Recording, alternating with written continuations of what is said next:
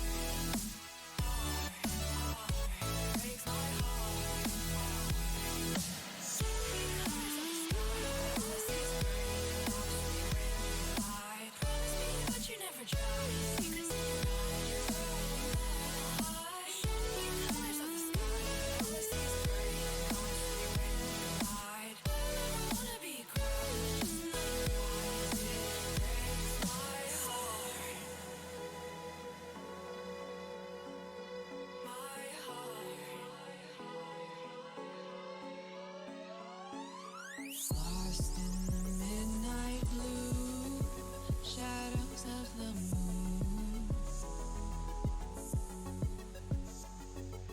Here with open arms for you, feeling something so new. Said with me you'd reach the sun, oh but we were so young. Love me till the summer's done, but keep me in your heart, so I hold on. So walk on by, I've got no reason to love you, but I do, I do, I do. So walk on by, I've got no reason to love you, but I do, I do, I do. Show me colors of the sky, but all I see is gray. You lost me when you lied. Promise me, but you never tried. Secrets in your eyes. You go and run, I'll hide. Show me colors of the sky, but all I see is gray. You lost me when you lied. I don't ever wanna be crowned, just another prize. It breaks my heart. Colors of the sky, breaks my heart. All I see is colors of the sky, but all I see is colors of the sky. Colors of the sky, but all I see is colors of the sky. But all I see is colors of the sky. Colors of the sky, but all I see is colors of the sky. All I see is colors of the sky.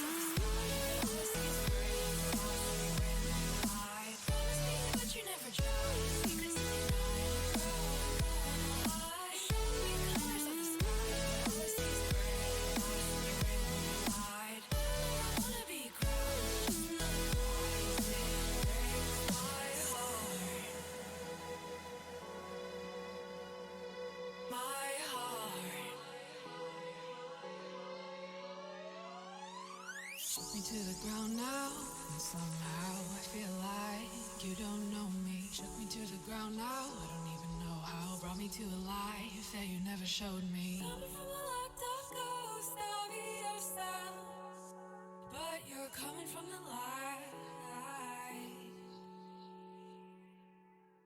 There's more to you than you ever thought there was. Yeah, you're coming from the light.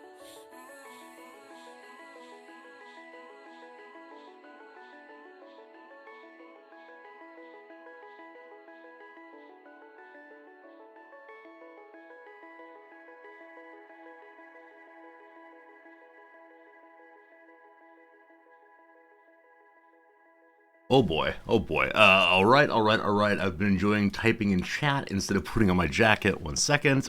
This button here, this button here. We push this thing here. Hello, hello. Sound button. Hello, friends. How's it going today? Perfectly put together. No concerns at all. Right on time. It's your good friend Resorty. Hope you're having very, very good days indeed. Thank you for hanging out with us on this lovely, what is it here? Here's a Wednesday morning here in Japan. How the heck's it going, Crowbar? Thank you for hanging out with us while you fall asleep. Hopefully we can provide you some gentle thoughts to sleep by.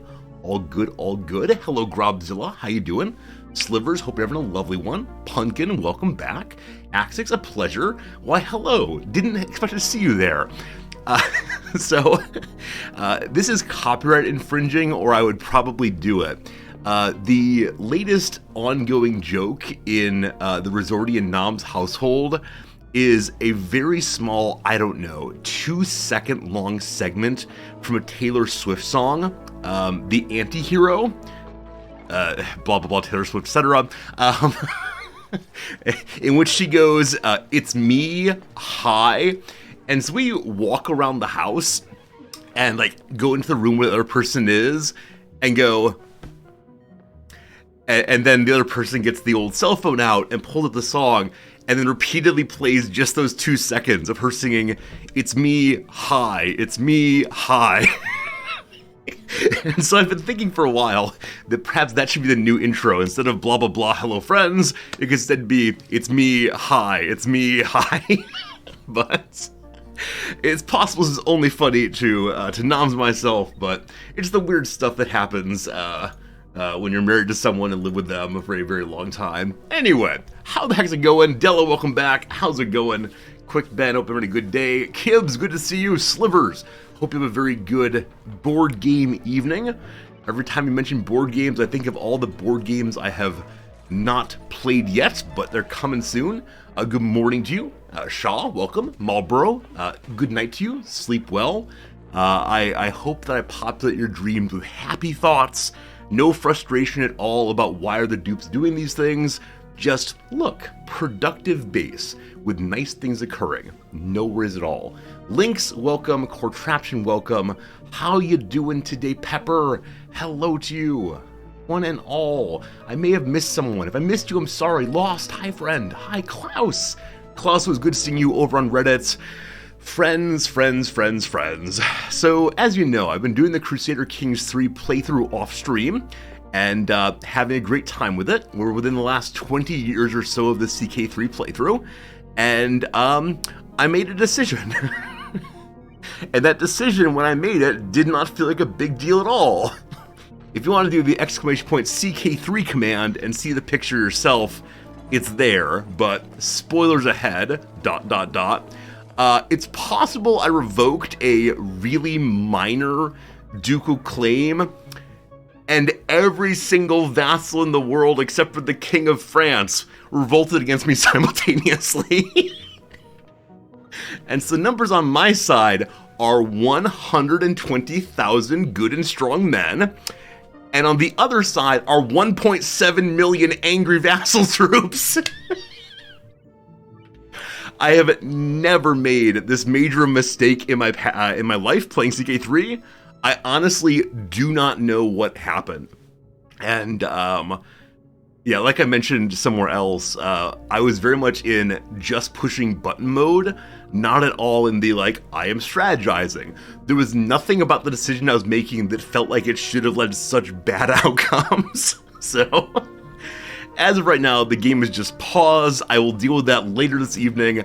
I think we can win the war because of the kind of war it is, and then also because how bad Paradox AI is in late game. Save scum? Absolutely not. We're an Iron Man as always. Can't save scum, gotta play it through. The way to deal with it, though, is the kind of war it is a tyranny war, which is to say all of my vassals who have been perfectly loyal for hundreds and hundreds of years have suddenly decided time to get rid of the king. Tyranny wars, though, base their success condition on the status of the capital. So it is possible to win a tyranny war while still holding your capital. It is very, very difficult to lose a tyranny war so long as you have your capital. So we'll get ticking war score in our direction as long as we sit on the capital with no problems. Now, our capital, as you know, is a tiny little island, and so we're going to be seeing millions and millions and millions of AI troops coming onto the little island and dying over and over again. So we'll be fine, but it is a terrible, terrible moment when, like I said, I was going from, hey, everything's fine, no worries, to suddenly everything's on fire. Now, I made a post about this over on the Crusader Kings subreddit, just like a picture and a funny little title, and I went to bed, and I woke up with a discussion of this form. Clearly, you need to work on your vassal management. Your vassals won't revolt if they like you. What you need to do is take more and more of your vassals to feasts so they have high opinions of you. And similar discussion. The idea that you would look at a picture from a very, very late game in the playthrough and say, this person doesn't know how to manage vassals is hilarious to me. So it'll be fine. It was just a very strange response. I thought I would get ha ha ha funny, not, you know what, you're bad at the game, but what's new? Oh well. Anyway, my friends, what do I got for you past that? Today, no teaching. It's a Wednesday, so normally a teaching day, but today it is not. And that is a really, really nice thing. I'll miss the teaching, but I'm very glad we got to spend a full day together playing a little game called Please Load Game, Please Load Game, Please Load Game, Auction Not Included. Right here, we continue. If you missed yesterday's stream, yesterday was a day of stabilization. A day in which we took a base that was kind of not quite figured out, and then suddenly we have food production, we have food production. I feel like we're in a much stronger position than we were yesterday, and I hope that's true, and I hope that continues, and we'll see what. Wednesday off, that's so sweet. Yeah, I don't actually know why today's off. It's an undergraduate holiday, but there's no public holiday. So I think what it may be is just there are a number of public holidays on Mondays and Fridays, and the administration tries very hard to keep all of the days equally on or off. So just a holiday in the middle of the week, and yeah, back to teaching on Friday, I guess. So 3 long streams in a row. That should be good. That said, my wife did take today as a work from home day, and so I probably won't stream super long today because I do want to go hang out with her. But we have hours and hours and hours, and I appreciate you being here, hanging out with us as we get to it. So push the start button, push the resume game button, and see what we find. Now, one other thing I should mention, and this is, I don't know, occasionally you wake up to a message, like an email or a letter or a phone call, whatever. Someone gives you a message that turns the entire day around. Because many of you know that while I like Oni a lot, I'm very, very bad once we get past a certain point here. And we begin being struck by meteors and the world's on fire and everything breaks and I'm so sad. But yesterday on Discord, I learned that part of the DLC is that the starting asteroid no longer has meteor strikes. And so I've been really enjoying being down here, anticipating that sooner or later we'd have to dig up, and then it'd be very, very sad and frustrating. And oh no, how do we figure this out this time? But now, no meteors, not in the base game, or not in the base. There are asteroids we can find that will have those, but not this one. I think we're going to be able to make a rocket ship without even any concern. Now, yesterday, a viewer did say they do not believe I will get to the point in the game where I'm able to use my little data disk And if I do make it, they owe me 1,000 bits. And I believe in myself, and we'll see how it goes. All right, we'll unpause the game to update everything, and then try to figure out what on earth we were doing most recently yesterday. So one of the things we're doing is this right here. We're trying very hard to get a functional kitchen, and so I put it in an unpowered refrigerator. I don't know if that counts as being a kitchen now. Let's see. It does not. It does not. So what are we missing, actually? Kitchen is this right here. Oh, the kitchen also needs a spice grinder.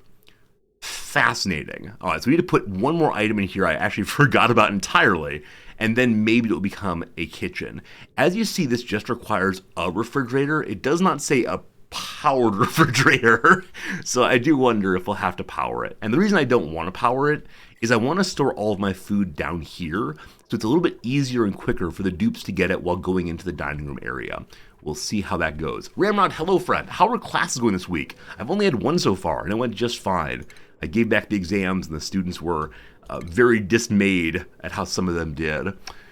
All right, I believe that the spice grinder would be in the food pile here. I'm just not seeing that. So pull up the old research page and look for spice grinding. It's in the food repurposing line. Okay, way over there.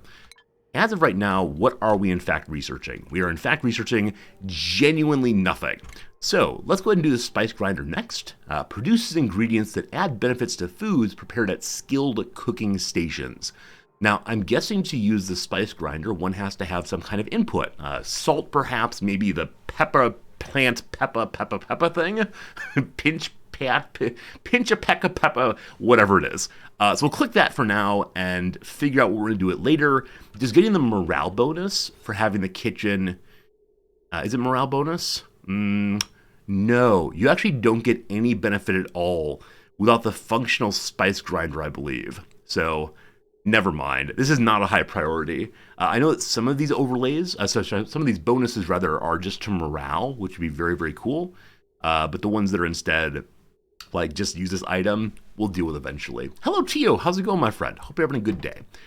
The other big thing I'm hoping to do today is to clear out this area here. At the end of stream yesterday, we had a wonderful moment when in conversation with some of you fine chatters, we discovered that if we keep some of these plants right here, we could have a nature preserve right in the heart of the base. And then we thought about it some more, and we realized that if we set to the left side of the nature preserve our bedrooms, maybe even our bathrooms, then we can force basically everybody to walk through here and get a big old mood bonus as they start their day. And that seems like such a good idea.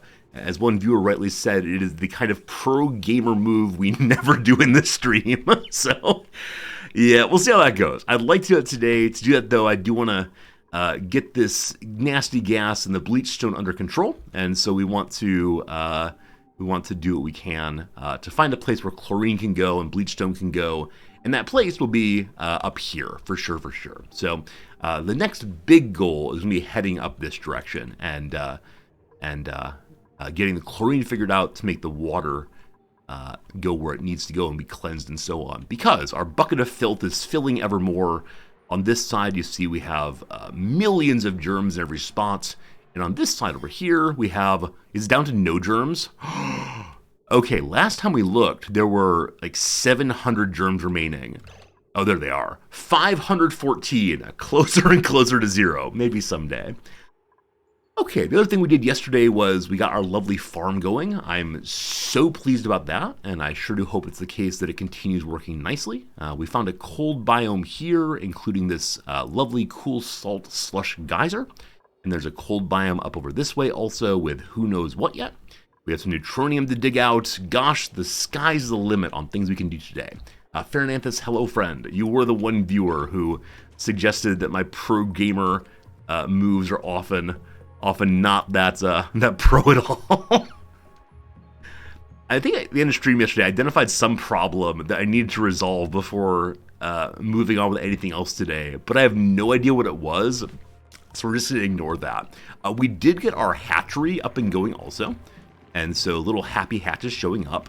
I've set up to bring up to 8 critters in here. And we've brought 4 so far. I think I'll go mark a couple more. I know that the hatches will also drop eggs, and that will lead to further and further, production here beyond what we want. Okay, how do we think about that? So if we end up with extra eggs in here, do the extra eggs get hauled out? So I think the max critters counts eggs and animals both. Now, if I push auto wrangle surplus, a duplicate automatically wrangles any critters that exceed the population limit or do not belong in the stable. Wrangling is not move an egg. We need to find a way to move an egg. Because I think what I was hoping is when there are, let's say, 10 creatures in here, of which 4 are eggs, we then take the excess eggs and go crack them. Is there a way to automate that? Or would that instead require one to manually mark the eggs?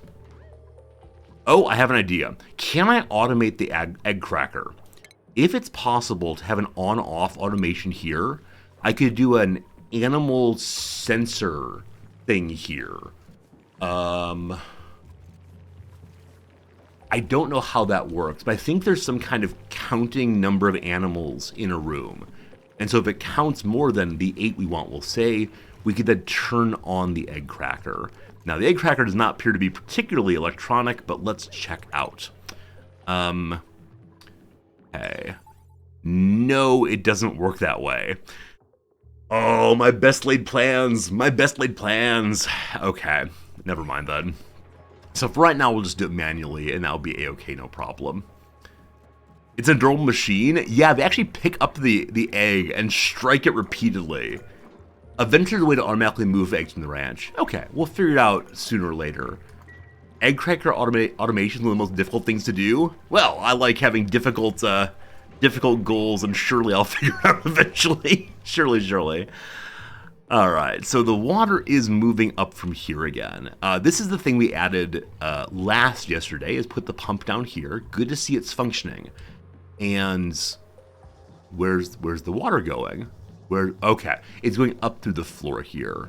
That is good.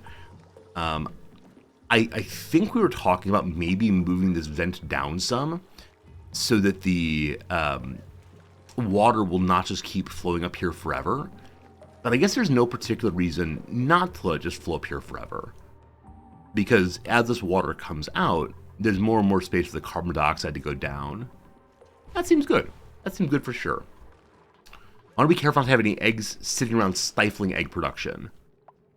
Oh, yeah, you're right. Because eggs in a hatchery count as being animals. And so that means they get cranky that their space is being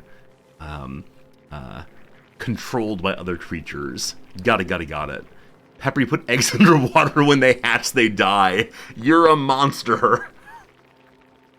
Yeah, unfortunately, I guess it's the case in this game that all eggs are fertilized, so we can't, like, put them in front of a light to see if this one's safe for eating. But it's a good idea. Yeah, I guess if we were to take the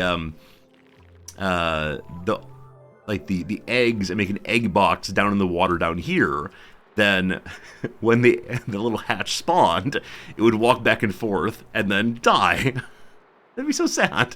And then we'd have just tons of meat to eat. Maybe we'll do that. We'll see. Are there other hatches wandering about the base right now? Or have we mostly gotten them wrangled away? Because previously there were quite a few. But I'm not seeing any right now, so we'll see how they populate out past that. Cool. Now, this airflow tile was here previously to ensure that folks would use this side for their oxygen masks. Where are the oxygen masks? Oh, a worn out oxygen mask. Mask repair the crafting station. I didn't realize they wore out. Okay, I wonder if all of the suits wear out now. Okay, this might need to be thought through differently then.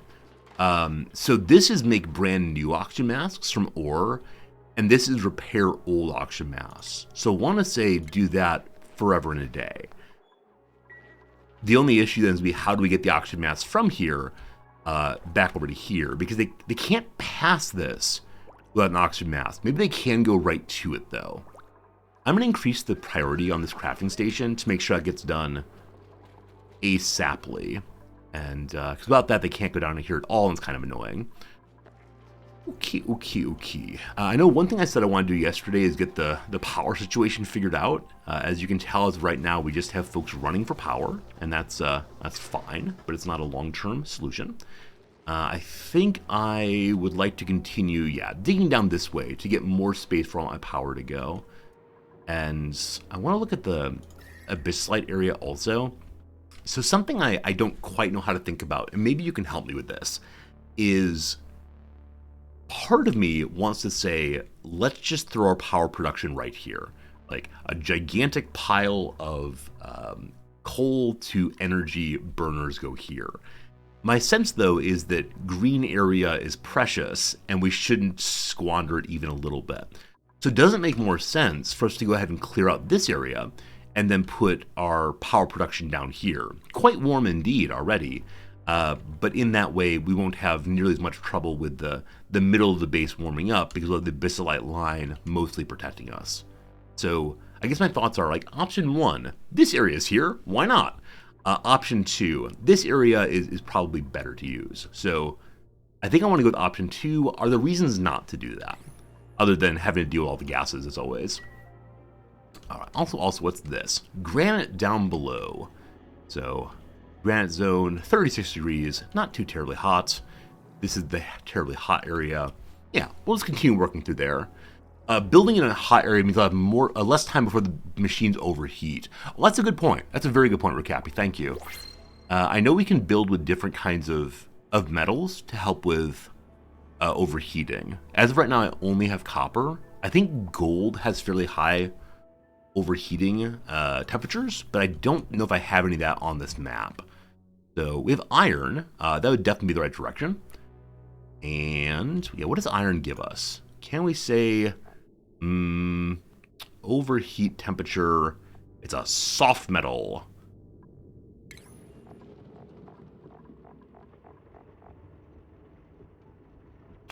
This doesn't say there's a modification to the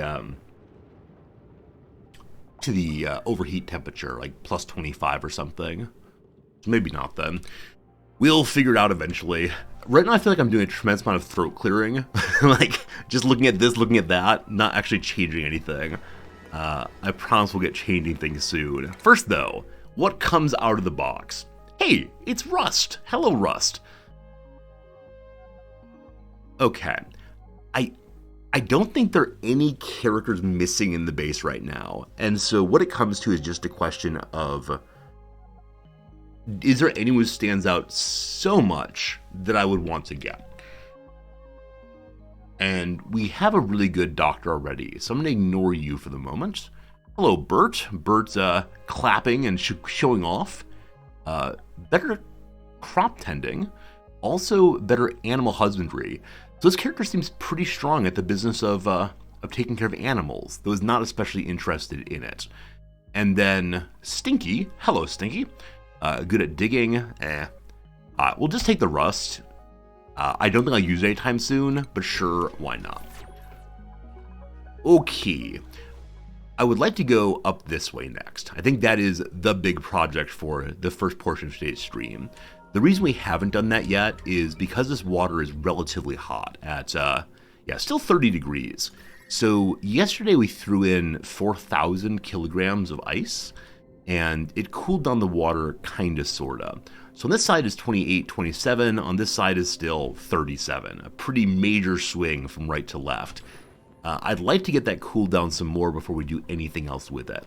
As you see, we've put a nice little insulated tile throughout here to keep that at bay a bit, though, I still haven't done as much as I want to with insulated tile along and through here. That's because I'm afraid of chlorine. So I'm going to hold off on this for a moment.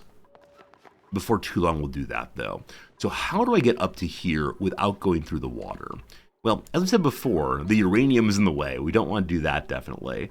And there's no great way to approach from the other side. So let's look down this way and see instead. If we were to cut in right here, this all would not collapse. And then we get to the lead. Does lead provide protection against radiation? In the real world, I know it does. So let's read about lead, which I've not seen before. All right. Low overheat temperature is suitable for building power systems. Lead is soft, yet extremely dense, refined metal. And yeah, has a radiation absorption factor of 0.85. I do not know what that means. However, it's worse for building buildings that will get hot because it overheats more quickly. But yeah, I bet it's the case that, well, let's see. Let's pull up the radiation overview and see how that works. All right, so if we, if we dig through here, presumably we don't want to deal with radiation yet. So I don't think I want to dig through that at all. So I want to stay here, but that means then dealing with a little chlorine. It's a tiny, tiny little bit though. So yes, my friends, I give you the day of the release of chlorine. So we're going to dig through these two spots, I believe. And then when we get over here, we'll go up and then over and then, oh gosh, more chlorine. We'll filter out the chlorine eventually. This is fine, this is fine. Radiation page. Whoops. Radiation page. We want to go through here. My only question on that is how does radiation work from an undug spot? So if I were to dig this out here, would this tile, which is then exposed, begin to irradiate out from that spot? Because we know that slime lung, for instance, doesn't leave a slime tile until it's disrupted. Does radiation come out even undisrupted? I'm guessing it does. So let's actually not do what I said I was going to do here. Instead, dig one lower like that. Cool. Read the blocking values. I think it's like, what, 30 or 40 or something? So I think what I took blocking value to mean was 43% of the radiation from behind does not come through. But yeah, I don't know. I guess I don't quite know what it means yet. But okay, that makes sense if so. That makes sense if so does that mean that like only 65% of 43% of stacking percentages? Does that mean that only 65% of whatever radiation comes off of this one will come out through here? Next tab below is blocking 43% also. So it becomes, oh gosh, all right. So I'm assuming it's 100%. It's not. So it then becomes 65% of 100%, so 65%, and then 67% of 65%, so a little under half, and then beyond that is 2%. And so it's 2% of half, and so it's 1% of what's being emitted from here. Is that how this works? It's not how it works. Son of a gun. All right. Uranium's scary. Never mind. I'm overly worrying about it. What's new? Resorting oxygen not included is a tremendous amount of how does this work? We're just gonna go straight on through this part, and sure do hope we do not get irradiated. Cool.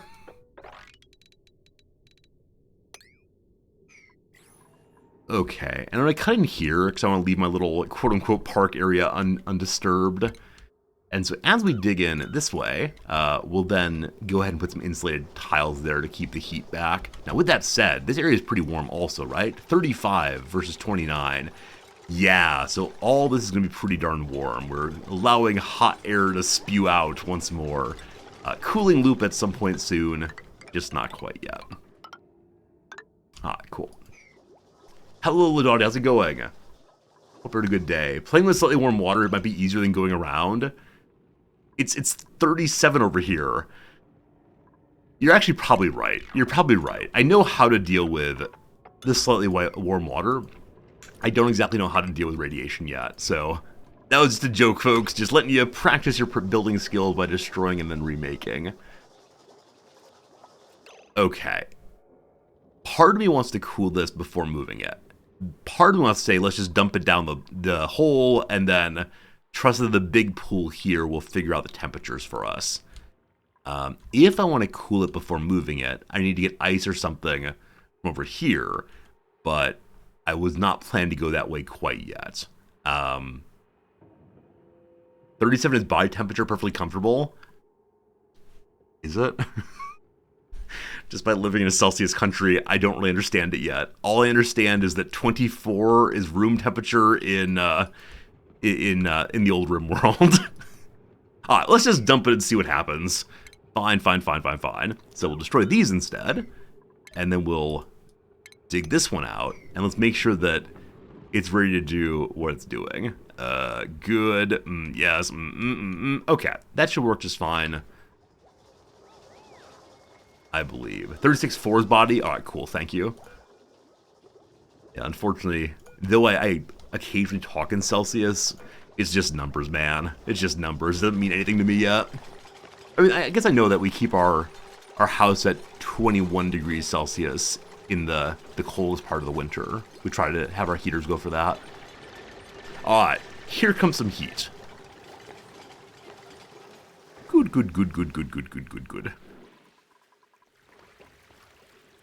And then the gas from here is going to be fairly warm, but again, we'll deal with that eventually. As long as it does not get over to the farm, we're fine. Dig that out also. Surely nothing problematic is happening down. We don't even need to go looking. We'll continue building up this way. No, what I did earlier was build this door here just in case chlorine gets out of control somehow. So I'm going to build a new little block over here. Cool. And then we'll go this way instead.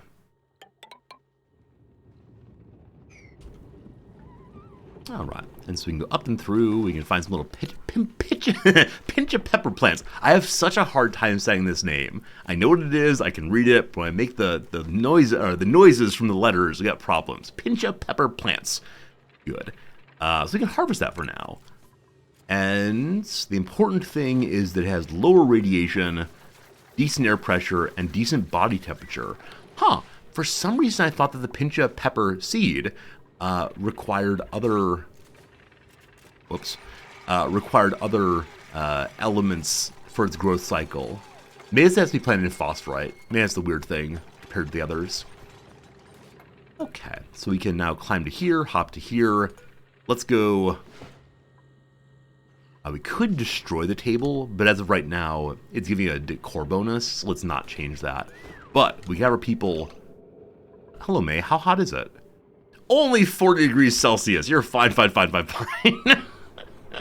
going to keep this door open, and, yeah, my apologies for the heat over there. Surely it will all work out fine eventually. Bunch of whiners, these guys.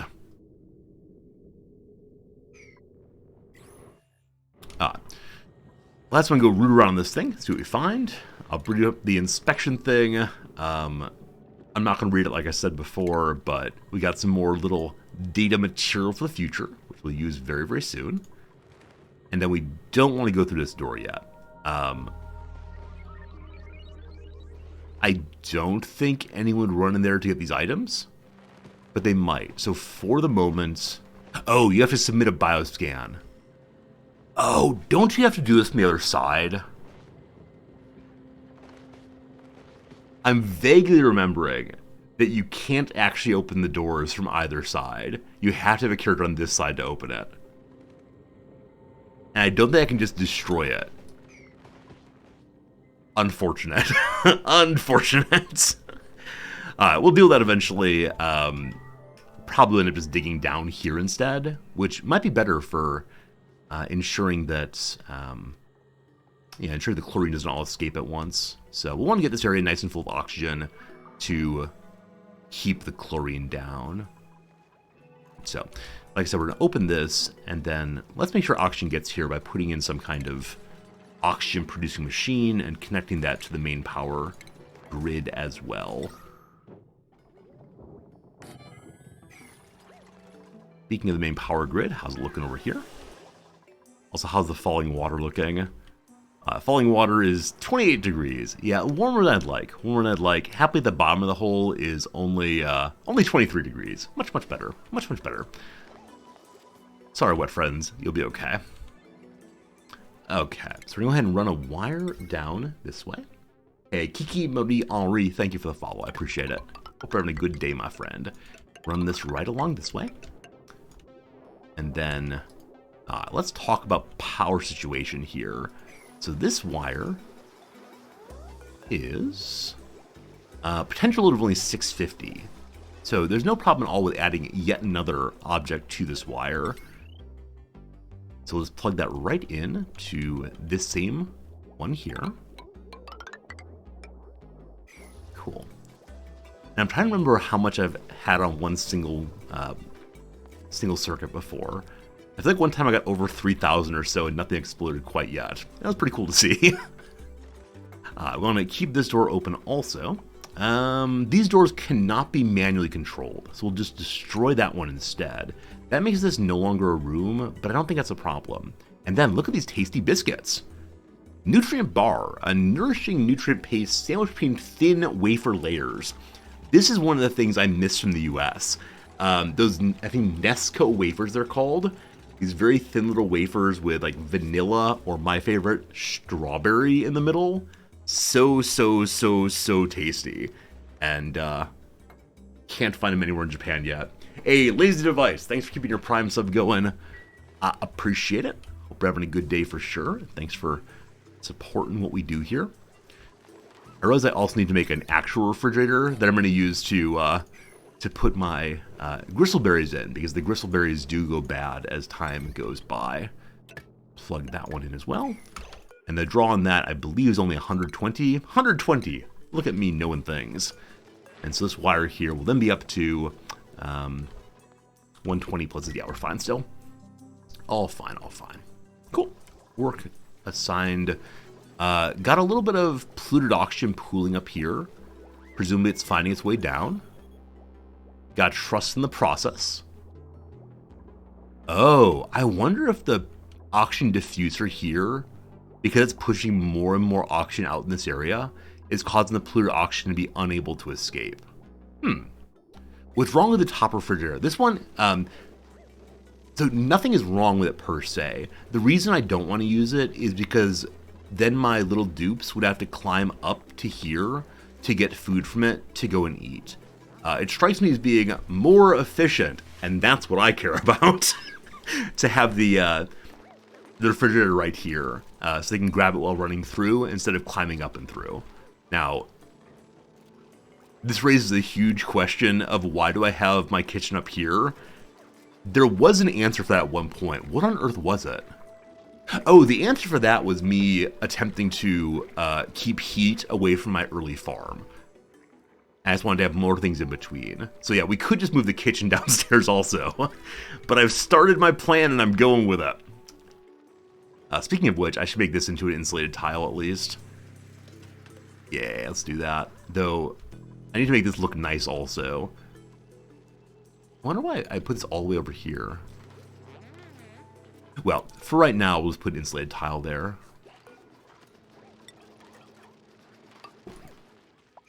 Gotta keep the heat away from there instead. Okay, good.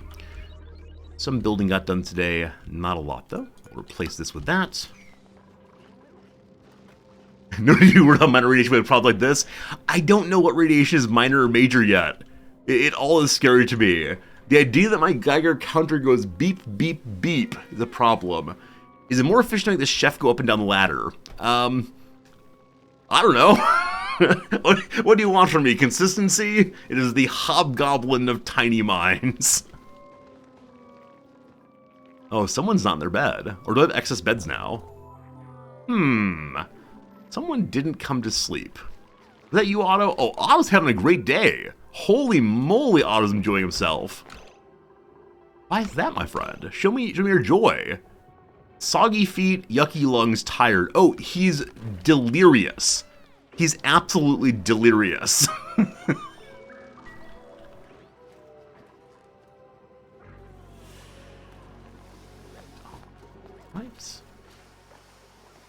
So our water has dropped down some more here again. Yeah. I bet the reason for that is I only have one person running. I might need a second character I'm running for right now just to make sure the water keeps pumping out. So I guess the longer the water's down here, the more the hot water from above will normalize with the cooler water down here. That seems good. As long as it stays full, we're all right. Oh, we can recharge deodorizers, can't we? Can't we? And stop having such terrible things coming out of our urine pool.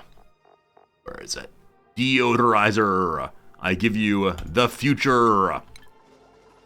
This is normal game speed. This is speed 2. So this is game speed 1 here.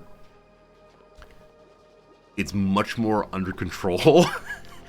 It still does get a little chaotic, though. I think one trouble I have, and I think many newer players have this trouble also, is being able to focus down on anything. Like, this I set down as something to make at the very beginning of today's stream.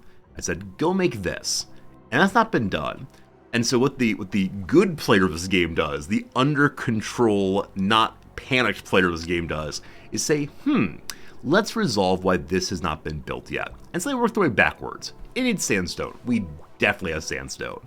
Well, can they get there in the first place? Well, good to go. Yep.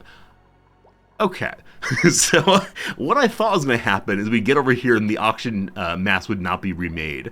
They've been remade. Do these have auction inside of them? They do. All right, so that probably means I've made enough other... Yeah, I've made enough other construction jobs that are closer to where the dupes are living that they're not going down and doing this.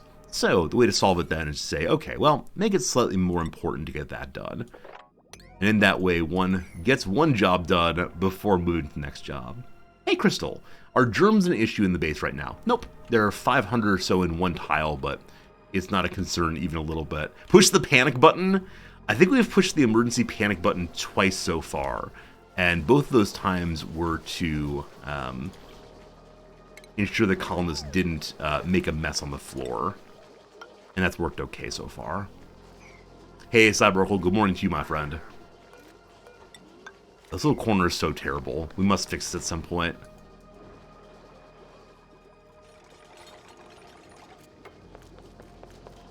Otto's not having a great day anymore. Poor buddy. We're going to get this water cleaned up also. Hey, Too Easy. Question if you can. Of course. What's your question? Happy to answer any questions at all. And if that's going to be like a question of why have you done it this way or why have you not done it that way, that's fine too. Absolutely happy to answer any questions anybody's got about why I've made my excellent choices.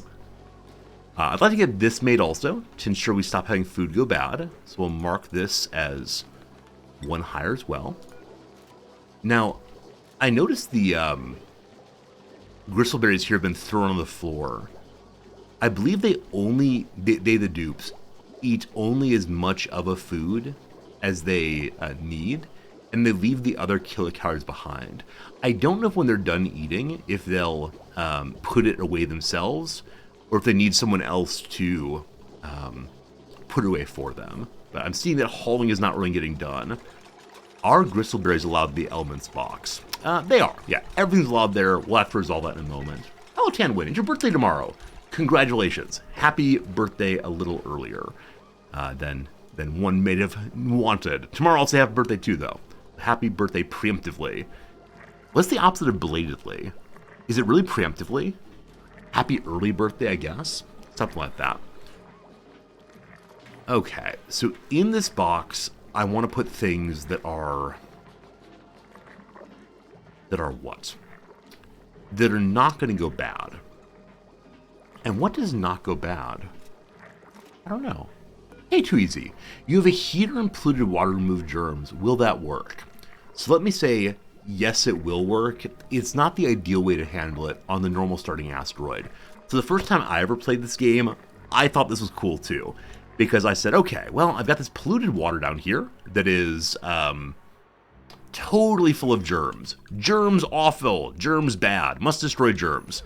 I said, okay, well, how does food poisoning germ work, right? I went ahead and pulled up my little Dupopedia and said, food poisoning. Okay, well, what kills food poisoning germs? Oh, if I can get it get it above 75 degrees Celsius, then surely that will fix the problem, right?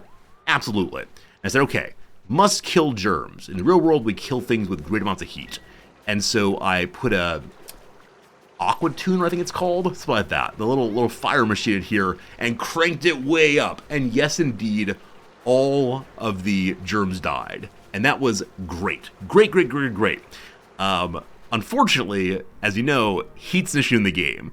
And so that area became ridiculously hot. My own personal private sun in the middle of the base. And it caused all of my crops to die. And there was much wailing and gnashing of teeth, etc., etc., etc.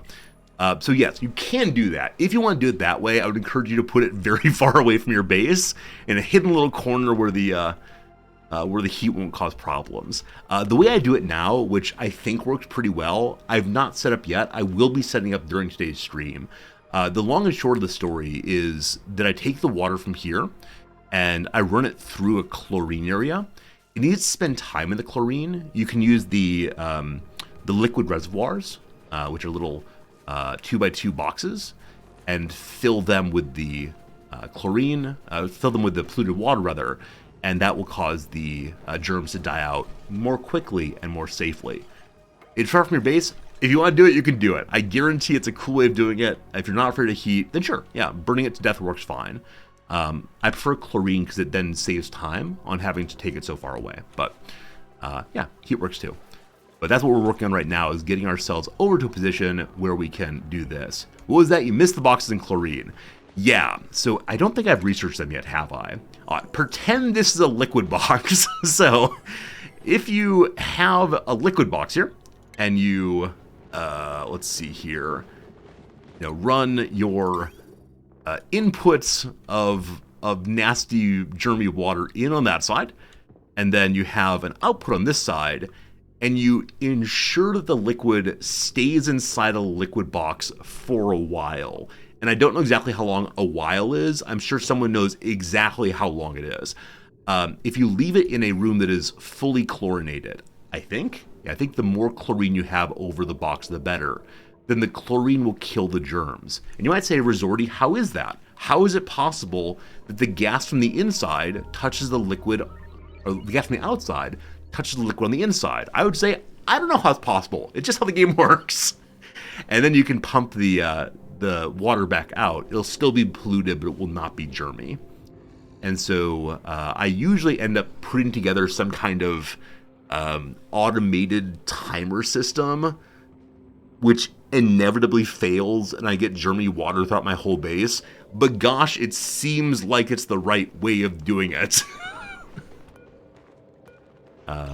Yeah, that's my story. The safest way to do it is to manually control it, where you have like switches that you pull when it's definitely clean, but you gotta do it kind of carefully. I did think of it. Yeah, no problem. What about pumping chlorine gas to the water? Yeah, so that's what I thought first. The very first time anyone ever said, like, hey, chlorine kills germs, I said, okay, we're gonna take the chlorine gas from here and put it over here. Unfortunately, liquid and gases do not interact in the game. So if you put chlorine here, it says, cool, I'm hanging out here, we're having a good time, we're just hanging out with chlorine, and the water gets ignored entirely. I don't know. Yeah, I guess I don't know, and I'm fairly sure it doesn't work. But if you were to put a gas reservoir inside of the polluted water, would that cause the the gas inside to affect the liquid outside? I don't think so. But I would not be surprised to know that I did not know that. There are many things I know I do not know. That's why I'm the wisest man on earth. Klaus, you had a message, a philosophical question a bit like here ago. Klaus, sorry for missing your message. You know how people always ask the question about who they want to be stuck on a desert island with? I'd like to know who people wouldn't want to be stuck with. For you, it's Billy Joel. He never starts the fire. I believed you actually had a philosophical question. How dare you? All right, we didn't start the fire. Billy Joel, he's not going to chip in. Billy Joel's not going to help with the work of the camp. Oh, Klaus, that's very naughty. Klaus, thank you for the excellent joke as always. Yeah, ban for lying to Resorty. Poor old Resorty's just trying to put on a stream, trying to have a good time. My goodness. All right, welcome friends to the printing pod fun, and we'll go with the curative tabs straight away for right now. Good. Yeah, we don't ban for puns, we ban for lying to Resorty. Alright, so did I get the things done? Yes, we now have the fridge. Alright, so the things that I know go bad. So raw eggs go bad. I think it actually makes sense for us to put the raw eggs in here. So I said before, I intend to have all of our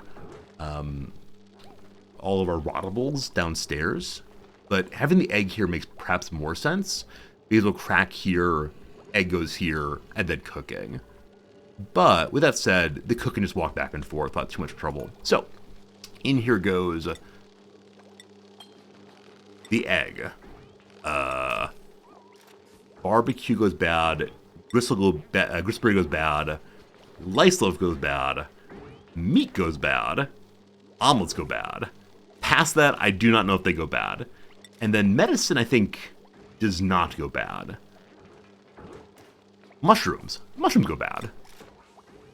Okay, that will work for now.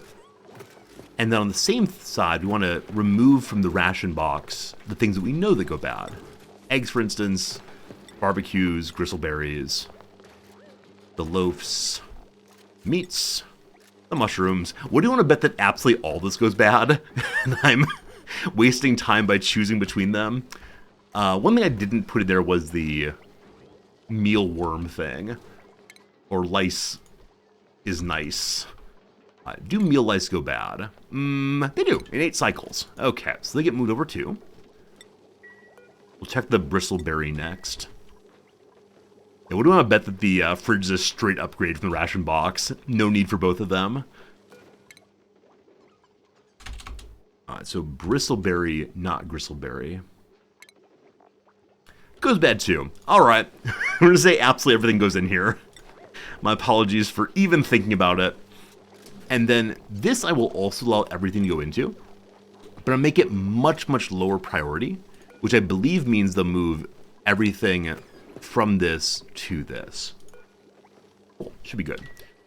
With that problem solved, hopefully we have a lot of food coming in pretty soon.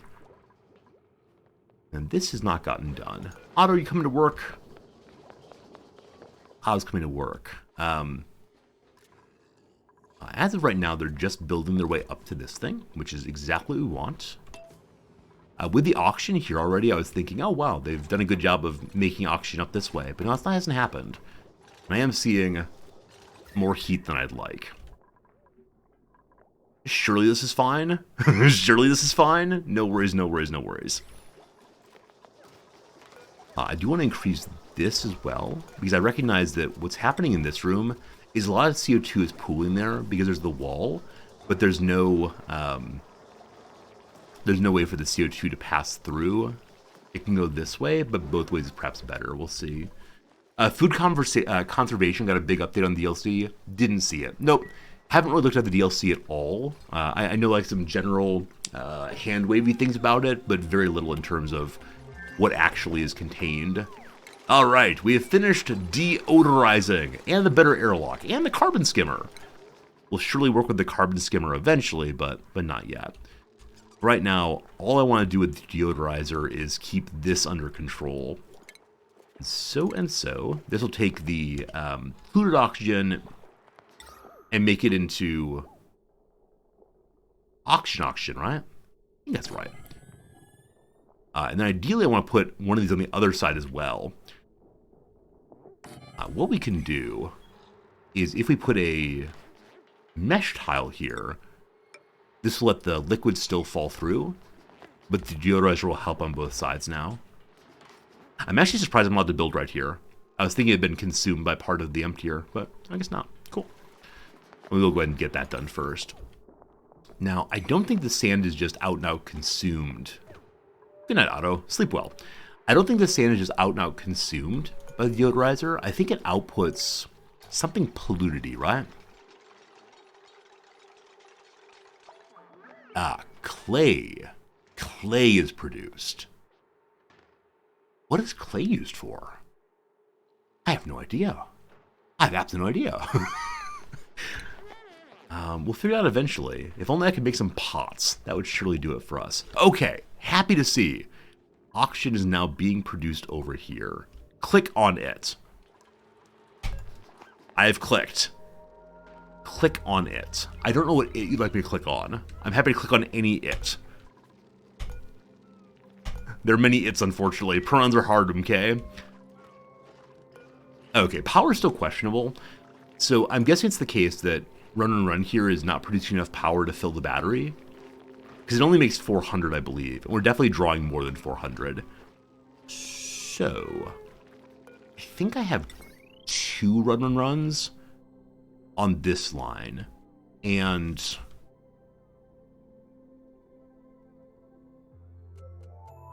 as always, it's the issue of I probably should make some more power. Wouldn't it be a good idea to make more power? Someday. So we're going to connect these. Made a mess! Made a mess! Made a mess! Okay. Surprise, someone made a mess. That's no good. Happily, it did not happen here. Where did it happen, Ruby? Where did it happen? Welcome, my friends, to the great glory of building the little lip.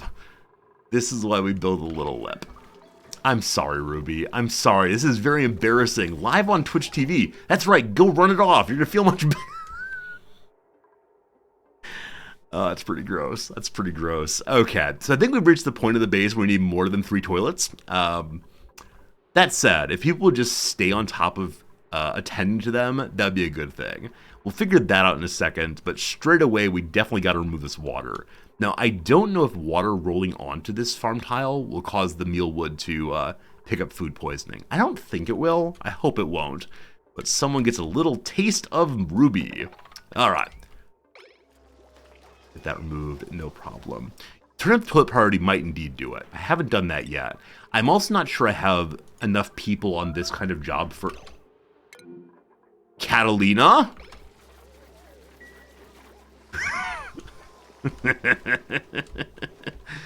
All right. No more messes. No more messes. Thank you. Surely there'll be no more. So this is the part where I wish I had an easy way to select absolutely everybody and push them up this way, and like away from the water area, because you know how this goes. Like as of right now, if Otto were to make a mess, it would be the end. Actually, it wouldn't. If it was right there making a mess, it'd be fine. Just right down here, no problems. Want to mark this also to remove. Cool. Hello, Sally. You have a philosophy question. I've already been tricked once today, Sally. Now, you're a mod, so I tend to trust you. Let's see. Do I consider Xenophon... Oh, it actually is about philosophy. Do I consider Xenophon to be a historian or a philosopher? So Xenophon tends not to be taught in philosophy. He tends to be taught as history instead. That said, as I suspect you know, the ancients didn't make a clear break here in the way that contemporary folks do. And so Xenophon is usually used like a adjacent, secondary source on people like Plato, or people like Socrates especially, where Plato gets lead billing. So I've never seen Xenophon taught in a philosophy department, but then I don't know all the philosophy departments, of course. But there was a professor whose research was on Xenophon at my last 3 universities ago now, and he was in the classics department, and he he sure did want to be respected by the philosophy department, but he wasn't. I liked him fine. We got on very, very well, but the other philosophers just didn't take him terribly seriously, unfortunately. And that's partially a methodological question as opposed to anything else. Okay, so it's still quite warm up here. Definitely we're not having much gas transfer down this way. I'm going to dig this out, and I guess just remove that one. More importantly than all of this nonsense is the bathroom problem. So for the moment, with them all increased in importance, they've gotten cleared. Does that mean they will continue to get cleared? I don't know. I don't know. Oxygen will be shared more quickly now. The temperature in here is also 45 degrees. So as we're continuing to think about using this room, I realize that pumping water in here to clean it is maybe not the best of ideas. I mean, it's a great idea. It's fine. It's just very warm. And so the water that goes into there will warm up pretty decently. So before we bring water back from here, we have to find a way to cool it. And the ways to do that. The mighty radiator is one way. We could just take a bunch of Wheezeworts and pile them together. I know people have said that Wheezeworts have been nerfed, but I'm guessing they do still cool somewhat, yeah? Wheezeworts can be planted wherever you want. They absorb heat. I suspect they absorb less heat than they did previously. But if I were to take 3 or 4 of them and pile them next to the area where my water is going to be cleared, perhaps that would be good. Check rad overlay close to Wheeze. Putting it that way makes me think probably Wheezeworts now produce radiation. Hey, they do. All right, very cool. Thank you for that suggestion. Because wait, when I pulled it up, did it actually show that on the Wiki page? I just missed it. Oh, that's so cruel. That's so cruel. It doesn't say anything about radiation here. I can easily imagine a player reading this and saying, "Oh, how delightful! How wonderful that that you can just absorb heat and then bring a radiation bomb into the middle of their base." Oh, that's unfortunate. Hey, Nonsense, thank you for the 5. Oh, Nonsense, probably. Thank you for the I said the 5. Your name has a 5 on it. Thank you for the follow. I appreciate that very, very, very much. Radiation's fine. I don't know. I mean, I grant that lots of things irradiate. And I know that, like, bananas put out more radiation than blah, blah, blah, something. But at the same time, I sure am feeling like I don't want radiation in my base. Thank you. One or more crops are wilting. Okay, this is just the power situation. So we still have more than enough clean and clear water that we don't need to get this going anytime soon. Now, I started working on it, and I want to continue working on it. But I recognize that if we were to, like I said, just dump the water in here, it would get much hotter than we want it to be. So let's hold off on this right now. Look at that giant X I draw on the screen. Let's not do that. Let's begin working on power, because to feel good about moving cold water or cold whatever from over here, I don't want to have just more and more and more running. So I think it is time for us to deal with more power, more good. Yeah? Yeah. Okay, so I'm planning to, oh gosh, it's chlorine down here too. This chlorine's also kind of warm. So if I want to go past the abyssalite, hey, look at this. There's oxalite over there. What temperature is this over here? Only 33. So if I pierce this, it won't be the worst thing. Do deodorizers need to be connected to power? Oh, Sven, thank you. I don't think they needed to have that before, right? Wasn't it the case back in the day that people would just take deodorizers and throw them randomly around the base like candy? I think this is a newer thing, but it's not completely new. Sven, thank you for noticing that. I think one trouble with having so many things not working in the base is I don't notice when the important things are not working. So yeah, really, thanks for noticing that one. All right, plug them into. Surely we have enough power for that. But yeah, thank you for noticing that. I would not have noticed it for a very long time. I'd say, oh, why aren't you working? Boo. Okay, I think instead of going straight down here, we have to deal with gases. We're going to dig this way instead. Gives access to sulfur and sand and the oxalite especially. So let's just go, straight through this way seems lovely. Though I do want to check and make sure there's not any major temperature differentiation. And there's not. And here we have some vacuums and maybe something's buried there also. Let's go find that out. So just straight on through. And then step down once. Well, I appreciate they're working on the game. You don't like relearning things. Yeah. I think one element for me of mastering any game, or at least becoming comfortable in any game, is the knowledge that certain things work in certain ways. And I can just do the easy things and then move on to the harder problems to solve. And definitely deodorizers are one of those easy things. You just throw them and forget them. But yeah, I absolutely agree that now when I make a deodorizer, I've got to plug it in, got to remember that. I probably won't remember that, but we'll see how it goes. I don't know. I think RimWorld had the same thing. Actually, RimWorld does have the same thing. I still make decisions in RimWorld based on what worked back in, I don't know, Alpha 14, Alpha 16, whatever that was. You're absolutely right, they can't dig here. Yep, absolutely right. They get there, they go down, down, down, down, hop, go. Good. Good. Was I thinking about changing a small bedroom to make it 1.5 bed, 1.5 park? Hey, Magoots. I mean, surely. Small bedroom. Small bedroom. This one here? Oh! Yeah, Magoots. You're absolutely right.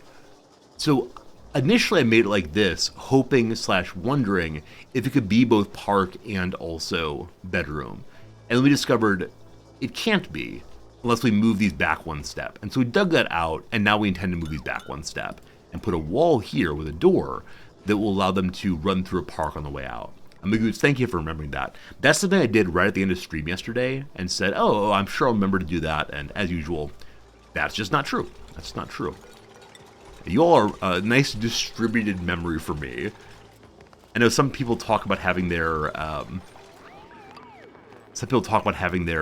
like planner, or I want to say PDA, their personal digital assistant, their BlackBerry, whatever it is these days. But some people talk about having their mind as part of their computer or their notebook they use. For you all, chat, you're my memory. That's right, we have so many memories together. Oh, I pushed the disable button. Wait, does it disable when you push deconstruct? No, I just pushed both the wrong button, or both buttons, perhaps.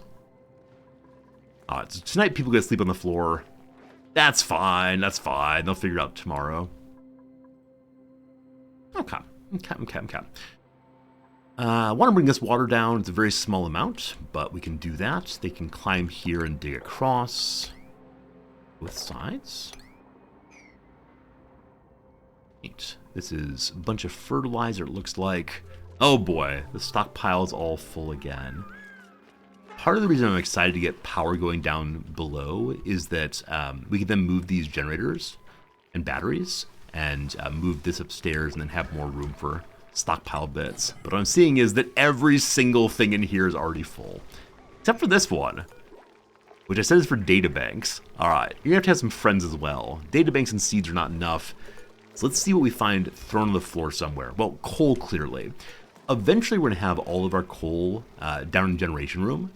Eventually I'll have that automated, where a little sucker thing, that's right, a sucker thing, sucks the coal out and puts it into the generators.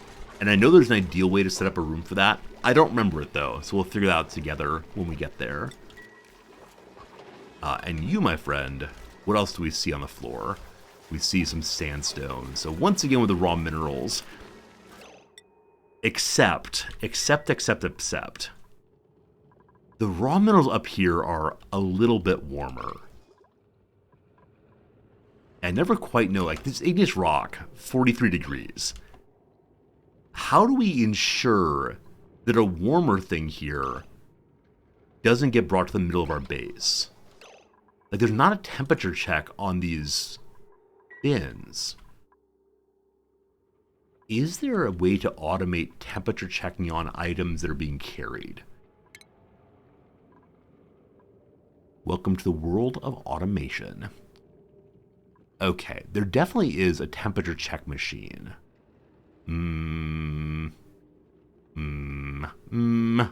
There's definitely a temperature check machine. Okay, apparently there's no temperature checking machine. I really thought there was. What are these? Automation. Ribbon writer. Oh, what's that? Writes a green signal or red signal to a specified bit of an automation ribbon. I've not seen those before. Ribbon reader. Hey, I look forward to learning those eventually. Over here with AND gates, OR gates, buffer gates, filter gates. I understand these. I do not understand these. I remember really struggling with them last time we were there. Signal counter, memory toggle, XOR, exclusive OR, arcade cabinet, duplicate checkpoint. Multiplexing is signal selector. Select which one of 4 input signals to be sent out the output. I don't think so. Automation, cartographic module.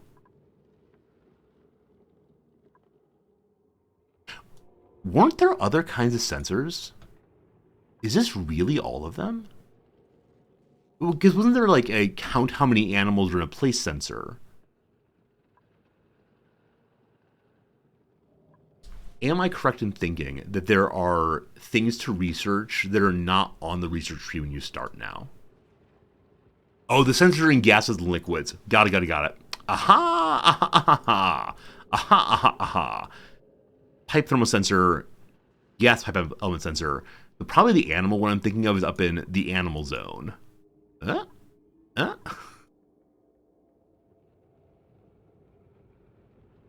Or maybe not. Whichever way, I think you can check for the temperature on gases or on liquids. I don't think you can check on items that are being carried. So I don't have a clever idea of how to ensure that these things don't get carried down, other than to put a little bucket here and to restrict it to the kind of thing that we're hauling from nearby and make it higher priority than the ones down here. And that will then take all of the igneous rock, we'll say, to this point, but it'll be more segregated. I guess that's a good idea. We're going to destroy this and then move a new one up here for igneous rock to live. And these can deal with up to 85 degrees. So the igneous rock right now is 40, 50 or so. So I think it'll be okay up this way. Maybe.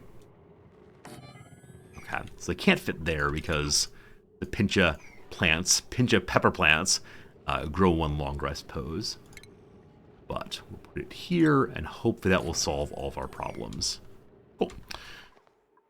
Once again with the printing pod. What is this? A pom-pom knit. It's a new item I've not seen, so we must go ahead and use this. Increases decor in an area around the wearer. So we already have one item that does this. It's a little overall setup. Let's see how this one differs from that, other than it's absolutely amazing looking. And I would surely wear it to win a bad sweater contest. Show me what you got. Decor of 40? Wow. So spiffy overalls are only a decor of, I believe, 25. We're definitely giving this to a person who does the digging. Abe, you'll see gems on your shirt and gems on the wall. Let's go. And as I said before, Catalina should not actually be wearing this because it's increasing her decor up there. But we can easily make her decor area quite a bit nicer just by putting art there. And she's just staying in these 2 rooms. So better put that on someone who goes farther away. So how do I strip you, my friend? How do I take your clothing away? Catalina's current outfit is default, etc., etc., etc. That's not true, though. You're definitely wearing the overalls. Okay, this is not what I'm looking for, is it? Oh, they can have different basic outfits. Wow. That's definitely new. All right, so that's not what I'm looking for. There's some other button to make you take your clothes off. I need to stop saying it that way. Oh, there's unequipped clothing. Terribly sorry, Catalina. We'll find you a cook outfit very, very soon. For now, though, I'll put this on to a person who leaves base regularly, and that person will almost certainly be Otto, I believe. Cool. Cool. Look at him go, wearing his nice purple outfit. Oh, speaking of purple things, yesterday on stream we talked about getting a purple necktie as the next necktie for the stream, and I currently have one in my Amazon.co.jp shopping basket. And so next time we make an order from Amazon, that order will include a new purple necktie, the first purple necktie I've ever owned. And I'm pretty excited to see how y'all like that one, how I like that one. And what's this? It's sedimentary rock, another computer desk, a window tile. Window tiles are made of diamond. Huh. Have I ever actually made glass in this game? I think I've researched how to make glass, something sand, something very hot. But I don't think I've ever actually made glass. And what's this? A pedestal displays a single object, doubling its decor. It's a Rubik's Cube. The mystery of the universe has already been solved. All those very nice sides looking absolutely perfect. Cool. We'll definitely want to bring that home eventually. Got a filing cabinet with a lovely globe on top. Awesome. You sure you like the purple tie? Awesome. You have 10 of them. You have 10 purple ties. And like I said before, insofar as Twitch's official color is purple, it feels like it's a long time coming for me to have one of those. Okay, so igneous rock, super important. And that will segregate the heat from those. Now, as of right now, the heat in the middle of the base is not really an issue. It's probably only if I bring in something very, very hot that will become an issue. But we'll see. Okay. Get to there. Someone's gonna have to go build down here. Terribly sorry. And then, as they dig in, this sand will stay because below it is igneous rock. They can, boop, hop on over. And it's an unbreathable vacuum. Good thing we still have our little oxygen masks. This way of getting over there is a tremendous amount of jumping and climbing and jumping and climbing. Wouldn't it be a better idea for me to go ahead and make a nicer way over? There's no particular reason to have all this junk still here. So we're going to extend this down all the way and gradually start digging this out. And we'll get this corner as well. Eventually I want to fix this so they can go down both sides. To do that, I'd like to have either a way where people who come down this way have to then go back across and get to the oxygen masks, or just have oxygen masks on both sides going down. Because one mistake I often make in this game is I don't think ahead about where the oxygen masks and the air suits and so on should go. And so, for example, like, there's a good argument to have them right here if we were going to go out this way more and more. Now, in this case, it's going to be just bedrooms and such. But, like, here, for example, is probably a really, really good idea to use this spot right here for radiation suits or oxygen suits or something like that as we continue along. What I often end up doing instead is I just, mine this all out and say, okay, bedroom goes here. And next to that goes something else. And then I'm way out here and say, oh no, if only we had the oxygen masks. And instead of just destroying what I've made, I say, okay, we'll put the oxygen masks way over here. And then it's too late. And we've wasted a tremendous amount of time. Oh, rebuild the beds. Yeah, thank you. Thank you. I do wonder if because I'm streaming the game, I'm a little less focused on like making sure I get one thing done. It's the attempt to keep everything like lively and happening. And so because of that, I often, don't do things. It's midway through the day, so they can definitely get this done before sleeping. Nobody's idle. Everybody's busy. We need to make some more oxygen. Let's check how the oxygen levels are going. Oh boy, we got some problems. We could throw some airflow tiles right in the middle to help with this. We are producing oxygen up here now. It is gradually going where it needs to go. But no, I suspect we just need to produce some more oxygen. And if we're going to do that, I suspect it's the case we need to get some more power production. Are the batteries filling? Yeah, really no. So how about we ask the second person to help with power generation, which will keep the oxygen producers running longer? Because right now, as soon as Ruby stops running, the producers stop working. So on the grand priority page, who all is doing operating? Well, Ruby the doctor surely is. And there's no one else who's especially good at that. For the moment, we're not doing any researching, so I'll ask my researcher to go and help out with operations. And that should help at least a little bit. We may add some more people to that eventually. The farmer does not have constant work to do there. I'm ask the farmer to also help out with the operating. And while we're thinking about the work priority queue here, I want to make sure we have one person set up for decoration who is in fact good at it. And that person right now appears to be Nails. Nails is the best creative person currently.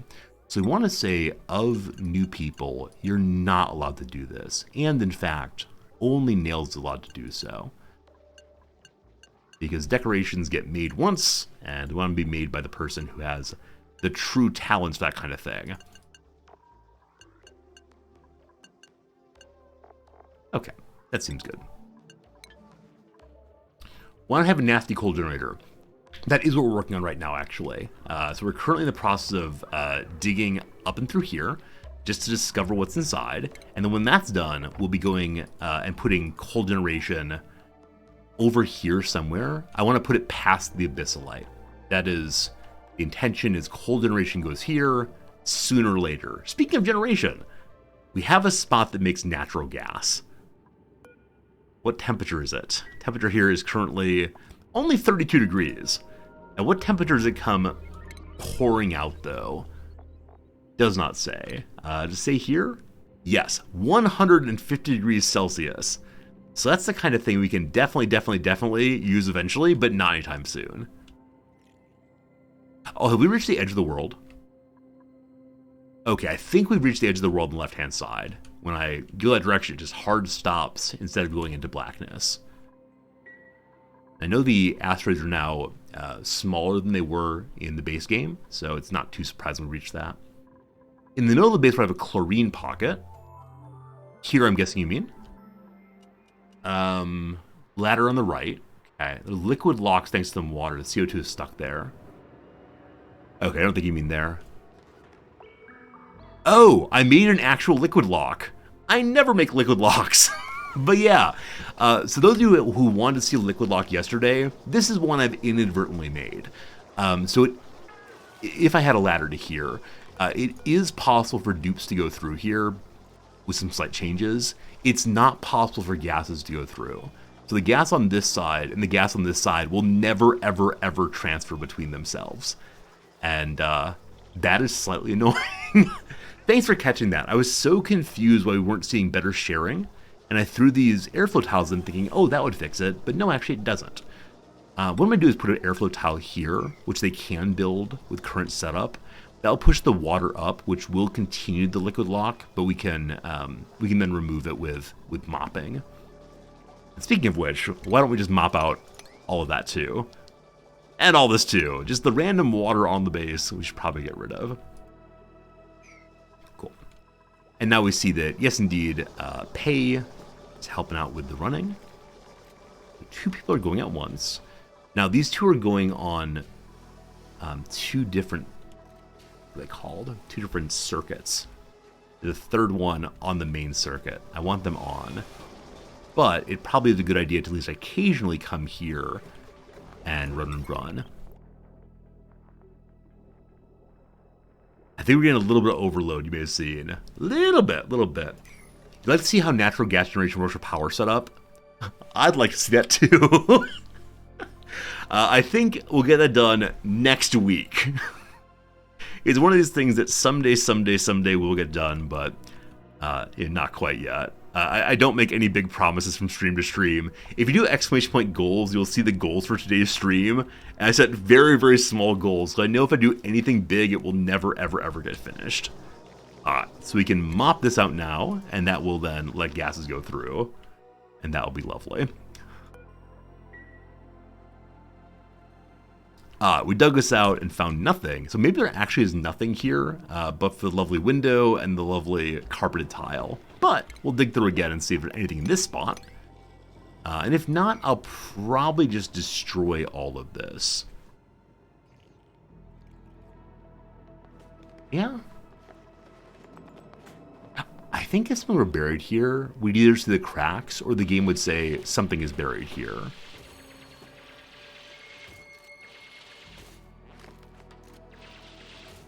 Yeah, so nothing was buried there. It really is just an empty room.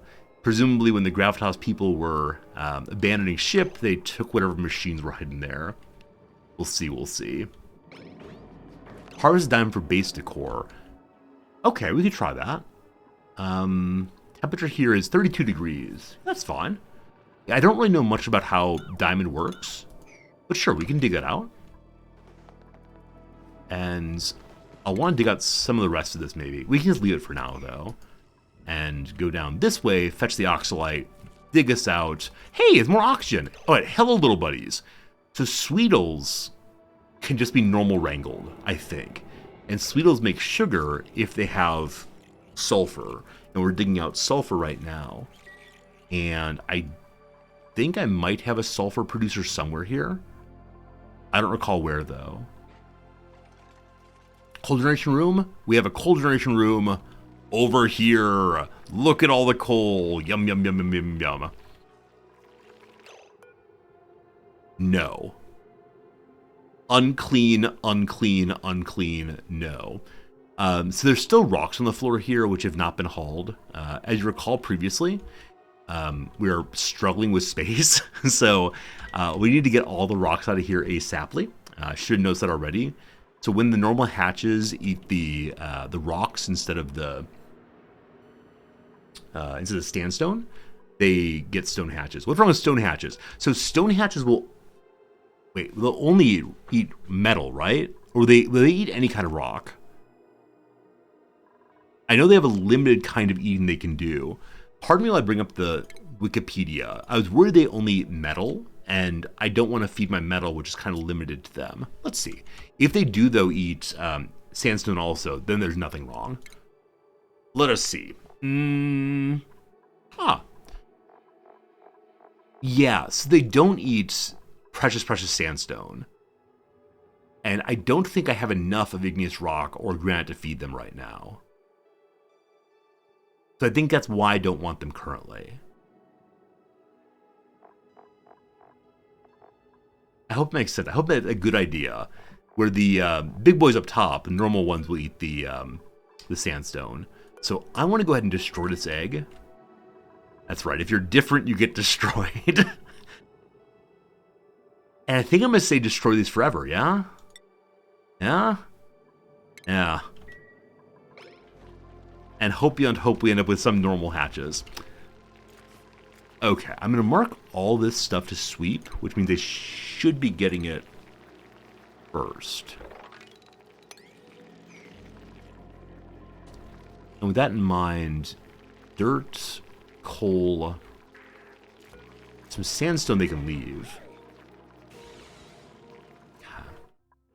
I was talking earlier about putting some a water bucket here for easier opportunities to bring the water up this way. Instead of having to go all the way down and fetch the water from there. But I think instead what we're going to do is just put some storage containers here for minerals and stones and so on. Just did that cleared out for now. Thanks for helping, Shinebug. Thanks for helping.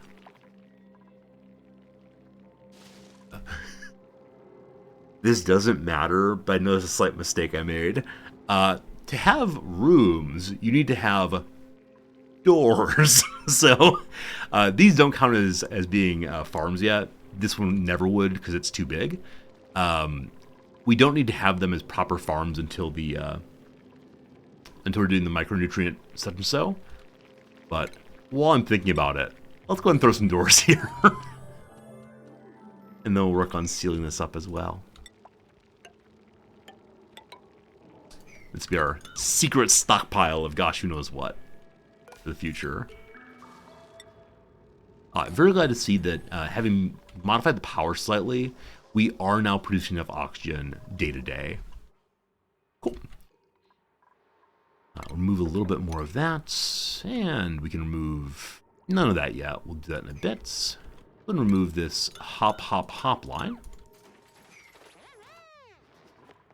And then we put this tile here previously to allow water to roll down safely. Now it's been done, we can just remove this also. And then we'll also remove these, which will help the water also roll down the rest of the way. And then whatever's left over, we'll go ahead and grab ourselves. Cool. Okay. Too hot, get all that. They can hop down one here. Just dig into the oxalite. So I'll put a ladder on this side as well. Yeah, let's do that. I'll put it in the middle here so they can dig out like so. Okay, we need to put a little path over. What's this? Grub fruit seeds. All right, so what do the grub fruit trees need? Oh, grub fruits are tended by the Sweetles and the Gub-Gubs, Grub-Grubs, whatever they are. So how are you taken care of? 4 cycles. 15 to 50, we can do that. Oxygen, polluted oxygen, carbon dioxide. So they're very similar to other basic plants, but they don't need water. Instead, they just need sulfur. And so I guess the question we have right now is, do we want to use the sulfur to feed the spindly grub fruits, or do we want to use the sulfur to feed the Sweetles? Or both? I guess we could have the grub plants inside of the Sweetles hatchery. It's not a hatchery if not hatches. Inside the Sweetles ranch. And that way they get some sulfur, and some sulfur is fed to the little buddies here. Oh, don't the other version of the Sweetles consume sugar and make sulfur? I think that's true. So they're divergent creatures. Sweetles eat sulfur, make sucrose. Grubs consume sucrose and make mud. Okay, no, that's slightly wrong there. And then mud can be smushed to get dirt and water.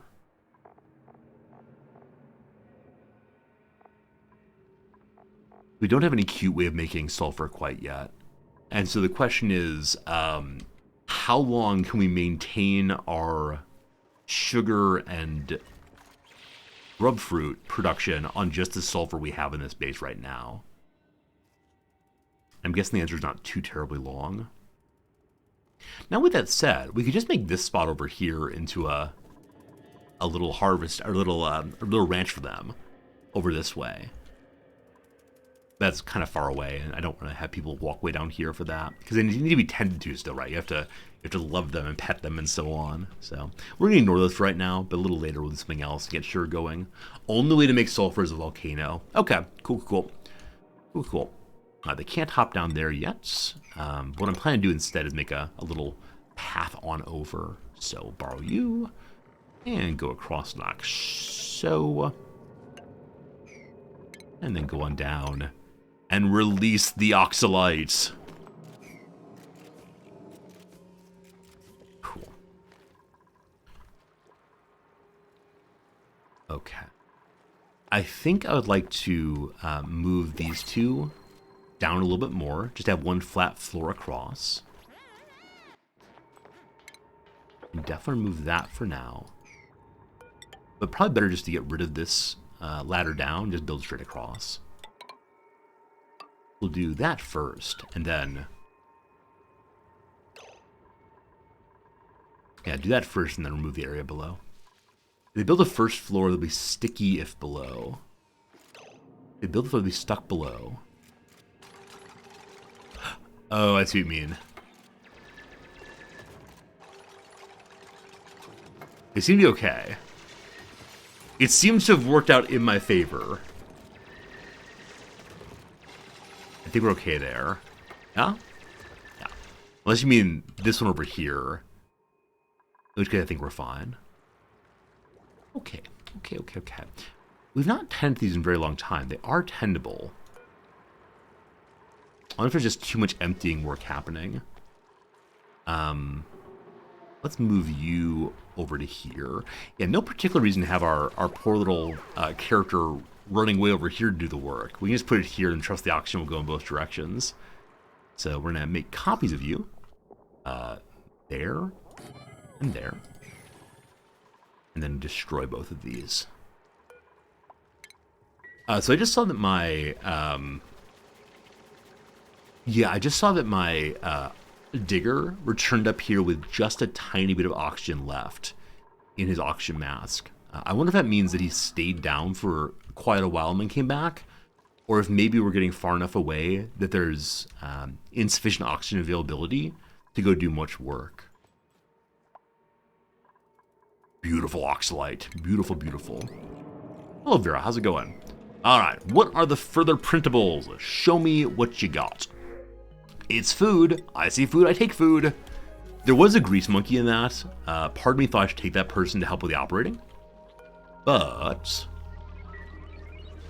not quite going to do that. I made these buckets here. Like I said, these buckets are just availability for these things. So one for consumable ore, one for raw minerals, and I think that might be all. What are you there? Sand. Filtration medium. Okay.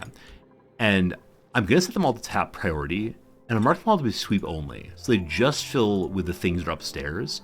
And then once that's done, we'll modify how they're set up. But for now, just get them filled.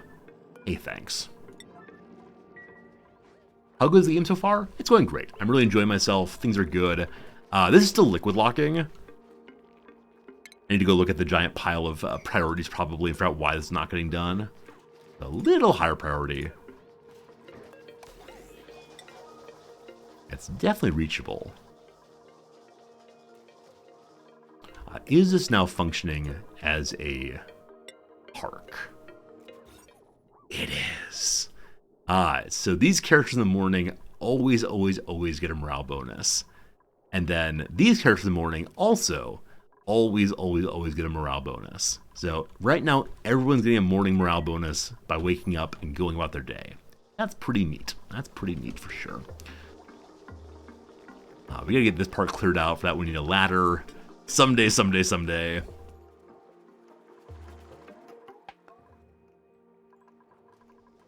Let's just take a moment and see what gets done, where and when.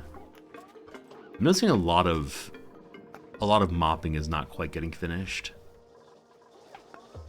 including this. If you look at the errands page here, so of the many jobs there are, this is job number 15 for May, and May and Hassan are both set up to do tidying as one of their many jobs. Let's go and look at our characters and see what May and Hassan are set up to do especially. So May here, who gets a little space helmet even though she's not going to space anytime soon, has storing as main job and then some tidying. Hassan, who was our best constructor at one point, I don't believe it anymore, does supplying and then tidying. So how about we go ahead and lower Hassan's supplying and raise Hassan's tidying and see what happens. What are the skills so far? I have a tremendous number of skill points saved up, just because I'm afraid of morale. So we can look and see. I could probably spend some of these, but yeah, like poor Otto and poor Pei only have one consumed skill right now. So I know I want to have Pei also do better research stuff. That is her job in the world. However, she's also a runner, so we'll go and increase the improved tinkering there. Okay, fine. Digging friend, we don't need that yet. But there's a lot more morale availability. Sure, I'm going to give you the even better one of this. Good. Catalina the Cook. Grilling 2 does what? Allows Spice Grinder usage. I believe we've researched Spice Grinder, but I'm not certain on that. So we'll pick that one up as well. Yeah, I want to stay at about half morale versus morale lead right now. Just because I never exactly trust the morale is stable. Part of it is, especially if you start getting omelets or meat meals, suddenly you get so much morale bonus that you can never, ever, ever maintain until later in the game. So careful spending there. Hassan, we're going to have you get additional plumbing skill. I believe you're our first plumber now. No, that's not true. No, that is our first plumber. I looked for one yesterday and couldn't find one, and so just said, we'll do it eventually. It's little cute May. Really helping with the farming. The half morale thing. So this is just something I do. I believe it makes perfect sense if you want to push your morale need up much closer to the morale. I'm very much a better safe than sorry player, or I try to be at least. Very conservative on these things. Okay, are you actually doing animal handling? Yeah, so I believe the main reason we got May was to handle animals. So we will go ahead and do that. And that. And that's fine for now. That allows even better husbandry. I think it makes it get done faster. I'm not sure on that, though. Nails is our farmer, so we'll push this here. We can now start doing micronutrient fertilizing. Nails is also, yes, our decorator. I haven't seen a refashionator yet, nor have I seen artifacts, so we'll hold off on that for a little while. And then Little Buddy Otto. Little Buddy Otto is just the tidying and such. We'll go ahead and give him improved carrying also. Yeah, carrying on everybody makes absolute sense. Carrying is so strong on people. And you're a better doctor, so we can go ahead and do that. We haven't made a hospital yet. Someday we'll surely make a hospital. Okay, that's enough buttons for now. Surely we'll have no morale problems. But thank you for asking about that, because I hadn't looked at the skill points in a very long time. Alright, we got an achievement. What do we do this time? Use a duplicate skill points to about an entire branch of the skill tree. I think we bought the carrying done. People move a lot more stuff more quickly now. Alright, so some wire somewhere is actually being harmed. There it is.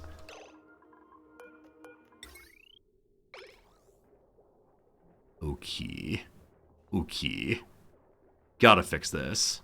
Oh, I forgot new hats. Thank you for reminding me, Escom. You're absolutely right. The best part of the game is surely the hats. I need to add that as a goal for tomorrow's stream, which is make sure everyone has their correct hats at all time. Super duper hard digging. Oh, the black hat. He's working against the government and corporate powers. The black hat digger. And then Catalina, our cook. Better grilling. And Hassan was once a constructor. Okay, Hassan is still the only constructor. I think I need to get someone else who will focus on construction. That'll be the next person I get, is a main constructor. For now, my friend, the plumber. Hey, Culligan man. May continues to keep her cool hats. Nails the better farmer now.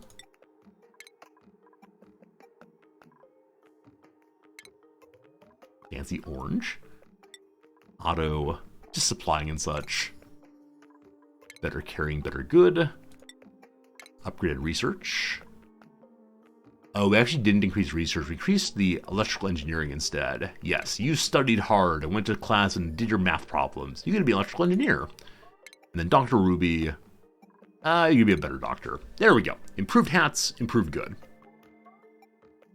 Is that the better hats?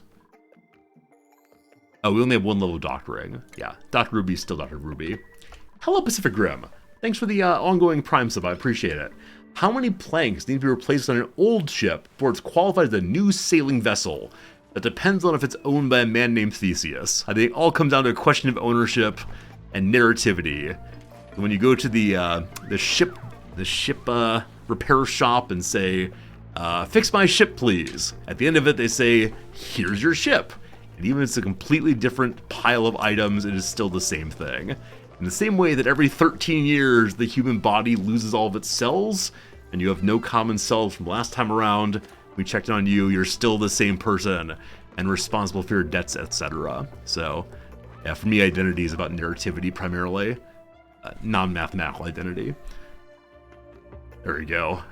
Ask a philosophical question, get a philosophical answer. The Resorty Show. But sincerely, thank you for the ongoing sub. I appreciate it. Okay, so people told me earlier that if we dig out the Oxalite, it will still give the same amount of oxygen as before. It didn't used to be that way, but I don't want to just sit here and watch it gradually off gas, so I'm just going to dig it out. And if it ends up being not that way, we can all have a good laugh together. This is sand? This is sand. Okay. They will not get stuck with any of this. Good, good. Good, good. Continue our little path across here. Why did this suddenly fall? Oh, Oxalite fully off-gassed. And so the sand fell underneath it. Oh, cool, cool. We can remove the last bit of... Oh, not quite. 2 more of these. The water is largely rural as far as it's going to go, so we can mop you now. Yeah, we'll mop all the way along. So, one thing that I did yesterday was I turned off the bottle emptier because most of the water that was bottled was way up here, much closer to the farms. I now recognize that the... I know the all cells recycle in N years is a myth. It is. It's a useful myth, though. I mean, it surely is the case that over a sufficient large amount of time, all of your like top-level skin cells change out, and so it's not an all-at-once kind of thing, certainly. But I'll say I don't know about biology to say this correctly, so I'm not gonna say anything more. But surely, when it comes to biological creatures, there's turnover on all of our cells over a long enough period of time. I do believe it's just not an all-at-once kind of thing. Key. But like I said, for me, identity comes down to narrativity primarily. Yeah, and there are certain like bullets to bite on that I don't want to go through right now. So I'm busy focusing on the goodness of my base, not the, is this the same base it was yesterday? I think it is. I think it is. Not too easy. We'll see you again tomorrow, I hope. And yeah, thank you all for hanging out with us today. Gotta work on being a little more focused. Alright, so when you dig out, there's Oxalite on the ground now. Let's read about the off-gassing properties. Does not say. Activating Oxalite increases emission rate, but depletes the ore more rapidly. Yeah, I don't know. I'm just gonna trust y'all that it does indeed off-gas the amount of oxygen. And regardless, we have plenty of oxygen. Who would ever, ever, ever run out of oxygen? Not this guy. Annoyingly, I made this in a way we have to make a ladder to dig that.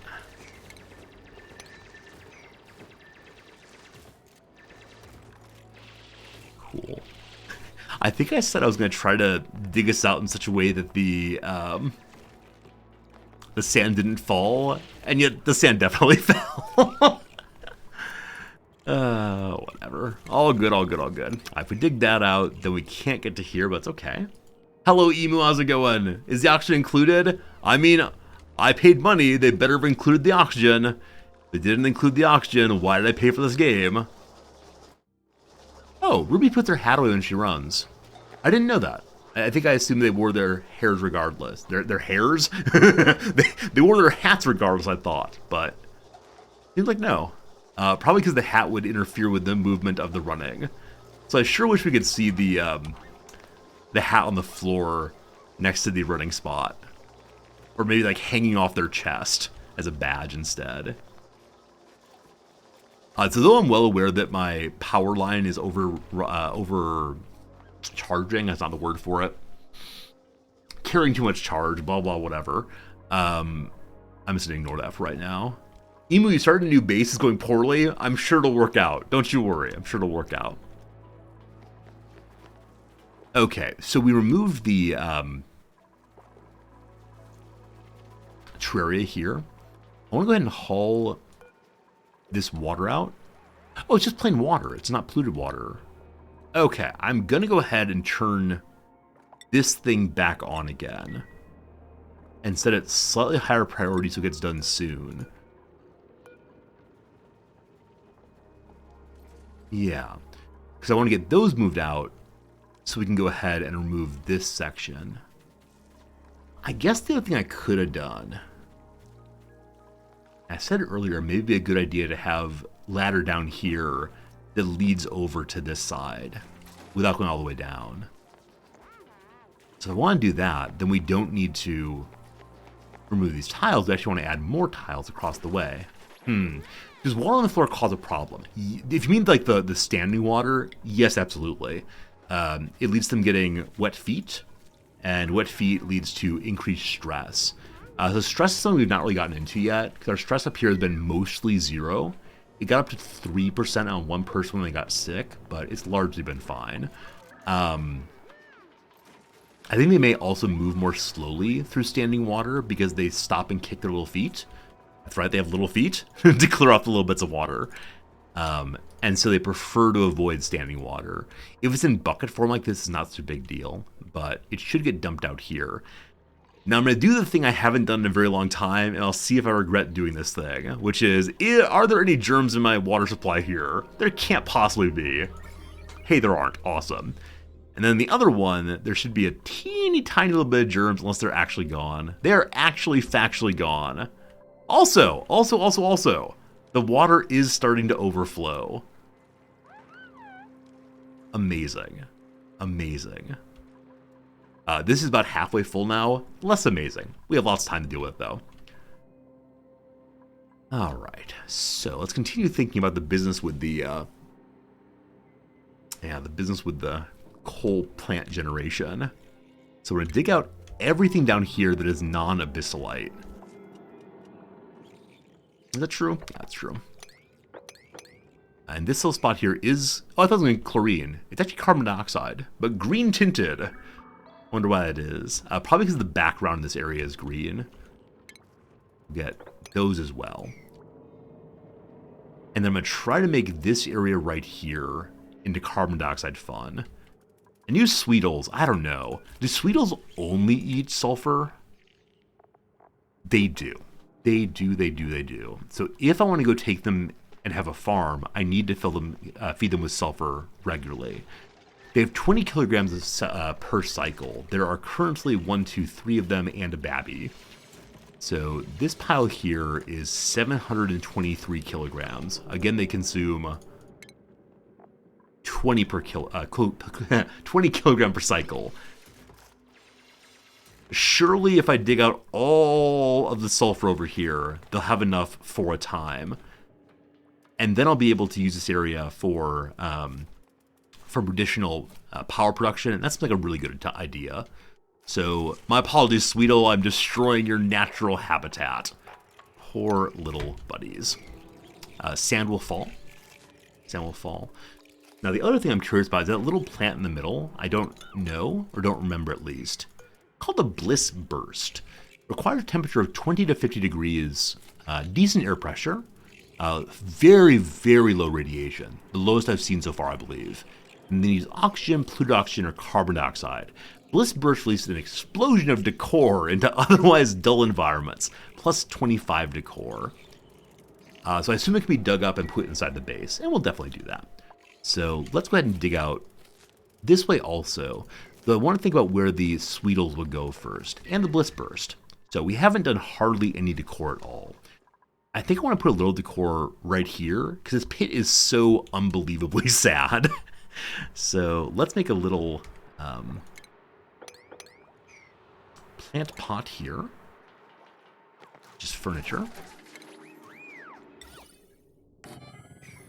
And then once that's made, we'll put the Bliss Burst there. Make it look a little nicer.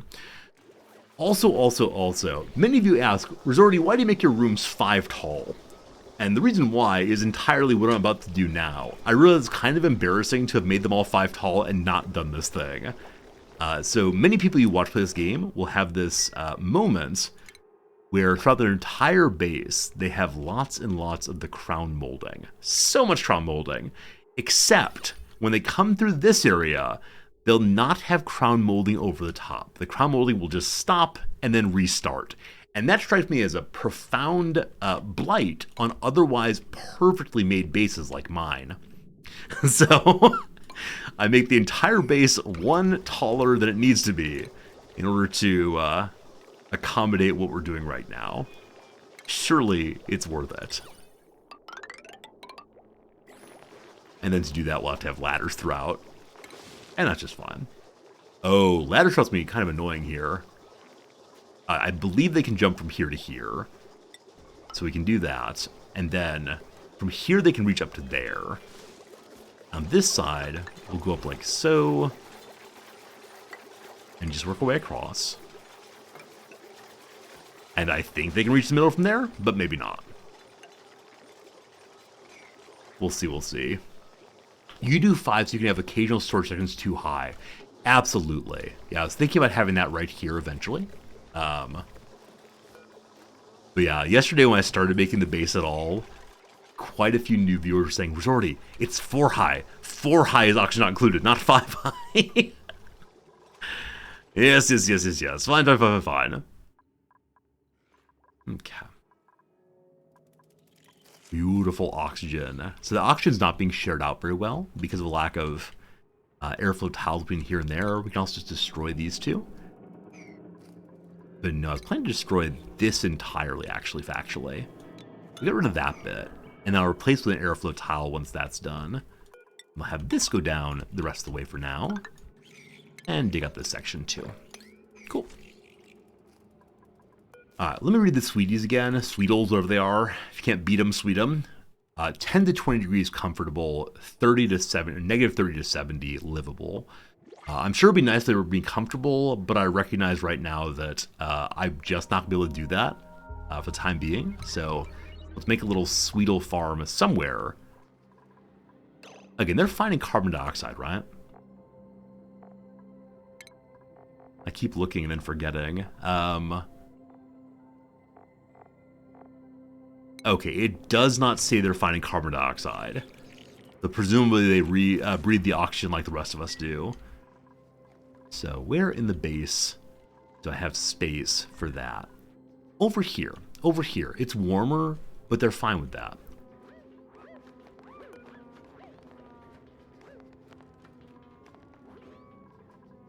Okay. I'm going to make a ladder here for right now. We'll rethink that after a while. We're going to dig out the first level here. And they'll put this ladder up as well. And then once that's done, we'll dig out this way. It's warm, but not too warm. Fine. And we'll dig down the rest of the way here. And across this way. And then we'll make a farm or two in this area, a ranch or two in this area. That'd be lovely. Alright, more printables. Hello, friends.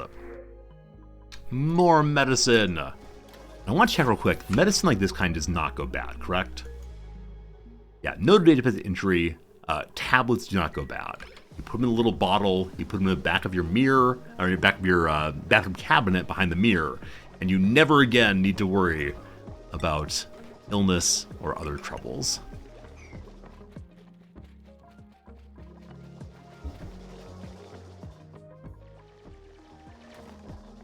Dig, my friend. Dig. If only they had a bathroom. They do have a bathroom. They have a lovely bathroom. It's this right here. It's perfect. What more do you want? They get to sit. They like have a little chit chat back and forth. There's a privacy screen. We have thought about where water's going to go. The reason I've not made proper water yet is that requires chlorine, and the chlorine's quite hot here. And so I want to cool down the water coming out. But for the water to come out cool, I need some way of cooling it. And the way to cool it is going to be something temperature up here. And for something temperature up here, I need to have more power production. So that's what we're working on right now. Now, I realize / remember that it is possible to connect all the toilets to each other and a filter and just send the water round in circles forever and ignore the whole germ thing. And I'm guessing that's what I should have done.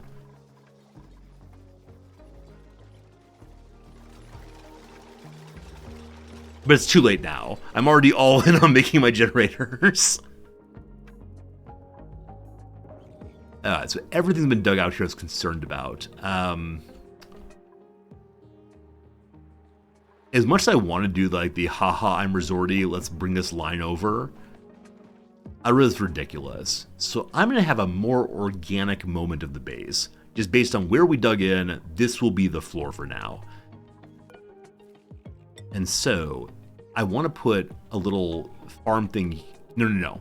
This is not farm thing. This is generator thing. Let's begin thinking on how generators work. Because I kind of sort of remember it, but not especially. One thing I remember is that generators dump out carbon dioxide that's hot. And so we want to use this area here as a pit for carbon dioxide to fall into. And they want to use carbon scrubbers, I think, which are refinement, maybe? Which are oxygen, maybe? There we go. Carbon skimmers, my apologies. Uses water to filter carbon dioxide from the air. They take more power. They make some more heat, so theirs can get very, very, very, very hot. And as of right now, I do have iron ore. And iron ore does not help at all with overheating. Gold does. And there is gold here. What's the temperature shift between these? A little hotter. A lot hotter. Oh, speaking of hotter. As I said before, there's no abyssite here. And so I need to, at some point, put some kind of temperature control in this area. Keep those separated.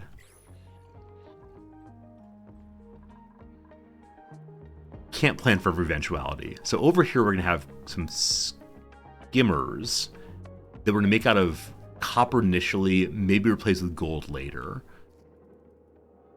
And I want to read about how those work. I know that water goes in, polluted water comes out, correct? Yes, water, carbon dioxide go in, polluted water come out, heat come out. That's all. Looks ugly, fine. And we see that it consumes 300 grams per second of carbon dioxide. All right, on the other side of things is the power producer, the coal generator. It produces 20 grams per second of carbon dioxide. So 20 being produced. How much consumed again? 300. Were these both grams? They're both grams. Also, the coal generators will not run forever because we'll have batteries. Oh, speaking of which, have I researched the better batteries yet? Oh yeah, to make better batteries, you have to have what? You have to have refined metal. Smart batteries are called, right? Smart batteries, which allow you to automate the generators so they don't endlessly consume all your coal without actually giving power output. Right. So research page, smart batteries. There they are. Over there in sound amplification mode. Lots of cool items to put in the rec room eventually. And like I said before, the power control station I do not fully understand. I will figure out in this playthrough. We're selecting that. And then. I'm going to need to bring water down here. And the water will need to go back out also. It's just polluted water. It's not... Yeah, it's just polluted water. It's not germy water. So is it possible to make some kind of just cycle over here with a filter on it? Let's look at the input and the output again on the skimmer. So how much water goes in? 1,000 grams goes in, 1,000 grams go out. Okay, I think what that means is we can somewhat pack this area with water and just leave it alone forever. As long as we have a filter that allows us to spin, spin, spin, spin, spin. I guess the only concern, though, is the water that comes out will be warmer, and so we'll need to find a way of cooling it down. But that's a future resorty problem. Okay, and those I believe are 2x2 in size, and we'll want to have airflow tiles above them that allows the carbon dioxide to drop down onto them. Well, surely I want to put some floor here. There's no reason not to. It'll just look nicer that way. If I'm doing floor, we're gonna do insulated tile. It's ugly, but that's okay. We may smooth down some of this eventually, but as of right now, we need to fit 2 carbon skimmers right here. And I think I'll do that. I think I'll do exactly that. I did all that talking about how much of this, how much of that, blah, blah, blah, back and forth. And I realize now we're just going to throw it in and hope for the best. Okay, let's get the floor done first. So one thing I noticed is over the past like 20 minutes or so, I've been letting the game run while talking instead of pausing and talking and placing things and then not unpausing. And I think this is something I've often not done in the past. By letting the game run while I'm talking, I believe jobs are getting done throughout the base. Where if I leave the game paused and then add more things, and then release it and then say, okay, well, now that's building, let's go build over here, and pause again, and then place more things, the jobs never actually get done. And that's how I end up with hundreds and hundreds and hundreds of construction jobs that never get finished. So today I'm trusting that my base will continue running with no major problems while we are making the next bit of the base function. Hopefully. Hopefully. They're also getting experience and skill gains. Othin, good seeing you. You're absolutely right. Absolutely right indeed. I'm sure something is breaking while I'm focused elsewhere, but whatever it is, I trust we can resolve it for sure. This storage bin is totally full of our igneous rock, which is 40 degrees. So I'm glad we're moving the igneous rock over this way. Let's continue doing that by putting a couple more of you here. Not super urgent, but soon. Okay, and then we'll have a second one of them right here as well. So we need to pull back. Okay. And then I don't know how much headspace we're going to need here for these to work well. I could imagine just taking the airflow tiles and putting them right on top, but I'm not sure it's a good idea. So we'll think about adding this after we've taken a look at what else goes in this room. So I know we're going to need to have the generators. If I just throw them at the top, this is not where it's going to go, just for me to think, then we need to have some kind of floor there on. And that doesn't really help us at all, does it? So we can't put another generator inside. So we'll have a nice long row of generators across that aren't piled up. The other things that are relevant are, where do the smart batteries go? And I think the smart batteries have a higher overheat temperature than some things, but I don't think I want to put them right inside of the generation room. Is that true? Yeah, we'll put the smart batteries closer to base, perhaps. Okay. If we have our power generation here, what I want to have ultimately is my tower of power running on one side or the other to distribute power to the entire base. And as of right now, I don't think that either side of the power production area is better, but we'll be thinking ahead for that sooner or later. Right, Dark Coupon. The other things that need to go in, like you said, the coal auto sweeper, as well as the tune-up building. And I want to look at the tune-up building because I've never used it before. Maybe we've not finished research on that yet. It's not done yet. So the question of being able to use this building is, how large is the room, right? Because it has to be inside of a generation room or a power plant room. So what can a power plant room be like? Up to size 96. Okay. So if we want to put the little grabber thing, the coal sucker, on the roof here, I'm remembering that it's a little bar and there's a nubbin in the middle. I think it's 3 or 4 across. Yeah, I think it's 3 across and 1 in the middle, but I'm not certain on that. Hey, Mort, thanks for the follow a bit ago. I'm sorry I missed that. And then Trotsky, I like your name immensely. Thank you for the follow as well. Good day to both here. Thank you to new followers today. Thank you for hanging out with us as we continue bumbling along as you do. Along with the automation, which we can probably research, hopefully we can, we'll need to have an area for coal to be grabbed and put into the machines. I believe that the grabbers can only grab in an arc in front of themselves. They can't go behind themselves. So we'll have to make absolutely sure that the grabbing feature is well placed. Can we research those next? What are they called? It's not grabber. Oh, you said the phrase auto sweeper. Thank you.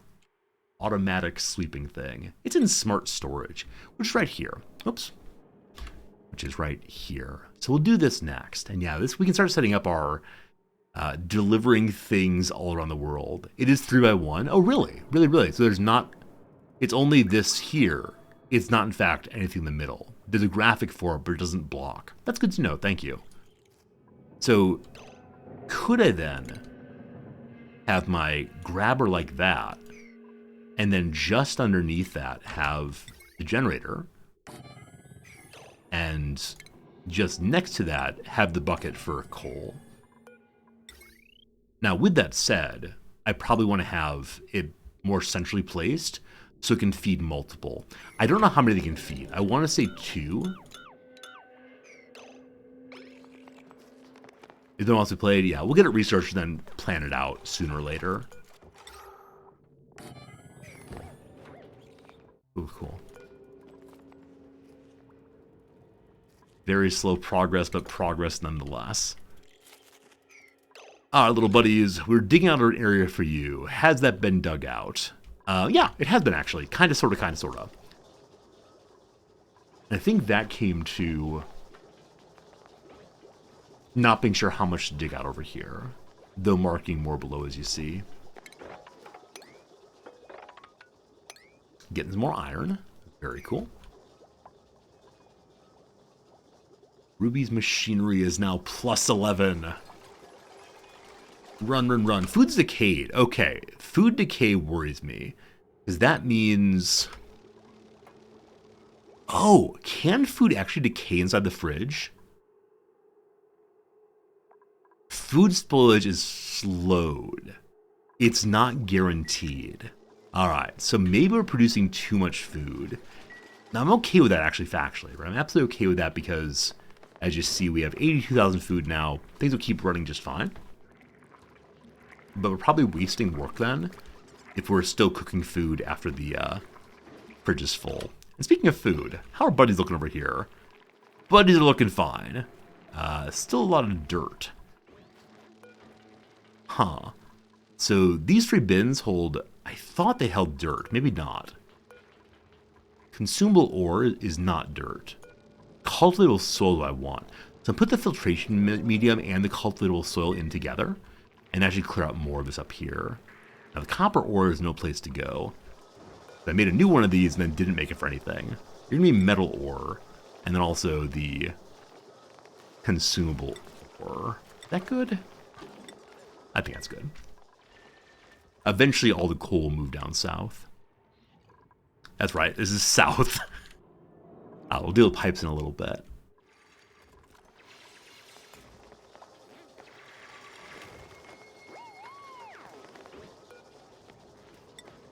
Wasted food and pie, I could have another extra mouth to feed. You're absolutely right. I've been kind of hesitant to bring anybody else, but I absolutely should be doing so.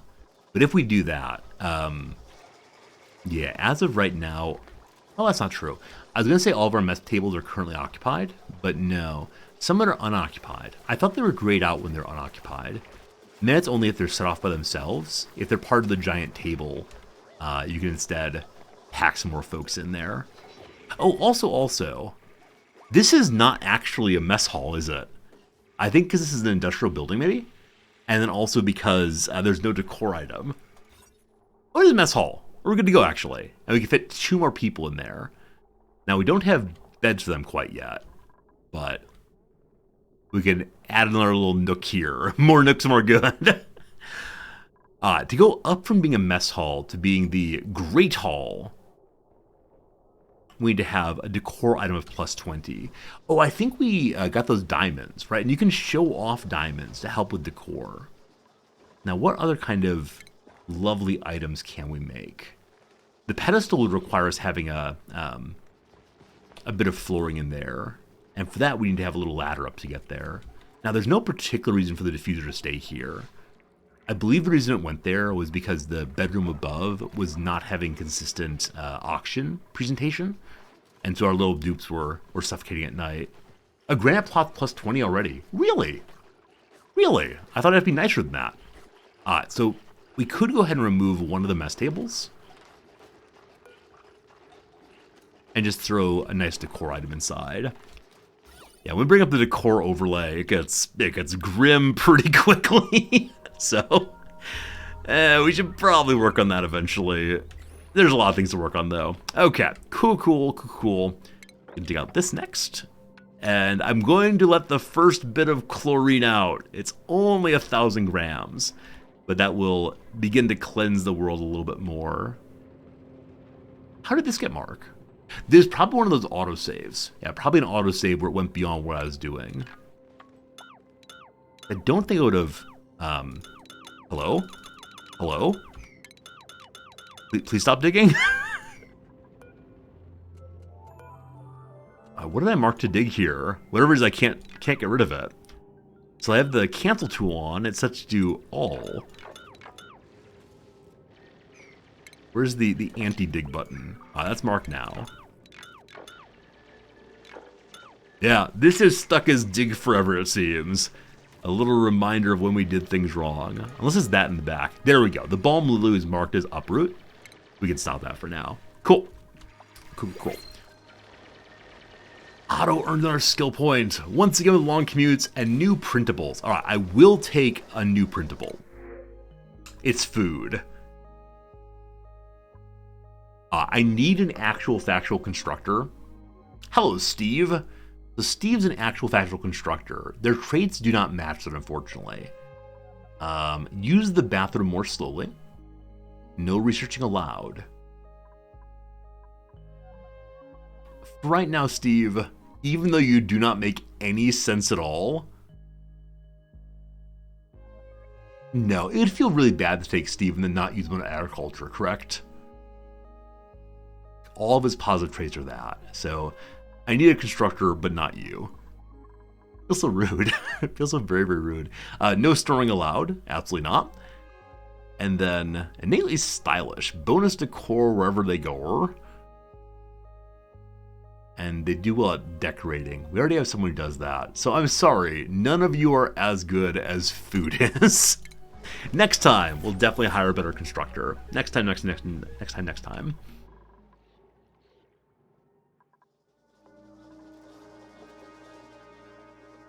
Okay. As I begin thinking about how to make a little spot over here for the Sweetles, I don't quite know where I want it. Because this is still very close to main base, I am going to use the same tile line. And so I'm going to ignore this for right now. Is that true? Yeah, I'm going to ignore this for right now. Eventually we'll probably dig through and have the park connect to whatever happens later. This will be a little secret hidden shame for us. So remove that. And not too warm. Hey Jack, the game hurts your brain more than RimWorld did in the beginning. Yeah, I think that as a brand new player, if you know what you should be worried about, this game can get very, very stressful very quickly. I think if you're just playing it like, oh, let's have a fun time, let's make some beds, let's do this, let's do that, it can be a lot more fun. Though there are places where the dupes make very, very poor choices, we'll call them. They can be absolutely maddening. So I don't think it's necessarily all fun and games all the time. I mean, it's a game regardless, but...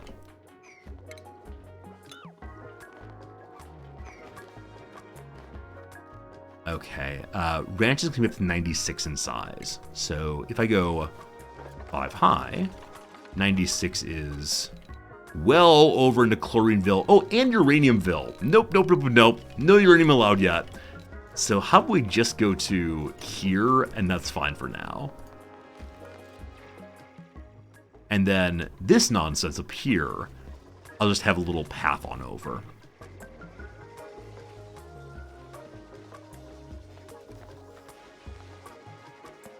I kind of want to leave the defensive insulated tile here. So, though this is going to be gross and terrible for our little buddies,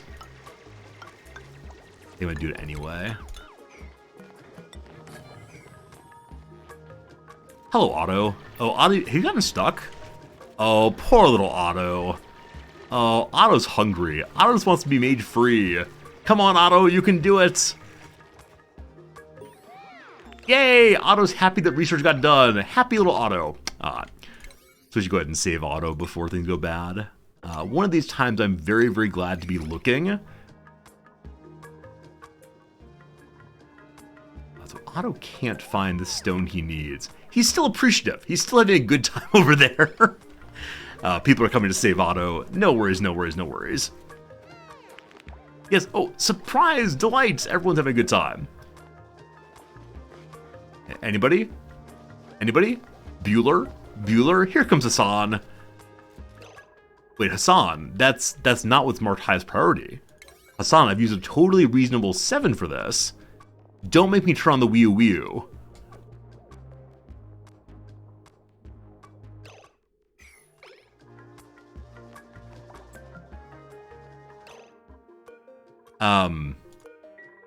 Hello? Hello? Alright, Hassan is on the job now. So presumably he was on the way before to do this when I marked it higher. There we go. Otto's freed. Not a concern in the world. Okay, so if I want to maintain the levels I've done previously, I want to make this one higher, which means move this one more up also. If I do that, we have to pierce the bleach stone. I prefer not to do that. So we're going to do the organic building for now. I can always come back later and change this.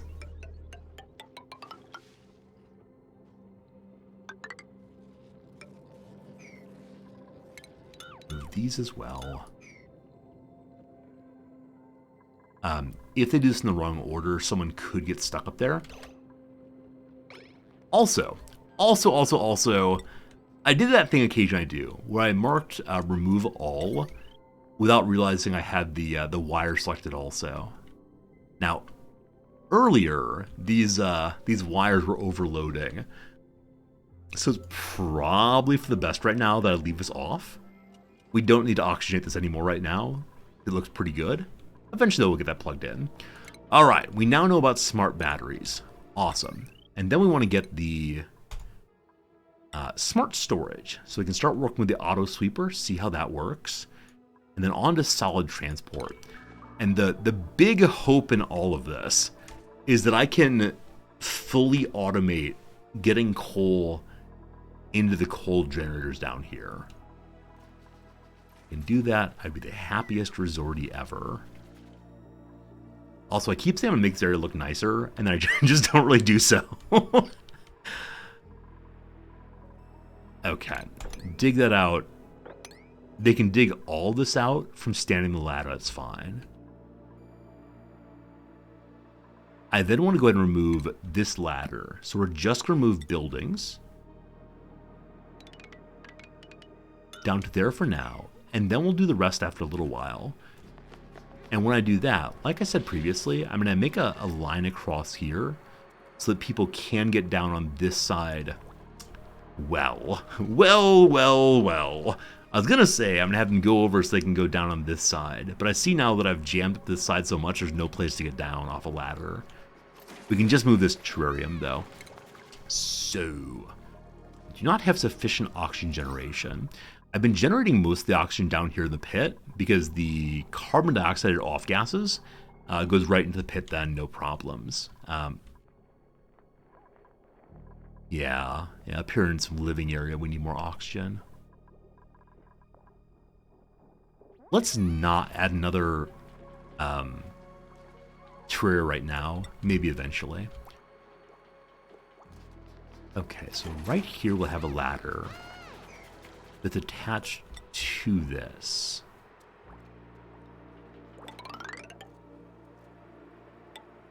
Get rid of these.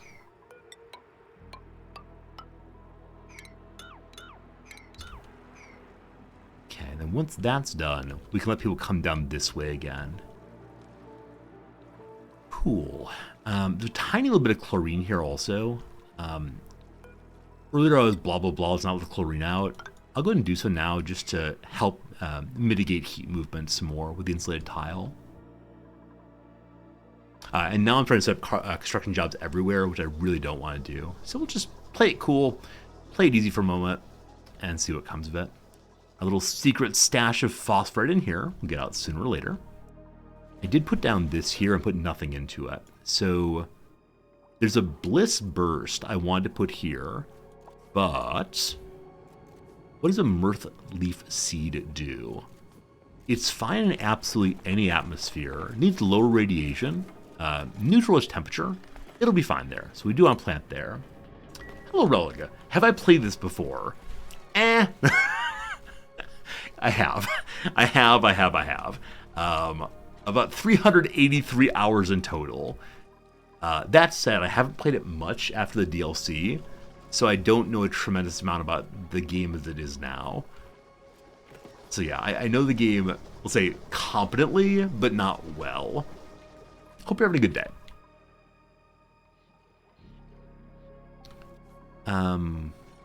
This gas vent is where we're off-gassing whatever bit of non-oxygen we pick up here. There's not terribly much of that. As you see, the oxygen line here is completely packed. So part of the reason we may be seeing spots of less oxygen higher up is because we're pulling out of here. With that said, oxygen is being produced just below, so we're fine. I may move this down at some point to go deeper into the pit, because as of right now, it is blocking some oxygen movement up. What would also help with that is digging the pit deeper over here. And yeah, there's no reason not to dig all this out right away. Yep. So, set up some more jobs this way. And in the long run, we probably want to just dig out absolutely all of this. Though while I'm thinking about it, I'm going to make some insulated tile here, just to connect the abyss light on both sides. Abyss light there. Abyss light there. I'll need to pop on down to the bottom. And we'll dig out on both sides here and here. Is it actually possible to get here? It is. It is. Once more with the water, we'll be digging this out to roll the water down. One thing I'm noticing, and this is, we're going to say, the first time I've actually been concerned about what I'm about to say, the water here is getting low. That's okay. We still have a tremendous amount of water here. The water here is still of a fairly reasonable temperature. Just at some point, before too terribly long, we need to get water reclamation up and going. Not super urgent, but relatively urgent. Oh, thank you so much, Otto, for walking across while I was looking closely. As you're seeing, if I go ahead and do what I was thinking of doing with no modifications, it would be possible for... Wait, would it? Okay, it's only because this is open still. I'm about to say there's a way for them to get in the pit without using the O2 masks. But no, we're actually fine with them running from this side to this side. We actually want that. But we do need some airflow tiles through here. So I'm going to throw one of those right here. And one of them right there. And we'll leave that open. So we have a little open area. For a moment there, I was thinking what we'd need to do is have a checkpoint of some sort, a one-way checkpoint to ensure they can only go through in this direction to ensure they get their oxygen masks. But no, cutting around the bottom section is fine. Yeah, that's lovely. It's always a really nice thing for me when I see that we're gradually taking over more and more of the map with oxygen. For a very long time, this was the bottom point at which we had oxygen. And now a little bit more. And that'll continue, especially if we drop the water here. But like I said, we just need to make absolutely sure that this doesn't run out. Are there any other places on the map we know about there being good water immediately drinkable? I think the answer is no, unfortunately. We know of places where there are water, unfortunately very, very hot, and up here quite cold. We'll need to work on that in the future. Hey, Ethan. My description of this game, astronaut training simulator, is what you use to recommend it. It's true. It's true. You think it's a base builder, and then suddenly space. Now, with the DLC, it's much clearer, much earlier in the game that you are heading towards space and working on achieving space flight and going to other planetoid asteroids. In the first version of Oxygen Not Included, I did not know space was coming, and so I was just digging and making my base and getting stuff done. And I think at some point I noticed rocketry down here, and I said, oh, that's a cute little thing they've added to the game. That's a cute little way to amuse yourself eventually, not realizing that spacecraft are a central portion of the game. So I thought whenever we got to spacecraft, it would be the end point is making a rocket. And only later did I realize that no, when you get the rocket made, it really is just the beginning of the game. So, all fine, all fine, all fine. Good to see it's getting done. We'll mark... No, so we're not going to mark this water because we want to just roll it down. Cool. Cool, cool, cool. So if this is the Sweetleverse, we'll start moving them to here. And we'll need to feed them sulfur. So I'll probably want to have a sulfur box very close by if possible. Also, we're going to have a little bit of trouble here with carbon dioxide pooling. Yeah, so we'll want to have some kind of airflow nonsense here. The rock ship is an apt analogy for adulthood.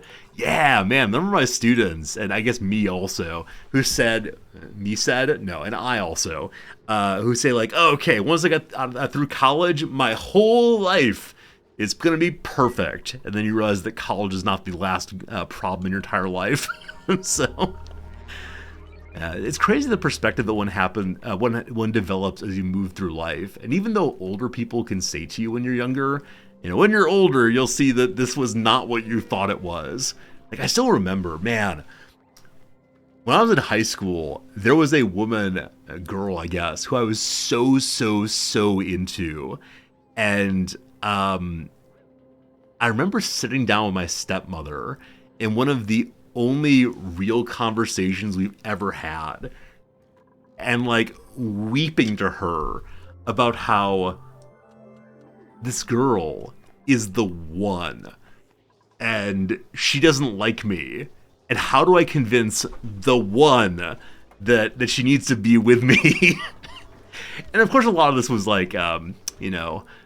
just standard Christian narrative. There's only one soulmate out there, and you'll know them when you see them. And at the time, my stepmother said to me, I know it hurts a lot right now, but eventually you'll realize this was not a huge deal in the span of your life. I remember being so profoundly insulted when she said that. Of course it's a huge deal. For the rest of my life, I will think she is the one who got away. And I want to like make a funny ending, like, and I don't even remember her name. I do remember her name. Her name was Michelle. She played flute. She had blonde hair. She was a very cool person. But I've not thought about her in any real sense in, I don't know, 12 years, right? Maybe even longer than that.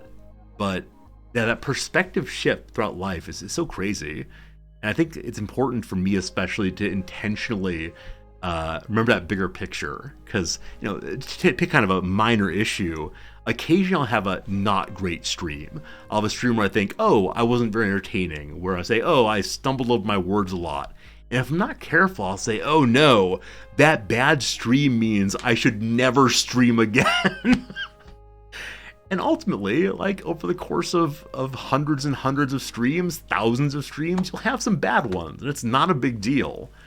I think it's so easy to fixate on the rough times and lose sight of the broader perspective. And that generalizes over so much in life. This is why my students freak out about doing terribly on an exam. I always tell them, like, it's a small portion of your grade, and that small portion of your grade is a small portion of your college experience, and that small portion of your college experience is part of a very, very small portion of your life, so, like, chill, yo, in 5 years you'll forget this. I think they're often very insulted that I don't, like, affirm, yes, this is tragedy.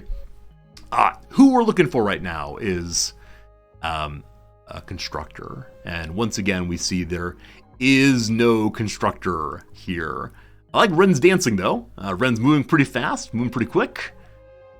No attacking allowed, that's fine. Starry-eyed, loves being in space. So I don't really know how morale in space works right now. The only thing I know about going to space, the only thing I know about going to space is I did a very poor job the one time I launched our little ship to space. I think I forgot / didn't realize / didn't know that the dupes in space still existed. And so I believe my first ever dupe in space like peed all over themselves and then starved to death. Something like this. And then I remember the next time I had dupes in space, I kind of went overboard and packed in absolutely everything I could possibly need. And then like filled the little capsule with so much oxygen. So I'm still not quite sure how dupes in space works, is the long and short of that story. And yeah. I'm still scared of space a little bit. I'm not scared of the surface. We'll be fine with that. But whenever we get to launching a rocket ship, we'll have to have some conversations and thinking about what comes next. Alright, we're far away from space, so let's not do that one. More medicine, more good, no. Hello, Meemaw. I love the name Meemaw. Nice letter name for grandma. No food poisoning, no researching.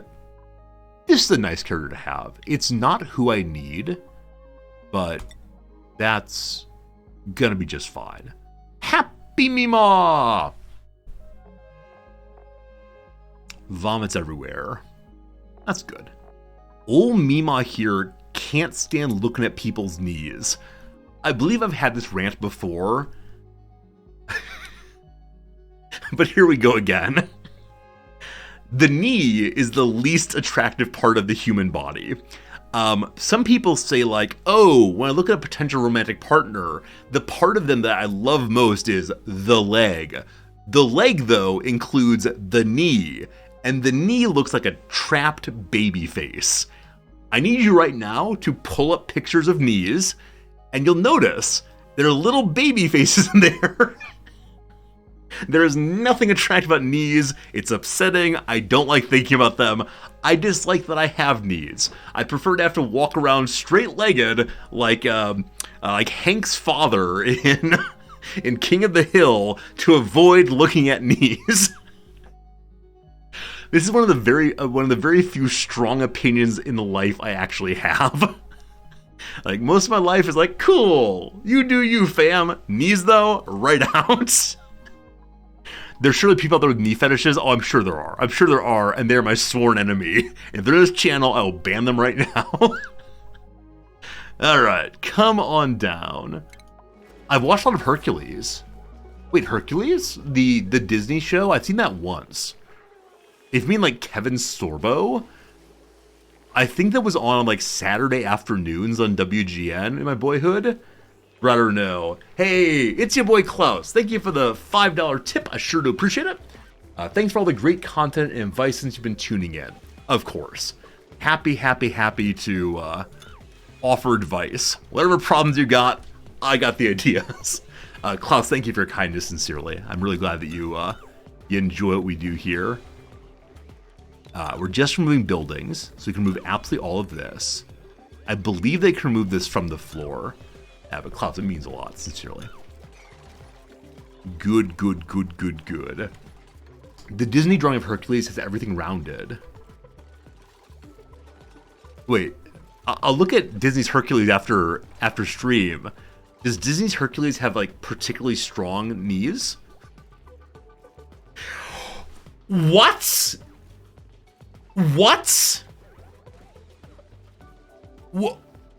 An anonymous gifter just gifted 100 subscriptions to the channel?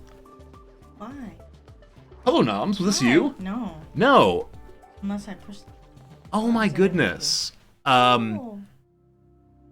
This is Noms. Hello, Noms. Hi. Hi. What does one say in this case? Thank you. 100 times. 100 times. I could do 50. You could do 50. Oh, wow. Thank you so much. Whomever you are, wherever you are, I'm glad you're enjoying the stream and hanging out and generosity, and yeah, that means the world sincerely. I will now type in chat a heart and a heart and a heart, and those are for you, my friend, whomever you are. No, 100. Thank you. 100 of them? I'll get banned for spam if I put 100 hearts in. No, not really. Someone else must really hate knees. Did you hear my rant about knees, Noms? No. Knees are the worst part of the human body, sincerely. I mean, they are pretty. They're awful. They're genuinely awful. They're pretty gross and they're pretty weak. Weak also, that's true. When people are running along, occasionally the knees bend in one way or another. And it feels awful. I just mean lots of people get knee problems. Knee problems is true. Again, thank you. And everyone, I hope you enjoy your freedom from ads and such for one whole month. People say hi, Noms. Hi. Hi.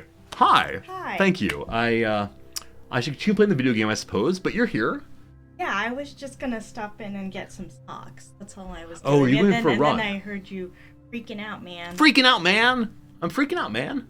Yeah. So are you going for a run now? I am. I hope it goes well. I've been typing when I should not have been. Oh, are you working on your day off? Yeah. Yeah, poor Noms. It keeps the email box under control.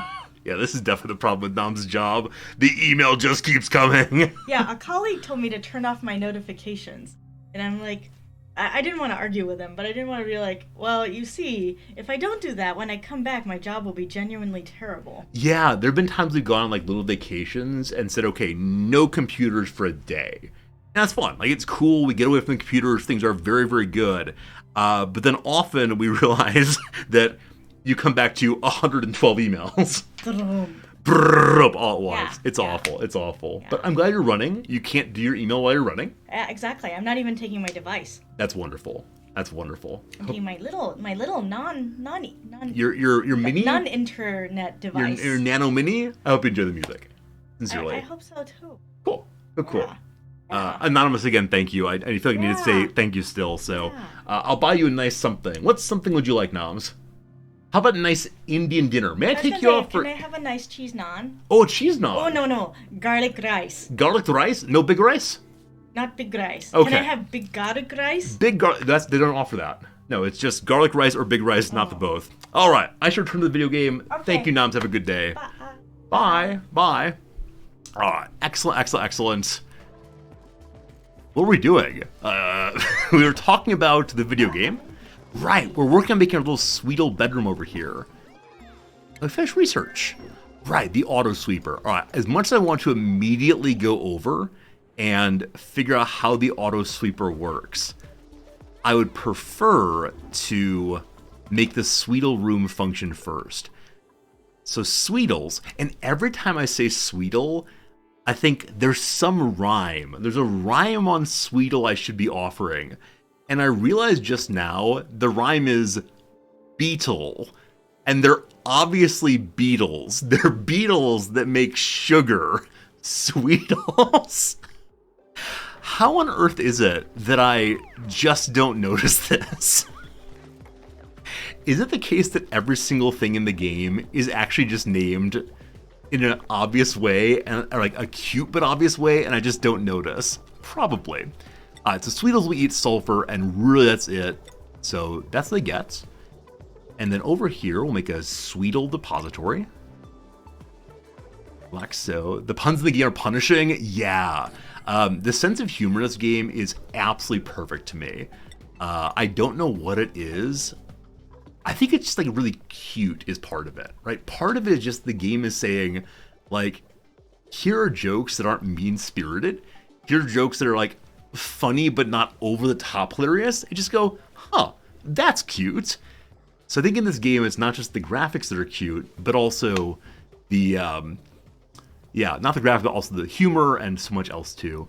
Anonymous Gifter, thank you for gifting a sub to La Retro Spicio. Enjoy, enjoy, enjoy. Thank you for being a friend. Thank you to all the anonymous people out there. Every one of you, I appreciate it. Shows they're having fun making this. Yeah, I've actually never read any interviews or watched any videos with the devs of this game. Have any of you? Like, I wonder how they talk about this game. Because obviously it's one that makes a tremendous number of people very, very, very happy. And I love that. I love that. But it's also a game that I'm guessing had some frustrations in development. There are probably some bugs with a game that's this complex. I remember some years back, a friend of the channel would often talk about, isn't it amazing just how many things are happening in this game at any one moment? Factorio is there in the same kind of way. Like, Factorio is a game where if you think about all that's happening, there's just so much everywhere.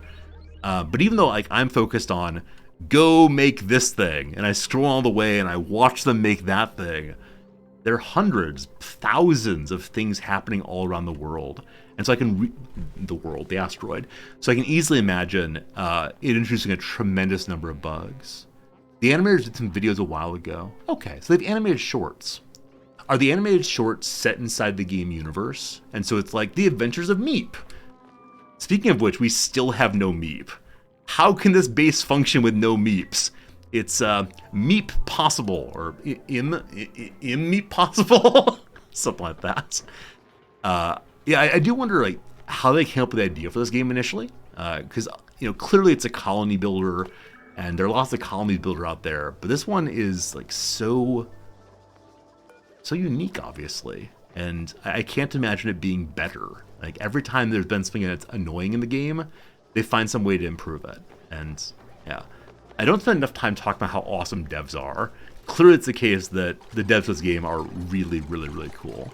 There must be an interview somewhere. Yeah, there must be an interview somewhere that I need to find. Okay, this room is much smaller than it should be. Does anyone know, when it comes to the little animals, I know the hatches want 8 spaces, 12 spaces for themselves. Is it the case for all kinds of animals or only for hatches? Let's look at the page, but if someone knows the answer, I'd love to know. Oh, you're glum. Why are you glum? Its needs are not being met. Wait, what's wrong, little buddy? What are your needs? You're idle, you're tame. Your happiness is -1 because it's tame. Reproduction's up. Age is up. It has food. Its temperature is 21. I wonder if that means that nobody's come and cuddled it recently. All the animals require the same amount of care. Got it. Meep needs to be re-meepiated immediately. Maybe some stream here, I should attempt to do as many meep-based puns as possible. That could be a lovely thing. I think I wrote what the issue is. For a very long time, we talked about eventually we're doing ranching, and we never did it. I bet I have no one set to job 1 ranching. Yep, that's definitely the case. So May here was hired exclusively for ranching. That's why you exist in the world. So you're going to take over that job, and then we'll lower you off of storing 1. Oh, then we picked up Meemaw and did nothing with Meemaw. So Meemaw, let's go ahead and read briefly about your traits again and see what else you're supposed to be doing. Super productive! If only we could all be that. I really enjoy supplying, operating, tidying. Yeah, so Meemaw needs to be set up. Meemaw needs to be set up for tidying and supplying and storing. And I also would like her, them, whatever, to do the running thing. They'll make that less important. So let's go ahead and have you focus primarily on storing and then supplying and then tidying. Oh, you know what? In the same way that I can use the priority levels of 1 through 4, and I never use them on building things, I can also lower these things, right? And say, don't do this. And then leave the neutral one as being actually usable, as opposed to everything else is just neutral. Oh, toggling should be for everyone, shouldn't it? Yeah, let's say absolutely everyone does toggling first. I think there are very few toggle jobs. Possibly none right now other than doors being held open. Okay, before stream tomorrow, I'm not going to do this on stream, it's going to be too tedious. I will go through and lower all of these by 1 so that the neutral is -1. And that way we can have standard priority, like go do this job, and then slightly above and double above. That'll probably be a nice way to make use of more of the priority that I've done previously. So that whole story was, have we increased the level of ranching? We have. So Mei here should go over and attend to that. And that'd be awesome. Okay, here I want to say, can you shift-click the top column to lower it? Oh, maybe Chaucer. I know I can do that in RimWorld. So I know I can go ahead and use this to lower and raise everybody. But if I do that, I'll then have to go through and put these back on top. But is it possible to lower or raise by 1? I don't think so. Let's try the shift thing and see, though. Attacking errand, fight critters. It's attacking. Let's try, as you said, shift-click. Okay, shift-click seems not to do anything. So I think that may be a RimWorld thing, not an Oni thing. But I'm totally fine. It's just off-stream, I can watch another stream or do something else, listen to music while clicking through. What's this? Oh! Ah! I don't believe in looking at the right side of the screen. So this is what we're looking for. I think this will lower by 1 on everyone.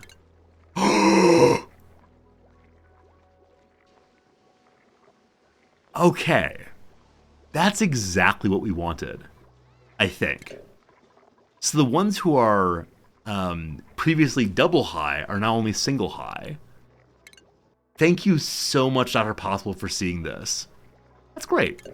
I mean, you've taken away my ability to hang out off stream and listen to music while doing this. Seems like a very zen task, but this is so much faster now. Thank you very much for noticing that. As I said previously, because I have chat over here, I actually don't really look at the far right side of the screen at all. And so the UI is cut off, right here or so. Anything past that, irrelevant landscape, irrelevant screen space. I just have a little picture there of me smiling. We want to put Sweetles here. Definitely. And the reason we've been working on this is to get the Sweetles moved out of the area we want to flood with heat and carbon dioxide and great amounts of pollution. Now this room's kind of unfortunately small. Why didn't I make it one farther across? It's funny that the sub gift is still going. Yeah, someone very generously gifted 100 subs. And it's going to go for a while. So hopefully you enjoy pictures of me putting on my tie. That's what I do every single stream, and you get to see it over and over and over again. Yeah, I should mention again, thank you. Thank you, thank you, thank you. Well, that got done so fast. I wonder if I've been blathering on about this and that. There actually are no jobs to do. And so people are just hanging out and enjoying the food and maybe hanging out and enjoying a drink here. Yeah, I'm going to make a better rec room in this base. I think. Okay, instead of digging that out, we can just build right on top of it. Now, to do that correctly, you see different Thai photos, not just the same one over and over again. That's a cool idea. That's a really cool idea. Yeah, maybe I'll make some more GIFs eventually. Those GIFs have existed for a couple years now, and though I think they're good fun, I think it's probably a better idea to change them out eventually. Okay, so if I make like this, they'll hop on top, hop on pop, and they can get through all that. We'll just build that there instead. Okay, I think the reason I'm hesitant to go this far is I'm surely afraid of our uranium ore over there. I just need to sin boldly. I think the problem with sinning boldly in this game is unless you understand why you're doing it and how you're doing it, it's very easy to kill a base and not realize it's happening. Which is my normal story about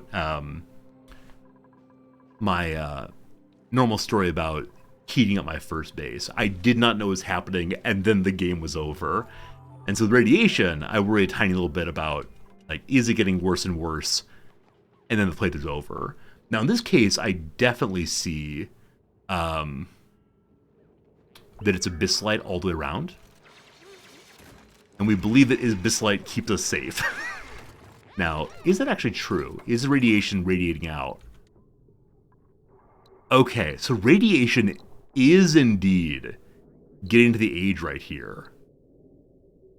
Is uranium instead of a neutronium shield? I see Abyssite, I see lead, and I don't see any neutronium, unfortunately. You're upset you missed the 100 gift sub clip. I don't think one was taken, Silent. Maybe it was.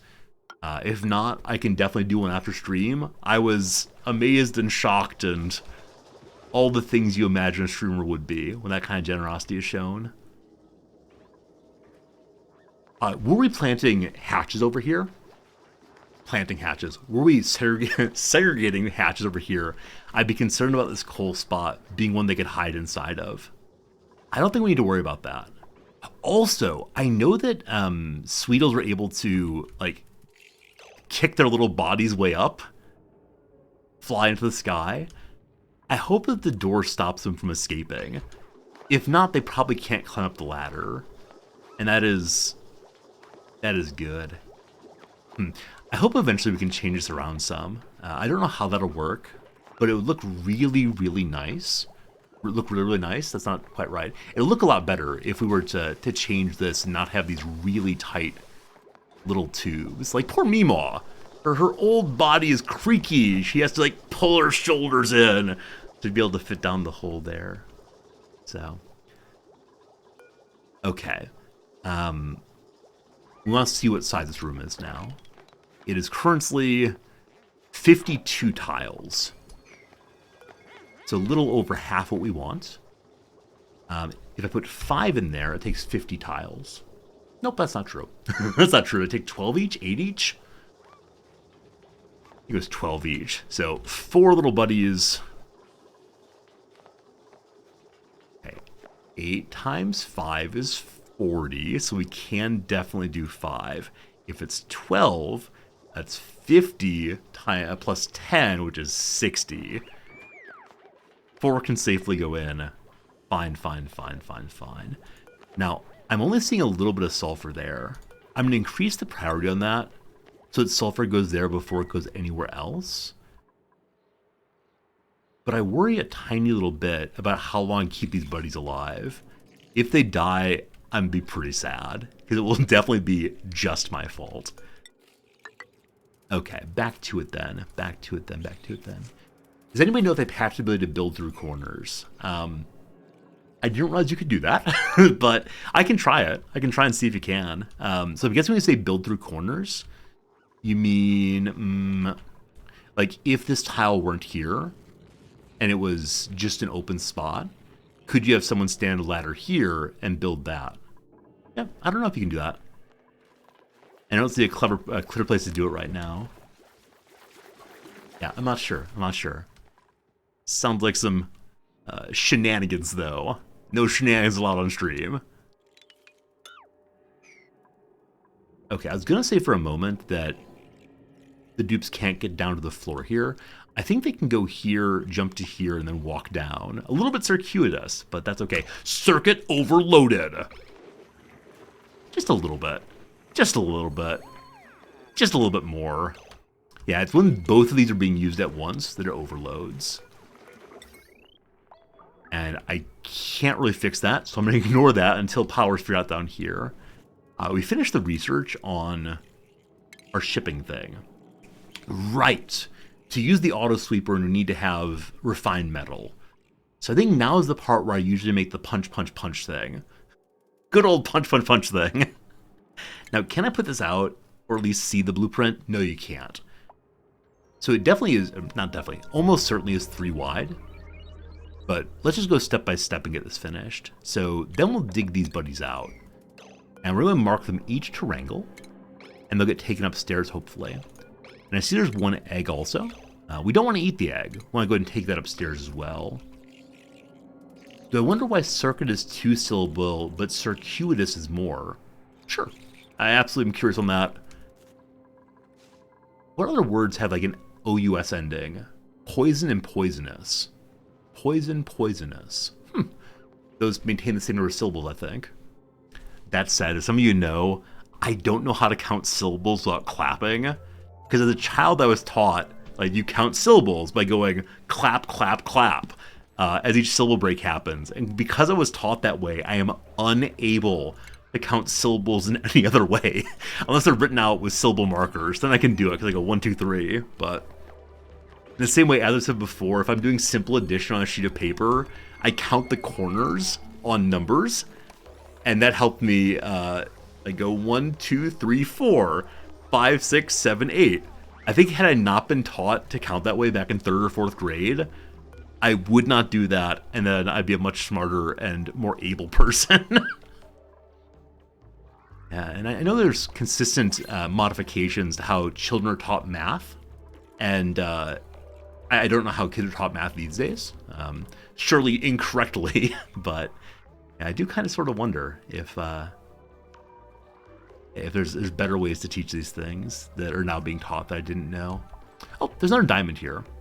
We should definitely get the other diamond. And there's a diamond on the ground. The diamond on the ground looks like it's a little hunk of a seed, maybe. Okay, so what do we know about the diamond? It's industrial grade, high density carbon, very difficult to excavate. So because someone else excavated it, we're able to just deconstruct it. Let's do that. Current math methods are garbage. So is this because it wasn't the way we were taught? I think that's often how it goes, right? The way in which you're taught math feels right. Anything else is dumb and confusing. I know some of you teach math, and I'm curious what y'all think about, especially like elementary education. Because I know so many students of my generation, or people of my generation, have what's often called math phobia, right? This feeling that you shouldn't even bother learning math because it's just upsetting and you're wrong, etc., etc. They can't reach this? They can reach that. Good. Yeah, so I do wonder if... I mean, I think one thing people have been hoping for is however mathematics is taught, that people are trained not to be afraid of it. I'm short of bed. We've had we've had this extra character for quite a while, and I absolutely positively forgot to give them a little bedroom here along with a little park there. We'll fix that soon. Hey, Relgig.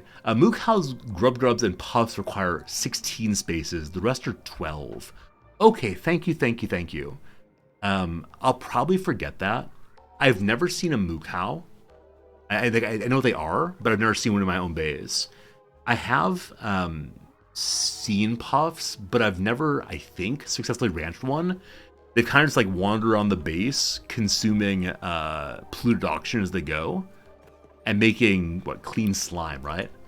But I've never successfully ranched them. I think that there are a number of later game technologies that require plastic that I just don't know much about.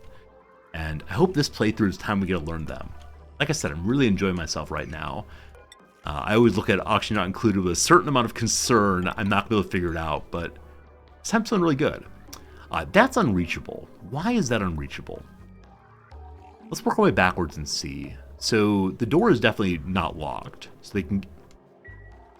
And now it's reachable. Huh. I wonder if that was because someone put the oxygen mask back in place.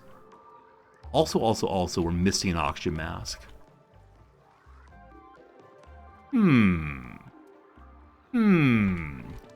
Curiouser and curiouser.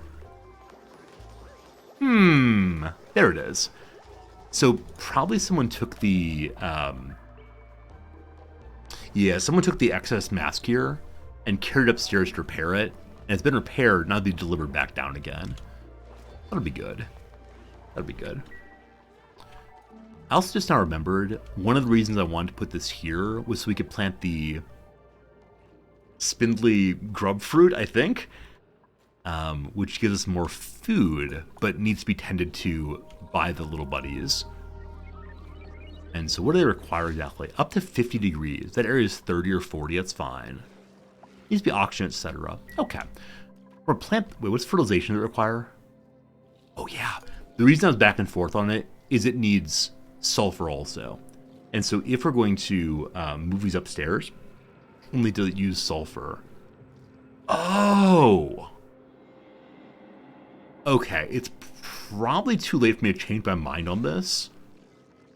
But why on earth didn't we just take the Sweetles and dump them in a room like this, where they won't need sulfur to attend to the plants? I think I often have this habit, common among the pioneers of early American history, where I don't want to leave things in their natural environment. I want to take them and hide them inside of the base. So there's no reason to believe, there's no reason to think I couldn't just make this into a ranch, right? Stable. Huh. I think the concern I'd have is it's so darn far away that our ranch would have to walk way, way down here to attend to them. You know what? Let's do this right. Let's go ahead and do this right. We're going to have a bunch of heat being produced here by our generators. Oh, I mentioned this already. Oh yeah, I talked about with respect to these ones in particular. But you know what? I'm going to do this. And we'll see what happens to our ranchers. If it's a mistake, I can make her sleep in the barn. That sounds very nice on a cold winter night, but pretty smelly in the summer. I'm not sure. Yeah, let's go ahead and do this. So I definitely want to make sure the area over here is sealed off with insulation tiles to hopefully discourage the heat from here going up here. We'll have a bunch of insulation we're going to add eventually. Okay. I know that the Sweetles are able to climb somewhat.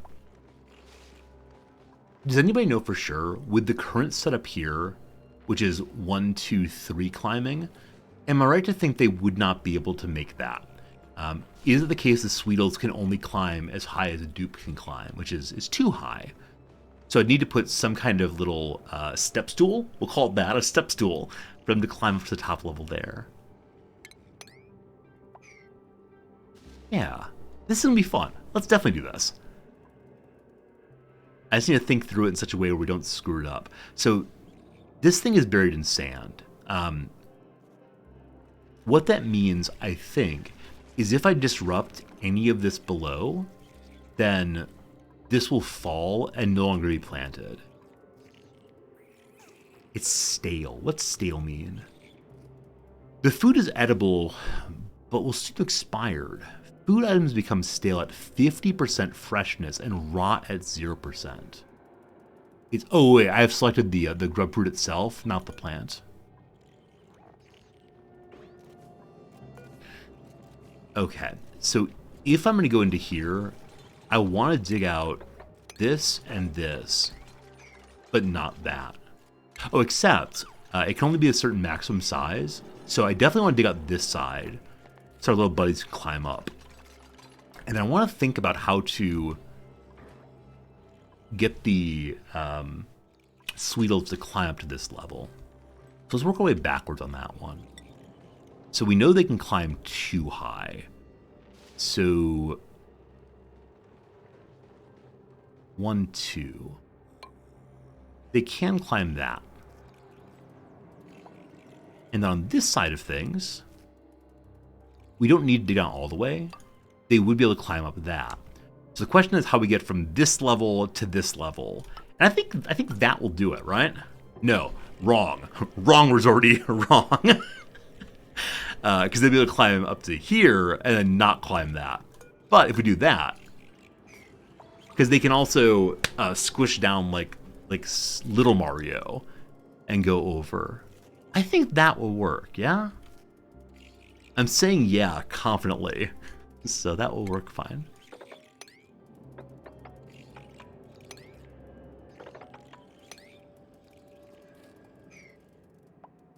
This is on sandstone. It will not fall.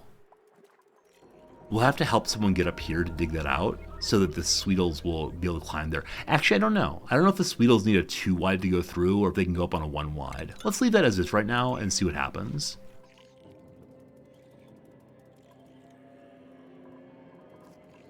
And this is quite a bit of open space, so we may want to block in this section eventually. Yeah, I like the idea of doing this. It seems like a totally new thing I've never ever done before.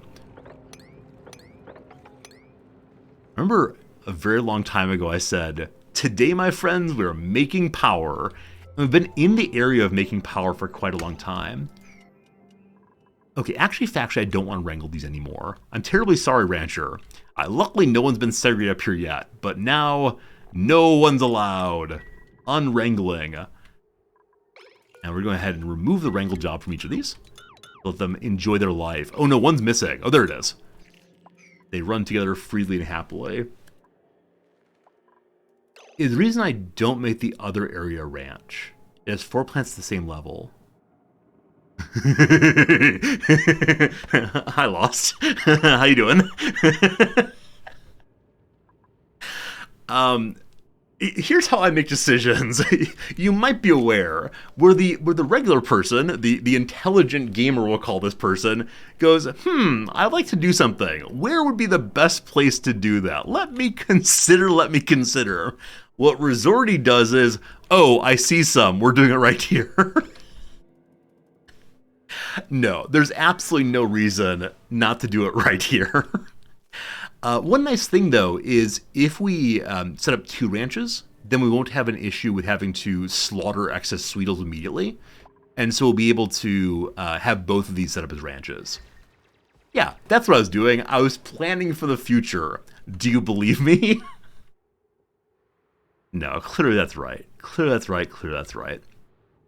And we're still on this side of the Abyssalite. Though down here there is no Abyssalite. However, even more sulfur. This is one of those cases where the geysers being created lead to the Abyssalite being destroyed. So why don't I go ahead and help the Abyssalite here by sealing it back together. Healing our world, one step at a time. If we dig like that, we can't get down. But that's fine, we'll do that soon. Then down we go. Oh, I want to steal this also. Not steal, liberate that. It's our very first Bliss Burst ever. I was planning to put that over here, but something else is already there instead. Now, in the dining room, I was talking about removing this and adding in a Bliss Burst instead. Okay, we're looking for a builder, only a builder, and nothing but a builder. Hi, Meep. Meep's a mighty digger, a mighty decorator, a mighty researcher who eats even more food. No, Meep, one of these days soon. Hello, Little Frankie. Little Frankie does do some building, but also eats all the food. This round of blueprint printing is so much food. So I've got a tremendous amount of sand and very little fertilizer. We'll take more fertilizer. Now, I said very little fertilizer, about almost 1,000 kilograms, so let's settle down a little bit. But this is consistently consuming fertilizer while we are not producing any. We'll eventually make phosphorite, into fertilizer, I do suspect. Hey, Relgig, thank you very much for the the new sub, not prime sub, the tier 1 sub. I appreciate that quite a bit. I'm glad you're enjoying hanging out with us. Yeah, this always happens. I feel this often where when we go to a new old game, so many old friends stop in and say, hey, how's it going? Good seeing you. Here's a subscription. And I really appreciate that. I think often when I go from one game to another, it's a moment of loss, right? A moment of saying, oh, goodbye, everybody. See you eventually. And it really does happen that way, where when we come back around to a game, people show up again. So thanks for doing that, sincerely. Okay. Need to climb down. We can just dig down across here, and we can continue this line across. And if we do that, they can still not hop down. All right, we'll leave like that for right now. Swell. Swell. Hey, Frozen Tomato. It's good to see you. Thank you for the subscription also, my friend. Glad you're enjoying what we're doing today. Such happiness. In the same way that Nails claps for Abe, Frozen Tomato, I clap for you. Thank you for your kindness.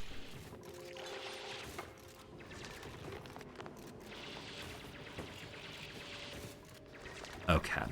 I want to dig down to here, because all that more oxalite. Generosity of the game on the far end. So much oxygen present. Our breathability is down to 98%. Also, we're missing a bed still. Did I not make that new bed? I definitely talked about it, and then... good to good. Someday the bed. Did Mima got a hat? Well, Mima got a bed. What more does she want? I don't think Mima actually got a hat. You are correct. Poor Mima. And wait, Ruby has no hat. No, this is an outrage. Oh, remember earlier when I said it seems that Ruby takes off her hat to run on the wheel? I believe I'd actually already ordered her not to have a hat.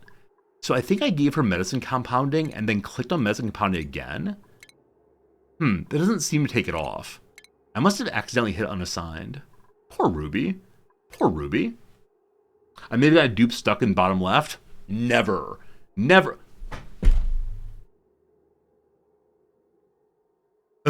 No. No, we're not doing this again. Oh, what are you doing? What are you doing? Anonymous. Oh, friend Anonymous. Well. I sure do hope you enjoy watching me put on ties over and over again. Anonymous, thank you. That's really generous. Oh, I'm glad you're enjoying it. I'm glad you're enjoying the community and generosity and the oxygen not included, and yeah, thank you for being part of what we do here and for hanging out with us and watching the oxygen not included, and I'm enjoying myself, and I hope you're enjoying yourself, and thank you. Here come more hearts.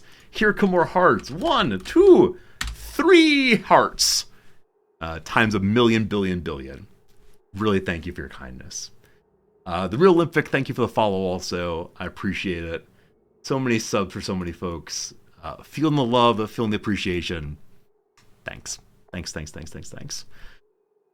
Oh, wow. What a day. What a day in old Oniville. Very, very nice of you. All the love in the world. Meemaw, look at Meemaw go. Meemaw has no hat, but Meemaw is spinning. The gears are moving. The gears of appreciation and happiness. That's Meemaw's positive outcome, right? Cold air, full bladder, soggy feet, full heart, all goodness. Pepper Mga, thank you for gifting a sub to Chaucer. Chaucer, you said you missed a bunch of gift subs, but there you go. Pepper's got it from you. And Chaucer is now continuing the gift sub you got. Chaucer, did you subscribe to the exact same moment that Pepper gifted a sub? Love when that happens. Thank you, Pepper. Thank you, Chaucer. Pepper, thanks for gifting us up to Gregarious Groundhog also. Gregarious, I don't know how to say words. Thank you, everybody. Yeah, I'm just having fun playing video games, and it means the world you want to hang out with me as we do this. So thanks for the generosity.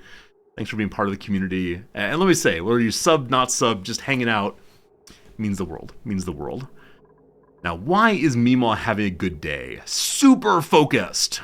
Being super productive. So I don't quite know what super focused or super productive means. I'm guessing it means they finish jobs faster. So occasionally there's that little bar that fills up while they're doing a job. And I'm guessing that goes faster with a character like this. And that's great. Thank you. Thank you. I don't know what to say but thank you. I'm feeling very grateful right now. For Meemaw, exclusively for Meemaw. Hey, Beautiful, how's it going? If we see her do some work, that'd be good. But we must give Meemaw a hat. That is what we're doing today. Little Meemaw. Wait, wrong thing. I forgot that I named my base this. I was so concerned we were going to crash and burn on the very first hour of the very first day of the stream, or this game rather. I was like, let's not get too excited here. I'm excited here. It's going well.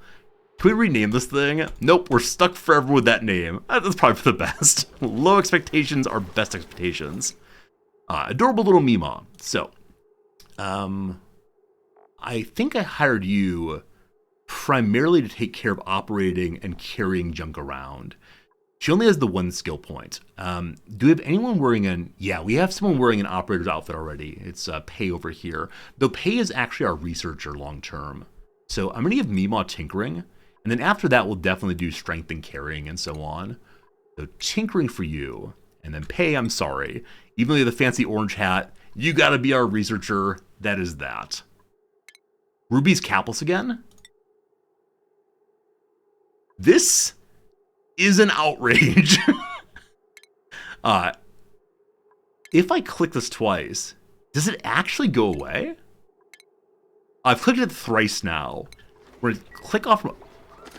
Oh, I wonder if Ruby just hadn't. Oh, you're doing it again and again?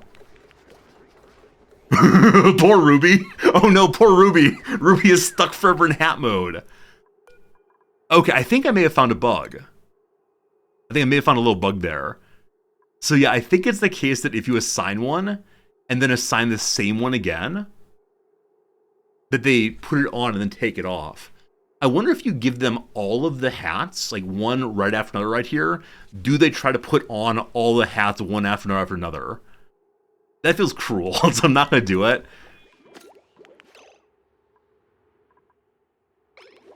Can Dupe put on hats wherever they go?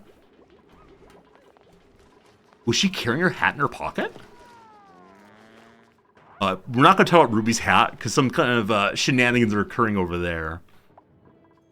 Back to laboring here. So if we break this open, then the Sweetles will be able to get to the grub fruit. And I'm thinking they do tend to them even out in the wild. And we haven't marked these to Ardo Harvest yet. We probably should do that. But let's go ahead and raise priority just a little bit. I also want to say I have not used priority 9 for a single actual task yet. I've used it one time to get one thing done to save a dupe. So far, we're being very reasonable when it comes to priorities. Okay, let's think about how to make a ranch here that keeps these 4 functional. I'd kind of like to bring this one in also, but that's going to be a decent amount of space to do them all. And we'll have to make a little Sweetle ladder, like the salmon ladders, to help them get where we're going. What's this? Oh, it's this Maffic rock. It looks like a black hole. I was ready to like dig this out, and then suddenly, woo, woo, woo, woo, everything gets sucked in. But no, there's Maffic rock there. Okay, because this is sand, we don't want to dig out underneath it. So it's probably for the best that we... You coming down, buddy? You coming to help? There it goes. It's been tended by a Sweetle now. And so spindly no more. I think they use the little grabbers, little hand thing there to... Not hands. Do bugs have hands? If they have hands, we should definitely sell some Sweetle gloves. Okay, I'm feeling like I want to dig down this side instead, just to avoid any kind of sand dislocation. We want to leave this here. We dig out this way, more buried, more fun. And for the moment, let's go ahead and liberate the oxalite. This is a vacuum spot, I believe. Oh, it's more oxygen. Tiny little bit, but it's ours anyway. Digging out like this is ridiculous. They'll surely get stuck down below if we're not careful, or miss some part on the top. So we'll not get the sand for right now. Digging like that, they won't fall. In fact, they can't dig that. Cool. Man, Abe shows up so fast. Is this what it is to have functional priority queue where people actually show up and do their jobs? We're not going to leave the ranch this big. What we want to do now is figure out how we get somebody down. So if I remove that, the Sweetle can go from here to here. How do I get the Sweetle here? Well, if we just dig these out, the Sweetle can go to here, to... Nope. We go from here to here, and then... I want that sulfur, of course. Geometry, you're not my friend, are you? Afraid not.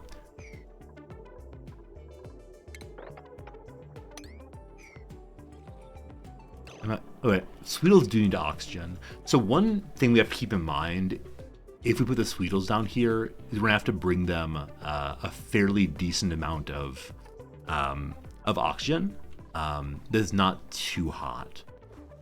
And so I want to use insulated pipes between here and here, because we will be cutting through a kind of, a kind of substantially hot area. Look at him go! Look at him go! I wonder how they choose which ones to tend in what order.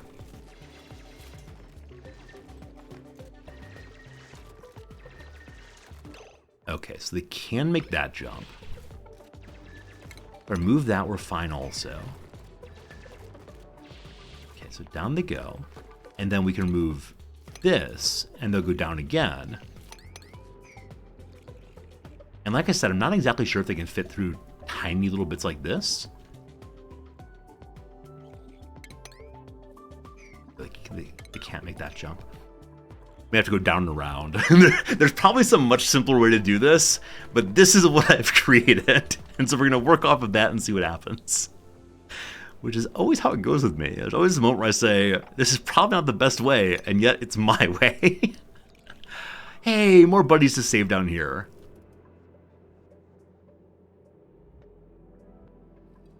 Okay, I'd like to strip mine this area. And so I'm going to leave a little spot here. And as we do that, I realize the sand will fall. So I'm going to prioritize digging the top part first. They may have already done that because I see this is marked as diggable and this is not. But just in case, we'll go ahead and lower this down to priority 3. It's still a digging job, so it'll get done fairly quickly. But they'll focus on that part instead. And that'll be some good stuff. If I dig this out, they won't be able to climb up here. That's fine. As long as this is lower priority, they'll hold off. Okay, let's check out the rest of the base while we continue to enjoy this territory. Oh, it's a little larva. Adorably sleeping there. Tiny baby! The critter will grow into an adult as it ages and becomes wise to the ways of the world. Lower metabolism. Does metabolism in the game mean how much food it consumes, maybe? It is hungry, though. Tummy is rumbling because someone stole all the sulfur. Oh, it's waking up. Looking very chittery. So, it can... adult one can climb up here and eat that sulfur. Oh, it's like a big old bully. Eating all the sulfur itself. I wonder if the little ones can't climb 2, can only climb 1. How long until you starve to death? It doesn't say anything about... Surely if we ignore it, it will not starve. Surely, surely, surely.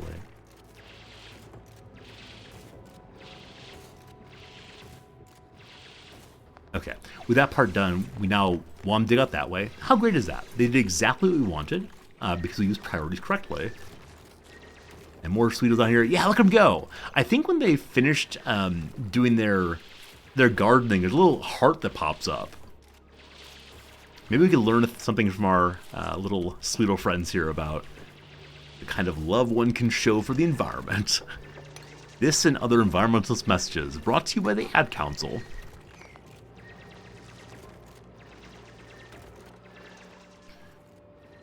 Okay, so hello Noms, welcome back. Hello. How was your run? It was nice. It's quite warm out. Is it warm out there? Yeah, it's crazy. Though it's still, I guess it's March now. Happy March 1st. It's March. It is the case that it's gone from being like below freezing to quite warm in only a week or so. It's barely been Barely below freezing. I thought last week was below.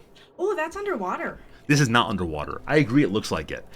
This is actually factually just oxygen being off-gassed. Yeah, the game shows... I thought maybe it was snoring. It looks like a face. Oh, that's true. It's an eye here, and like two cute little ears, and a mouth, and it's snoring. It's snoring. That's very nice. Yeah, liquids look like this in the game. Yeah. And over here we have a little bucket of water. Oh, boy, is this... Oh, sorry, I moved too much? No, Sorry. it's just there's a lot here. There's a lot here, yeah. A lot going on boy. all throughout the world. Oh, boy. And it's all ours. As I mentioned earlier, that this water bucket's running out, namely entirely out, is a slight cause for concern. Lots of water here, though, so not super urgent. In the past maybe hour or so, we've gone from our water being at this level to at this level instead. And so the water is gradually moving from being clean and nice to quite dirty, but that's okay. It's like Fritz water. Like Fritz water? Well, it looks like something Fritz would make, or... My poor beloved orange cat, you're insulting him and saying he'd make this germy water? Make German. Hey, Possible, how's it going? You vaguely recall that wild animals can't starve. Oh, really? I know they can drown. I know they can definitely drown, but they can't starve. That's cool. Good to know. So the cute little baby over here who's hiding, there he is, Ooh. won't starve. Good. Good stuff. All right, we are creating a home for these little buddies to live in. And why is there a seed here, I wonder? Huh. If there's a seed here, I worry I may have dug out a plant. Was the plant planted in sand, maybe? It may have fallen and I didn't notice it. Whichever way. We're going to make a... What's the temperature here? A little warm, but not crazy warm. Make just a tile line over here that will line up with the base here. So we want to keep this plant, and so this is the floor level we want to maintain. We can dig out that copper, like so. And just making absolutely sure there's not a plant here in the pile of stuff. Seems not to be. And we want to ensure our buddies can hop on down, which they did. So if buddies can get down on this floor, they can get down all the way, I think. Just in case not, I can give them that like a, or that as a staircase down. Yeah, because this is 1, 2, 3, right? Because 1, 2, 3 over, yeah. Now, I'm still not sure if they can slide through there. We'll figure that eventually. If they can't, we'll find some way to move this around. I'm making a little ladder for the bugs. I see this. Yeah, that's right. This is what this game is. Bug ladders. Where do you want them to go?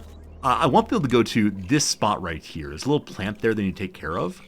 I see. I think they can't fit through this little hole there unless there's a path over. Aha! Okay, I think this will work. I think it'll work. We'll see.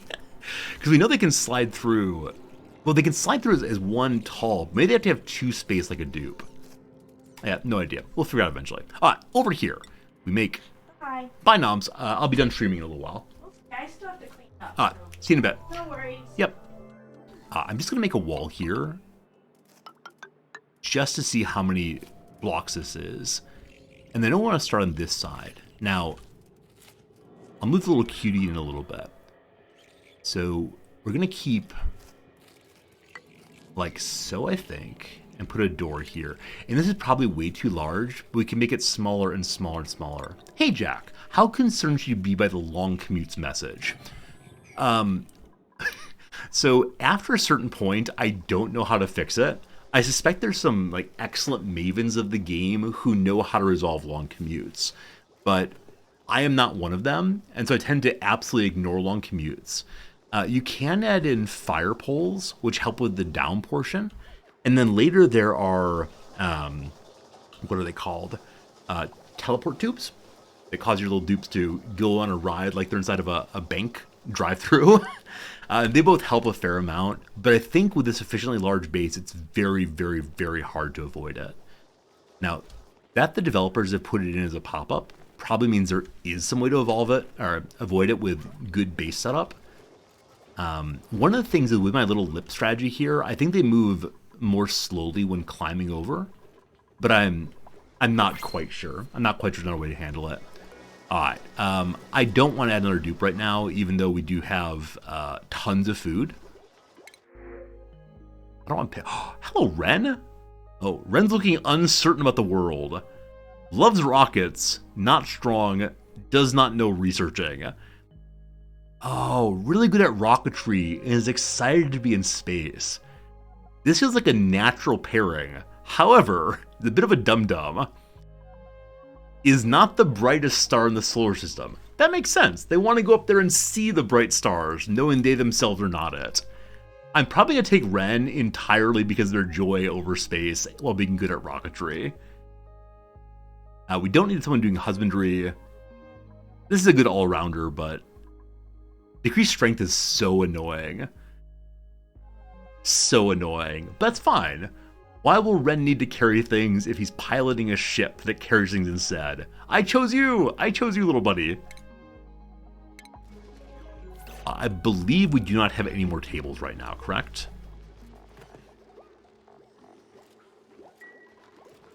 If we look at the room overlay, I think it'll say, there is one open table still. Wow! Lucky ducky us. Okay, I'm thinking of moving this out to here so we can add decor in here. And I keep saying we're going to add decor, and I never actually do it. Well, we'll get right on that real soon. Beds, though. Beds, though. So, can we add another bed in here? Looking unlikely, unfortunately. I want to deal with some hydrogen escapage. Can we add a bed in here? Not so much. There's a park potentially over here, but slime scares me, no. Alright, little buddy, sorry to say, you just get kind of thrown in the hallway. Eventually you'll be promoted to a full member of the base, and when that happens, I swear we'll take very, very good care of you. Until then, you get to sleep right there. It's lovely, isn't it? You get your very own oxygen-filled hallway. The reason I'm putting him here is so that Ren has to go through the park here. Is that a just way of treating Ren? I think it's a Ren fair.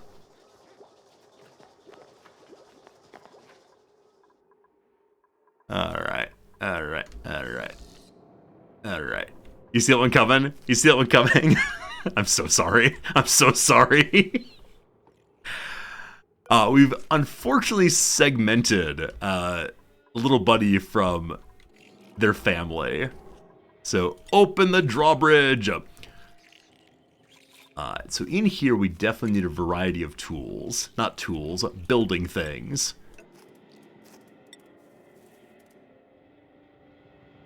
There's not a plant buried here, correct? No plants buried. We'll borrow this and go up. I hope I'm proud of myself. I mean, so it's very, very rare while streaming that I have a moment where I recognize I have a possible joke and that possible joke is one I've never made before on stream. And I have this like beautiful moment where I say, I'm gonna ruin everyone's day with this joke. It feels the best. So that will get that made, and then we can dig out some more sulfur. And we should probably go ahead and make our little sulfur feeding area here so they stop taking all the sulfur away. So, food stuff. Critter feeder. I'm not quite remembering how the interaction works for using the care station, whatever it's called. I think there's like some whistling and some leg slapping, but I don't remember if that means that the animal then comes running or if they have to go pick up the animal. I'm thinking of putting the care station right by the door. With the door left open like this, they can just walk out, can't they? We'll definitely close it at some point once we're actually using this thing. We'll see how this goes. If they all escape, we can capture them over and over again. It fits perfectly. I could leave the Sweetles as a wild farm. Production slower, I wouldn't need a ranch. Oh.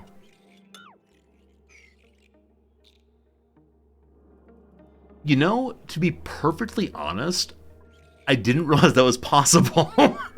Ladario, thank you for the great idea. We can put a feeder here, and they'll fill the feeder even without being an enclosed ranch. I think I've never, ever, ever, ever, ever, ever, ever put a critter feeder in the wild. Is that true? I think that's true, actually. Yeah. So we'll want to feed them. I know there are some kind of buildings, some kind of little dispensers that only work when they're inside of a room. But the critter feeder's not one of them. I think I just assumed that myself. It's absolutely crazy after hundreds of hours of playing how much there is still to discover. Yeah, thanks for the help on that one. So it won't be a proper ranch, but what's the penalty for not being a proper ranch? On this side of things, it's just... Where is it? We can't groom, so they're less fully domesticated. Okay, so we'll get less sugar out of it, correct? You're not sure you can feed them, that may tame them. Okay, okay. Automatic dispenses food for hungry critters. Critters tend to stay close to the food source and wander less when given a feeder. That's fine. So I think the part of the reason I wanted to give them the feeder is so they make us some sugar. Because I can imagine the sugar would be very, very nice to have for our colonists eventually. I think I researched the spice grinder and haven't made that yet. We'll do that next. So beloved little Sweetles, you will be fed here. Awesome. And I guess we can make a wild farm up here also. Right, because you can actually wrangle and drop off animals without putting them into a ranch, can't you? Now, I hate to segregate the buddies here, taking them away from each other, but yeah. And I guess there's no reason for this door then. Oh, someone blocked in all the all the oxygen here. I want to say that's why I built this tile here, was I want to preserve the oxygen for the future. That would absolutely be a lie, though. So I think we should probably go ahead and... If we're not having a ranch, there's really no reason for this. We can just remove that again. I feel so bad. My workers work so hard and I say, never mind, tear it down. Doesn't match the aesthetic I'm going for.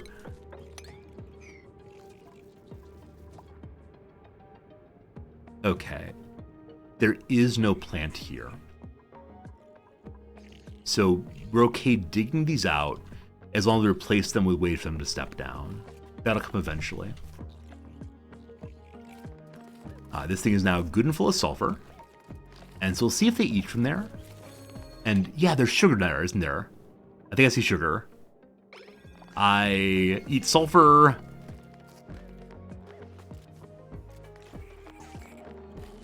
Sucrose produced. Nice. Let's go and read about sucrose real quick. There's like a tasty, tasty candy there. I would definitely eat that and then regret doing so. Can be used directly for cooking or refined and eaten with meals to increase morale. C12H22011. Your homework for tomorrow is making one of those like balls and stick models of what that looks like. Extra credit for also drawing the electron shell. Is that a thing? I think that's a thing. Okay. It absorbs radiation, but does not produce radiation. Wait, can I use sugar as a radiation sink? Is that a thing? Delightful. I look forward to having a sugar-encrusted uranium at some point soon. So the games that we can cook directly with sugar. Frost bun. A simple bun baked from sleet wheat grain. I can imagine the frosting would be sugar. Although I realize now frost is haha jokes. This comes from cold biomes. Right. So I don't think anything... Oh, here it is. Grub fruit preserve. A long-lasting grub fruit jam preserved in sucrose. Alright, so this would make a food that is +3 morale. The spice grinder can make sugar into something that goes on the tables, I believe. I think they can put salt and sugar on their table. And if they do that, I believe that it'll make them happier as well.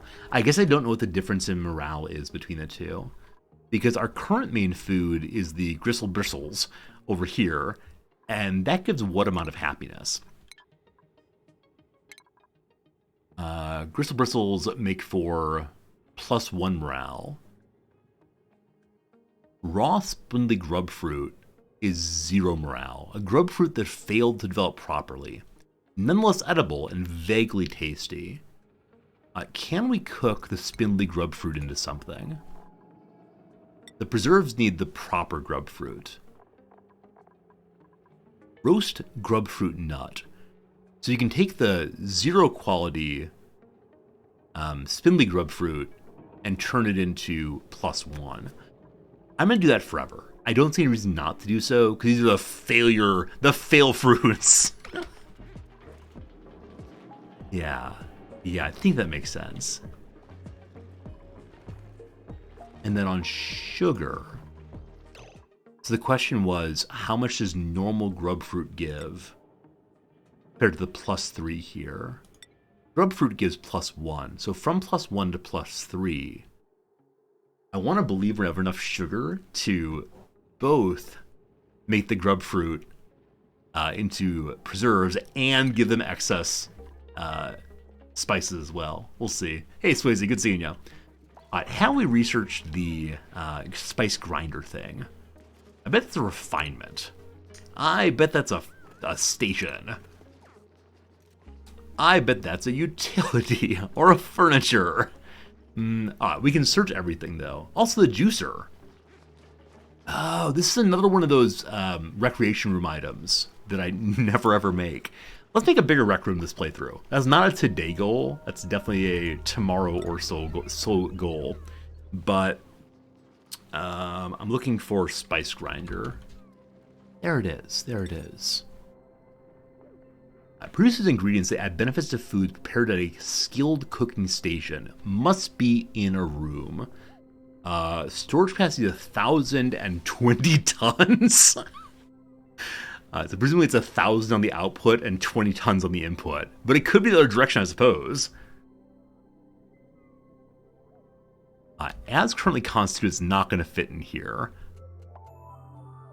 If I dig up one, though, I can then put it on a floor. Yeah, let's definitely do this. This is definitely a good idea of how to make a beautiful, beautiful kitchen. Now, eventually we're going to have, what's it called?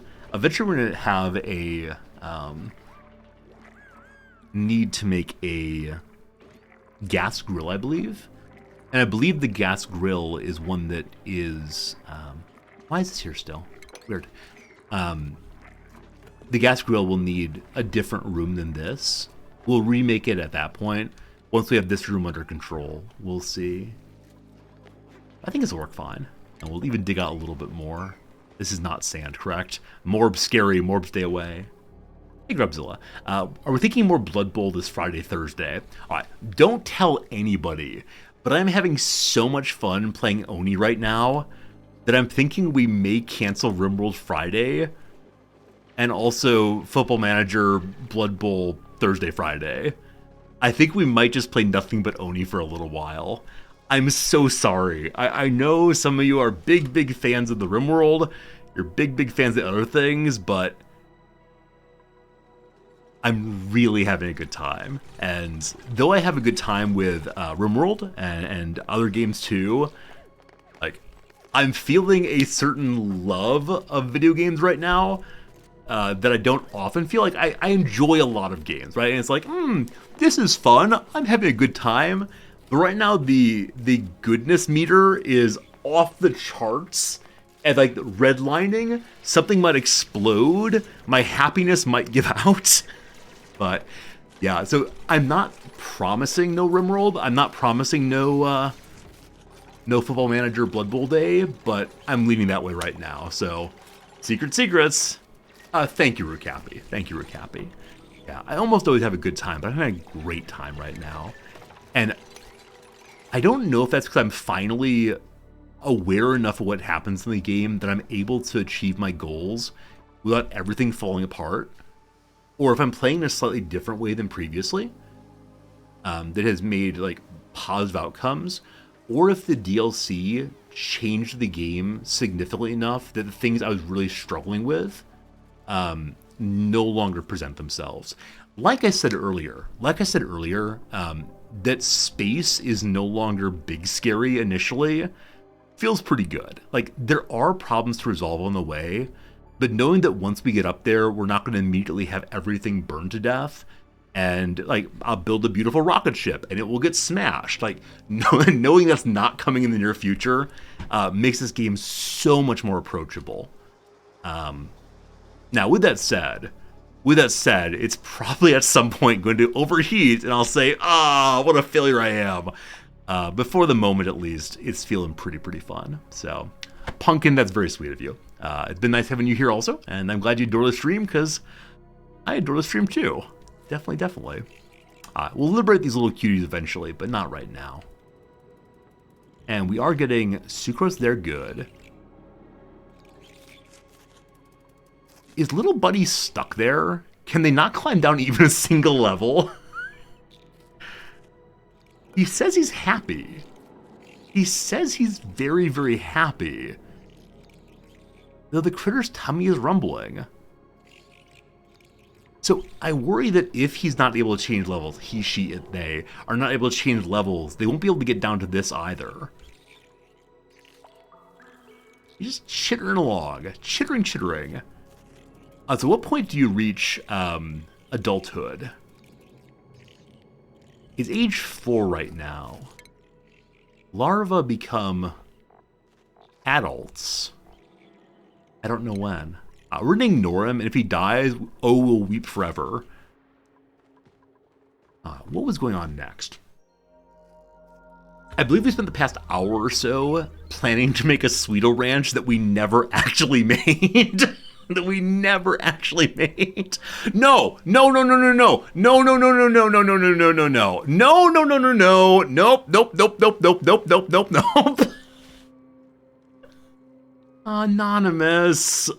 Anonymous, I think you're having a good time too. Oh, Anonymous, thank you for assuming you're the same person. 300 gift subs today. If you're a different person, thank you for 100 or however many you've given today. Thank you. I believe Anonymous is firmly opposed to RimWorld in this family and just wants more Oni. And I'm happy to give that. So, what? Thank you. I'm sorry, I shouldn't respond with kindness with no kindness here. Thank you, my friend. Thank you. I got something better for noms than just a dinner. How about 2 Indian dinners? What's better than 1 Indian dinner? 2 Indian dinner for sure. Anonymous, thank you. And as always, I don't know how to repay the kindness other than just by showing up and playing some video games and having a good time. So we're doing that, and yeah, hope you're here too. Sincerely, hope you're here and have a good time. Oh boy, I'm feeling the feelings. I need to push the feelings down. Thank you. No, really. Oh gosh. Words fail. Allegedly, I know things about words. Allegedly, people pay me money to teach them words. And now what am I doing? I am not having words. However, I'm going to do this thing I said I was going to do a very long time ago, which is I'm finally going to allow the dupes to begin to to climb on this side, instead of merely this side. And I believe this will fix all of the long commute problems. Right? Right? Never again we have long commutes. Hope y'all are enjoying the picture of me putting on my tie.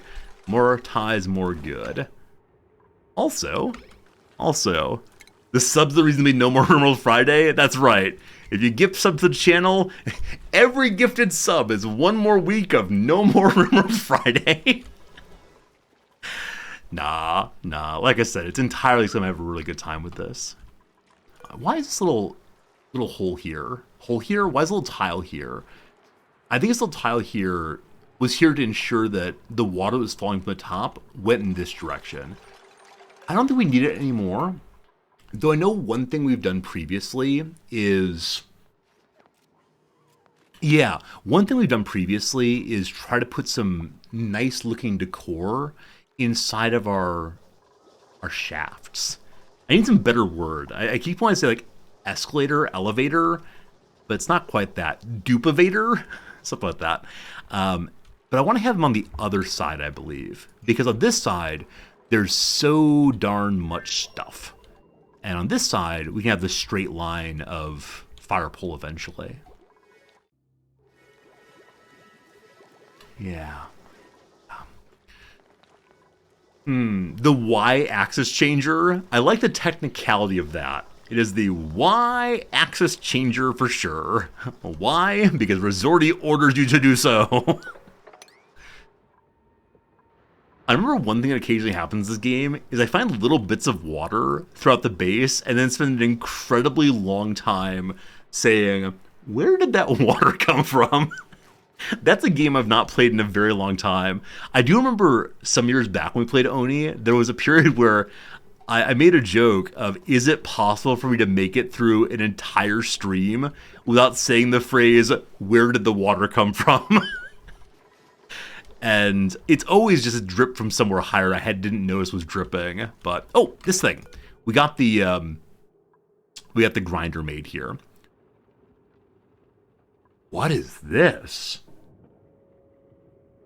Oh. I assumed, incorrectly I guess, that you would say, in goes sugar, out comes ground sugar. Oh. This is different than I thought. Crushed seeds and other edibles, winky face edibles, make excellent meal-enhancing additives. So you choose something up here. The freshener spice. Wait, freshener spice slows decomposition of perishable foods. You need 0.1 mealwood seed and salt. Oh. Huh. Okay, don't you get table salt by beating the dickens out of the salt inside of the crusher machine? Work on your boxing skill and your crushing all at once? So I wonder if I can segregate the, or utilize the salt in both directions at once. Or I wonder if that may have been removed from the game. You crush salt to get table salt. Okay. Can you also crush sugar to get table sugar? Is that a thing? Does anyone have... I guess, yeah, for like tea, people have table sugar bowls? Something like that? 1 lump or 2? That's not something you're aware of. Okay. I want to look at the sucrose again, because I believe it said something about there being multiple ways to use it. It turns into a liquid at 185 degrees. Too hot. Okay. Can be used directly for cooking or refined and eaten. The refined part, I think, is what I was thinking about. So I bet this is the refining process. Now, cooked directly is probably the grub fruit preserve. Interesting. All right, let's go ahead and read through all of these. So one of them is salt and seeds go in. Oh, salt. That's not sugar. Good. So salt and seeds. I don't think I've seen any direct salt yet, though we have seen briny water up here. This thing here. Cool salt. Slush geyser. Now, does it have salt nearby? It does. I'm sorry, I said there was not any salt. Salt's pink. There's definitely salt here. So you can go steal that. I shouldn't say steal that. It's all mine. It's all already mine. It's already been stolen through our colonization efforts.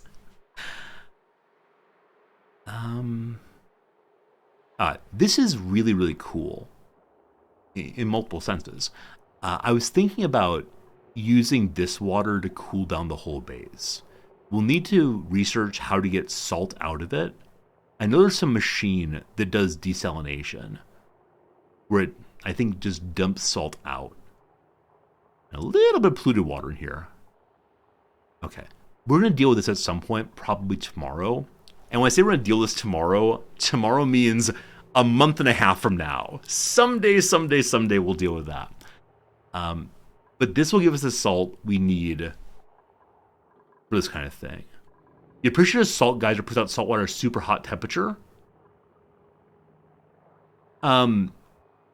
So it said it's a cool salt slush geyser. Now I realize that the cool steam geyser is still 110.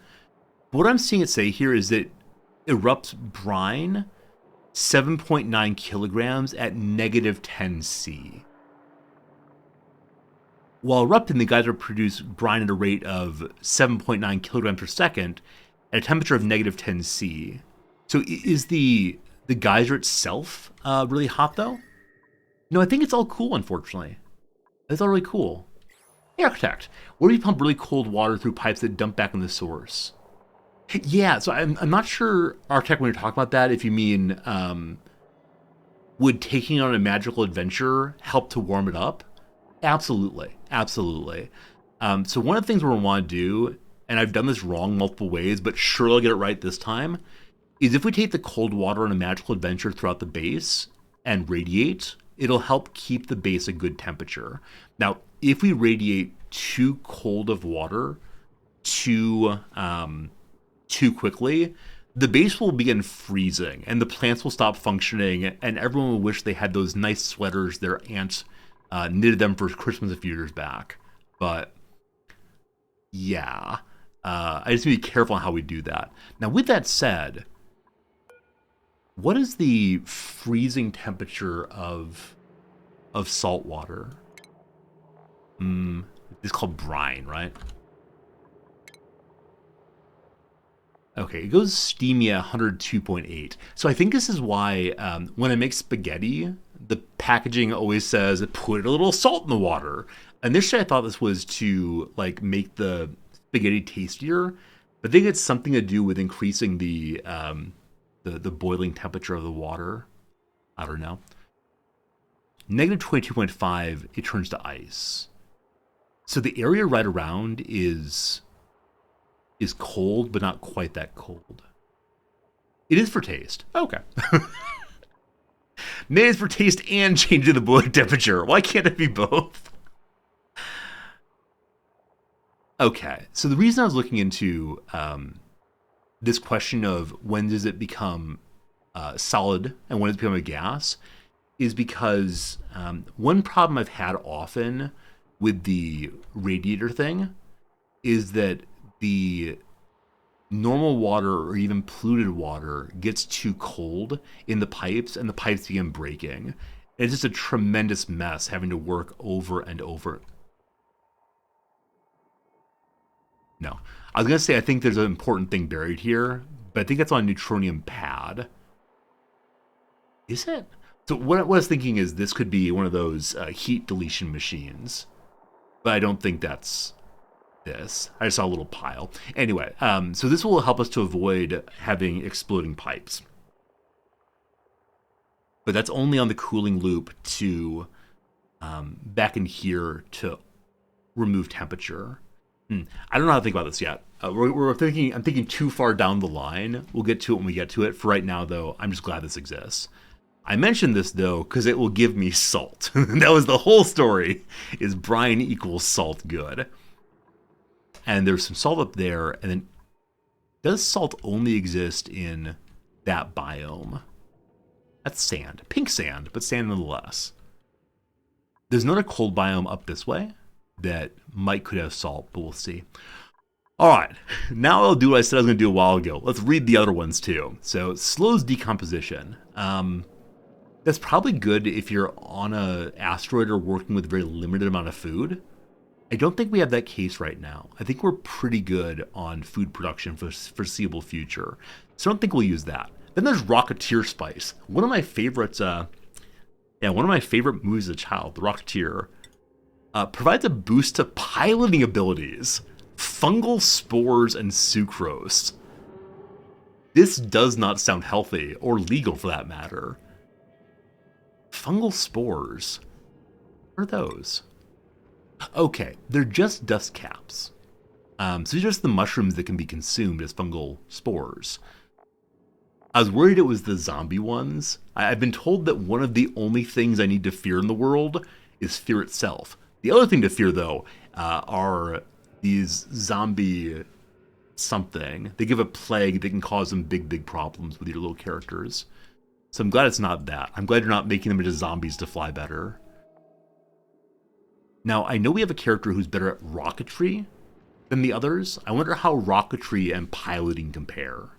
I'm sure we'll find out soon. And then Brawny Spice causes you to build gigantic muscles and wear a lumberjack shirt. Strengthens even the weakest of muscles. Waterweed seeds and iron. Where's the spinach? And lastly, Machinist Spice. Improves operating skills. A blossom seed and the slime. This is a really cool idea. I'm really glad this was added because I feel like in prior Oni bases we've played, we've just ended up with a tremendous pile of seeds and nothing really to do with them. Because I believe that farms are seed positive. I don't think there's anything we could do with them before. I might be wrong about that, but this is really cool. This is really cool. I think for right now, we don't want to use this. I think it's more advanced than where we are right now, but yeah. What's the filter widget for? When you say filter widget, do you mean this thing here? I'm not sure I know what a filter widget is. I think what this is what kind of food do you put these things onto? Oh, you can compost the seeds. Speaking of compost, we've not done that yet. So you can say, okay, I want my Rocket Man to eat only muck roots, and I want my strong person to eat only barbecue. And I think that's how you set that up. For right now, I'm actually surprised this doesn't need power, though I see you power it by spinning your little strong arms. Right now I'm going to ignore this, but later we'll definitely use that for sure. For sure.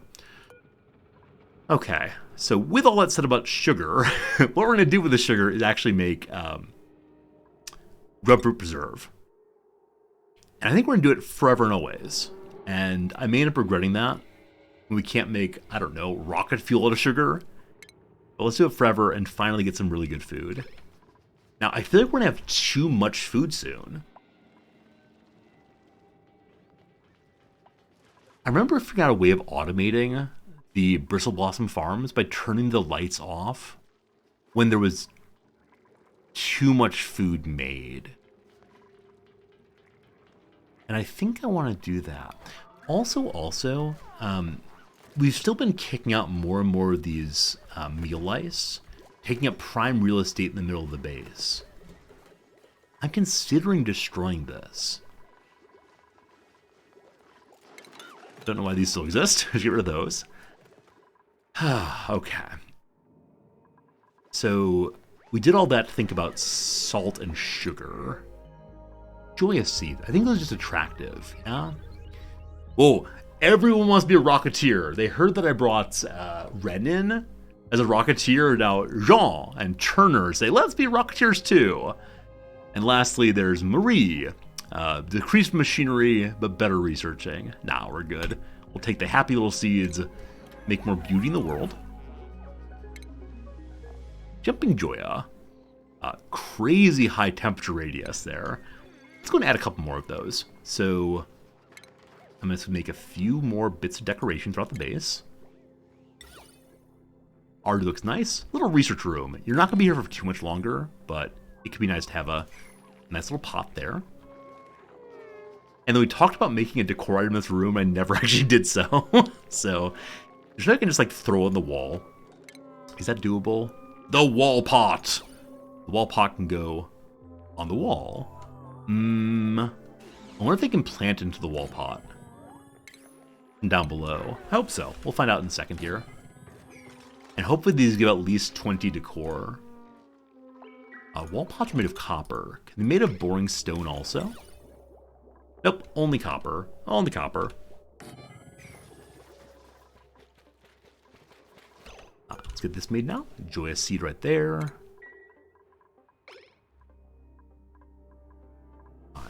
So if I'm making a good old fun room of power production here, I want to make sure we don't accidentally superheat over here. So I'm going to dig out this section there, and then for right now, I'm just going to throw an insulated tile there and there, and I have absolutely no idea if we'll leave it there, but for the moment, just so I don't forget to do so. Do we have oil biomes here? We don't actually. Yeah, we know that the other planetoid we have access to does have oil. What I'm going to try to do is actually not use the teleporter machine until I've managed to launch a rocket from here. Now, I hope that's possible. I hope it's possible to make and launch a rocket from our starting spot here, called the Villa, over to Crudebo here. I'd love to get from here to here on my own. If we want to, we could just send characters over to the other one, but for now, I prefer not to. Also, I do kind of wonder, as I said before on RimWorld, once you have multiple colonies going, things do get a bit overwhelming very, very quickly. And I'm guessing I'll need to trust that our number one colony is fully automated and functioning and no problems, so we can focus on the second one. I don't think I could focus on both at once, unfortunately. Briar seeds give how much decor? This improves the decor. It doesn't say how much there. Wait, what are mutations? I've not seen mutations before. Joyous seeds are fine at lower temperature and don't actually need pressure at all. Let's do that. Hello, Pin, how's it going? Do you know how to make rooms? I think so, yes. And so I think this will turn this into a nicer room. We might need a recreation item in it also. We'll see in a second. But yeah, I'm not super attentive on rooms. We do have some of them going, but it's not not quite as careful as it should be, perhaps. Pin, thanks for the follow a bit ago. I appreciate that. And how's it going, 1 million suns? Hello, hello to you. Yeah, the water cooler is recreation, so we definitely could throw that in here. I've been saying for a while we don't really need this diffuser, so I'm going to remove it, and surely we'll find another place to put it real soon. Now, I'm probably going to go ahead and make a second tier here of places to sit and eat as well, and put the water cooler up there as well. We'll get to that in a little bit. Okay, this has not been built yet. I'm going to go ahead and prioritize it, because I do want to focus on making this right now. And then we can dig out, surely this part. We get that one also? Hey, we can. Right, they can reach this from here, I believe. Maybe. We can go ahead and dig out all of this. I actually don't want to dig out the last little bit, because I don't want my wild Sweetles to accidentally escape down the hole. Speaking of Sweetles, did Little Buddy grow up? Okay, and then there were two. So I'm kind of sort of guessing that we picked up Sweetle eggs and took them elsewhere. I don't think we ate them, but I think we moved them. And I have no idea where we would have stored them, because I don't think I have an egg box anywhere. Speaking of boxes, this is where the hotter stones live. Igneous rock, 40 degrees. I'm going to copy those settings and paste them on each of these. I know that little egg cracker is set up to only consume stone hatches. Speaking of hatches, look at them. What's this? Sage hatches. I don't remember what this one does. They excrete solid coal as waste, so it's the same output. but how do you differ from normal hatch? Which is, say, what is it you eat exactly? Okay, they eat dirt and slime. Okay. So, slime goes in, coal comes out.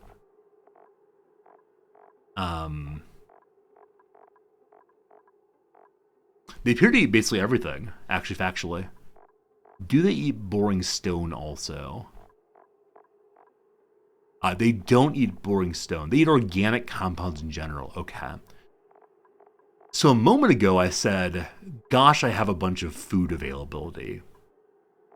I could start feeding it lice loaf, trusting that we have enough of the, what's it called? Enough of the gristleberries to feed to our colonists. So let's do that. Let's let the sage live and feed it lice loaf. Wonder if it's better to not use lice loaf, but instead use just the meal lice directly. Because this is consuming water, I believe. Yeah, and though we have tons of water, I'd prefer to save it. So can they eat just the normal ones? Hatchlings, sage hatch. They can eat meal lice directly. Sure, let's try it for now. And so I'm going to go ahead and turn this thing off, which will save us some water. And stop making lice loaf. If we disable it, it'll be stopping in the same way.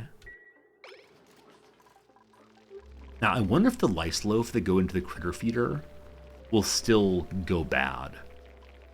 I bet they will. So once this is made, we'll probably want to not totally fill it, just to ensure that the material inside doesn't go bad. And that'll be good.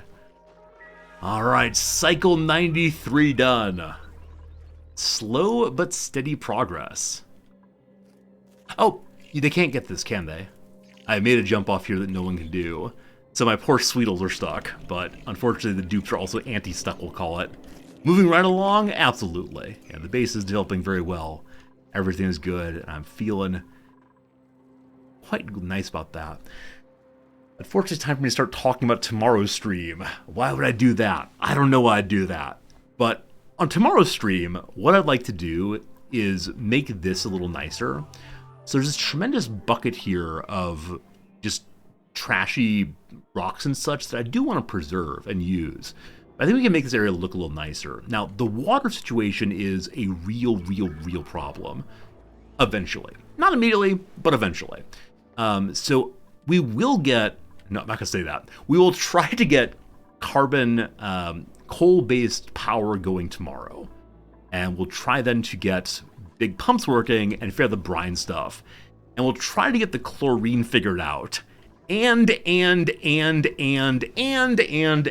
all those things.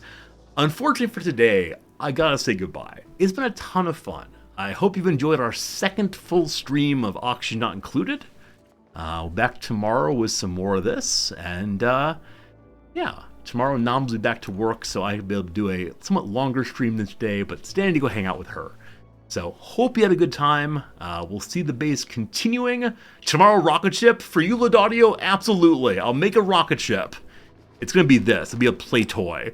This is the rocket explosives shooting down. Meep sits on top of it and goes, wee. Again, thank you all very much. Thanks for the follows. Thanks for hanging out with me. Thanks for the chatting. Anonymous Gifter, you are so darn generous, and thank you for some hundreds of gift subs, and I don't know what to say other than thank you. I had a fun time today. Hope you did too, folks. We'll see you again for more Oxygen Not Included on tomorrow's stream. If you like what you saw, consider throwing us a follow. Consider stopping over on the Discord.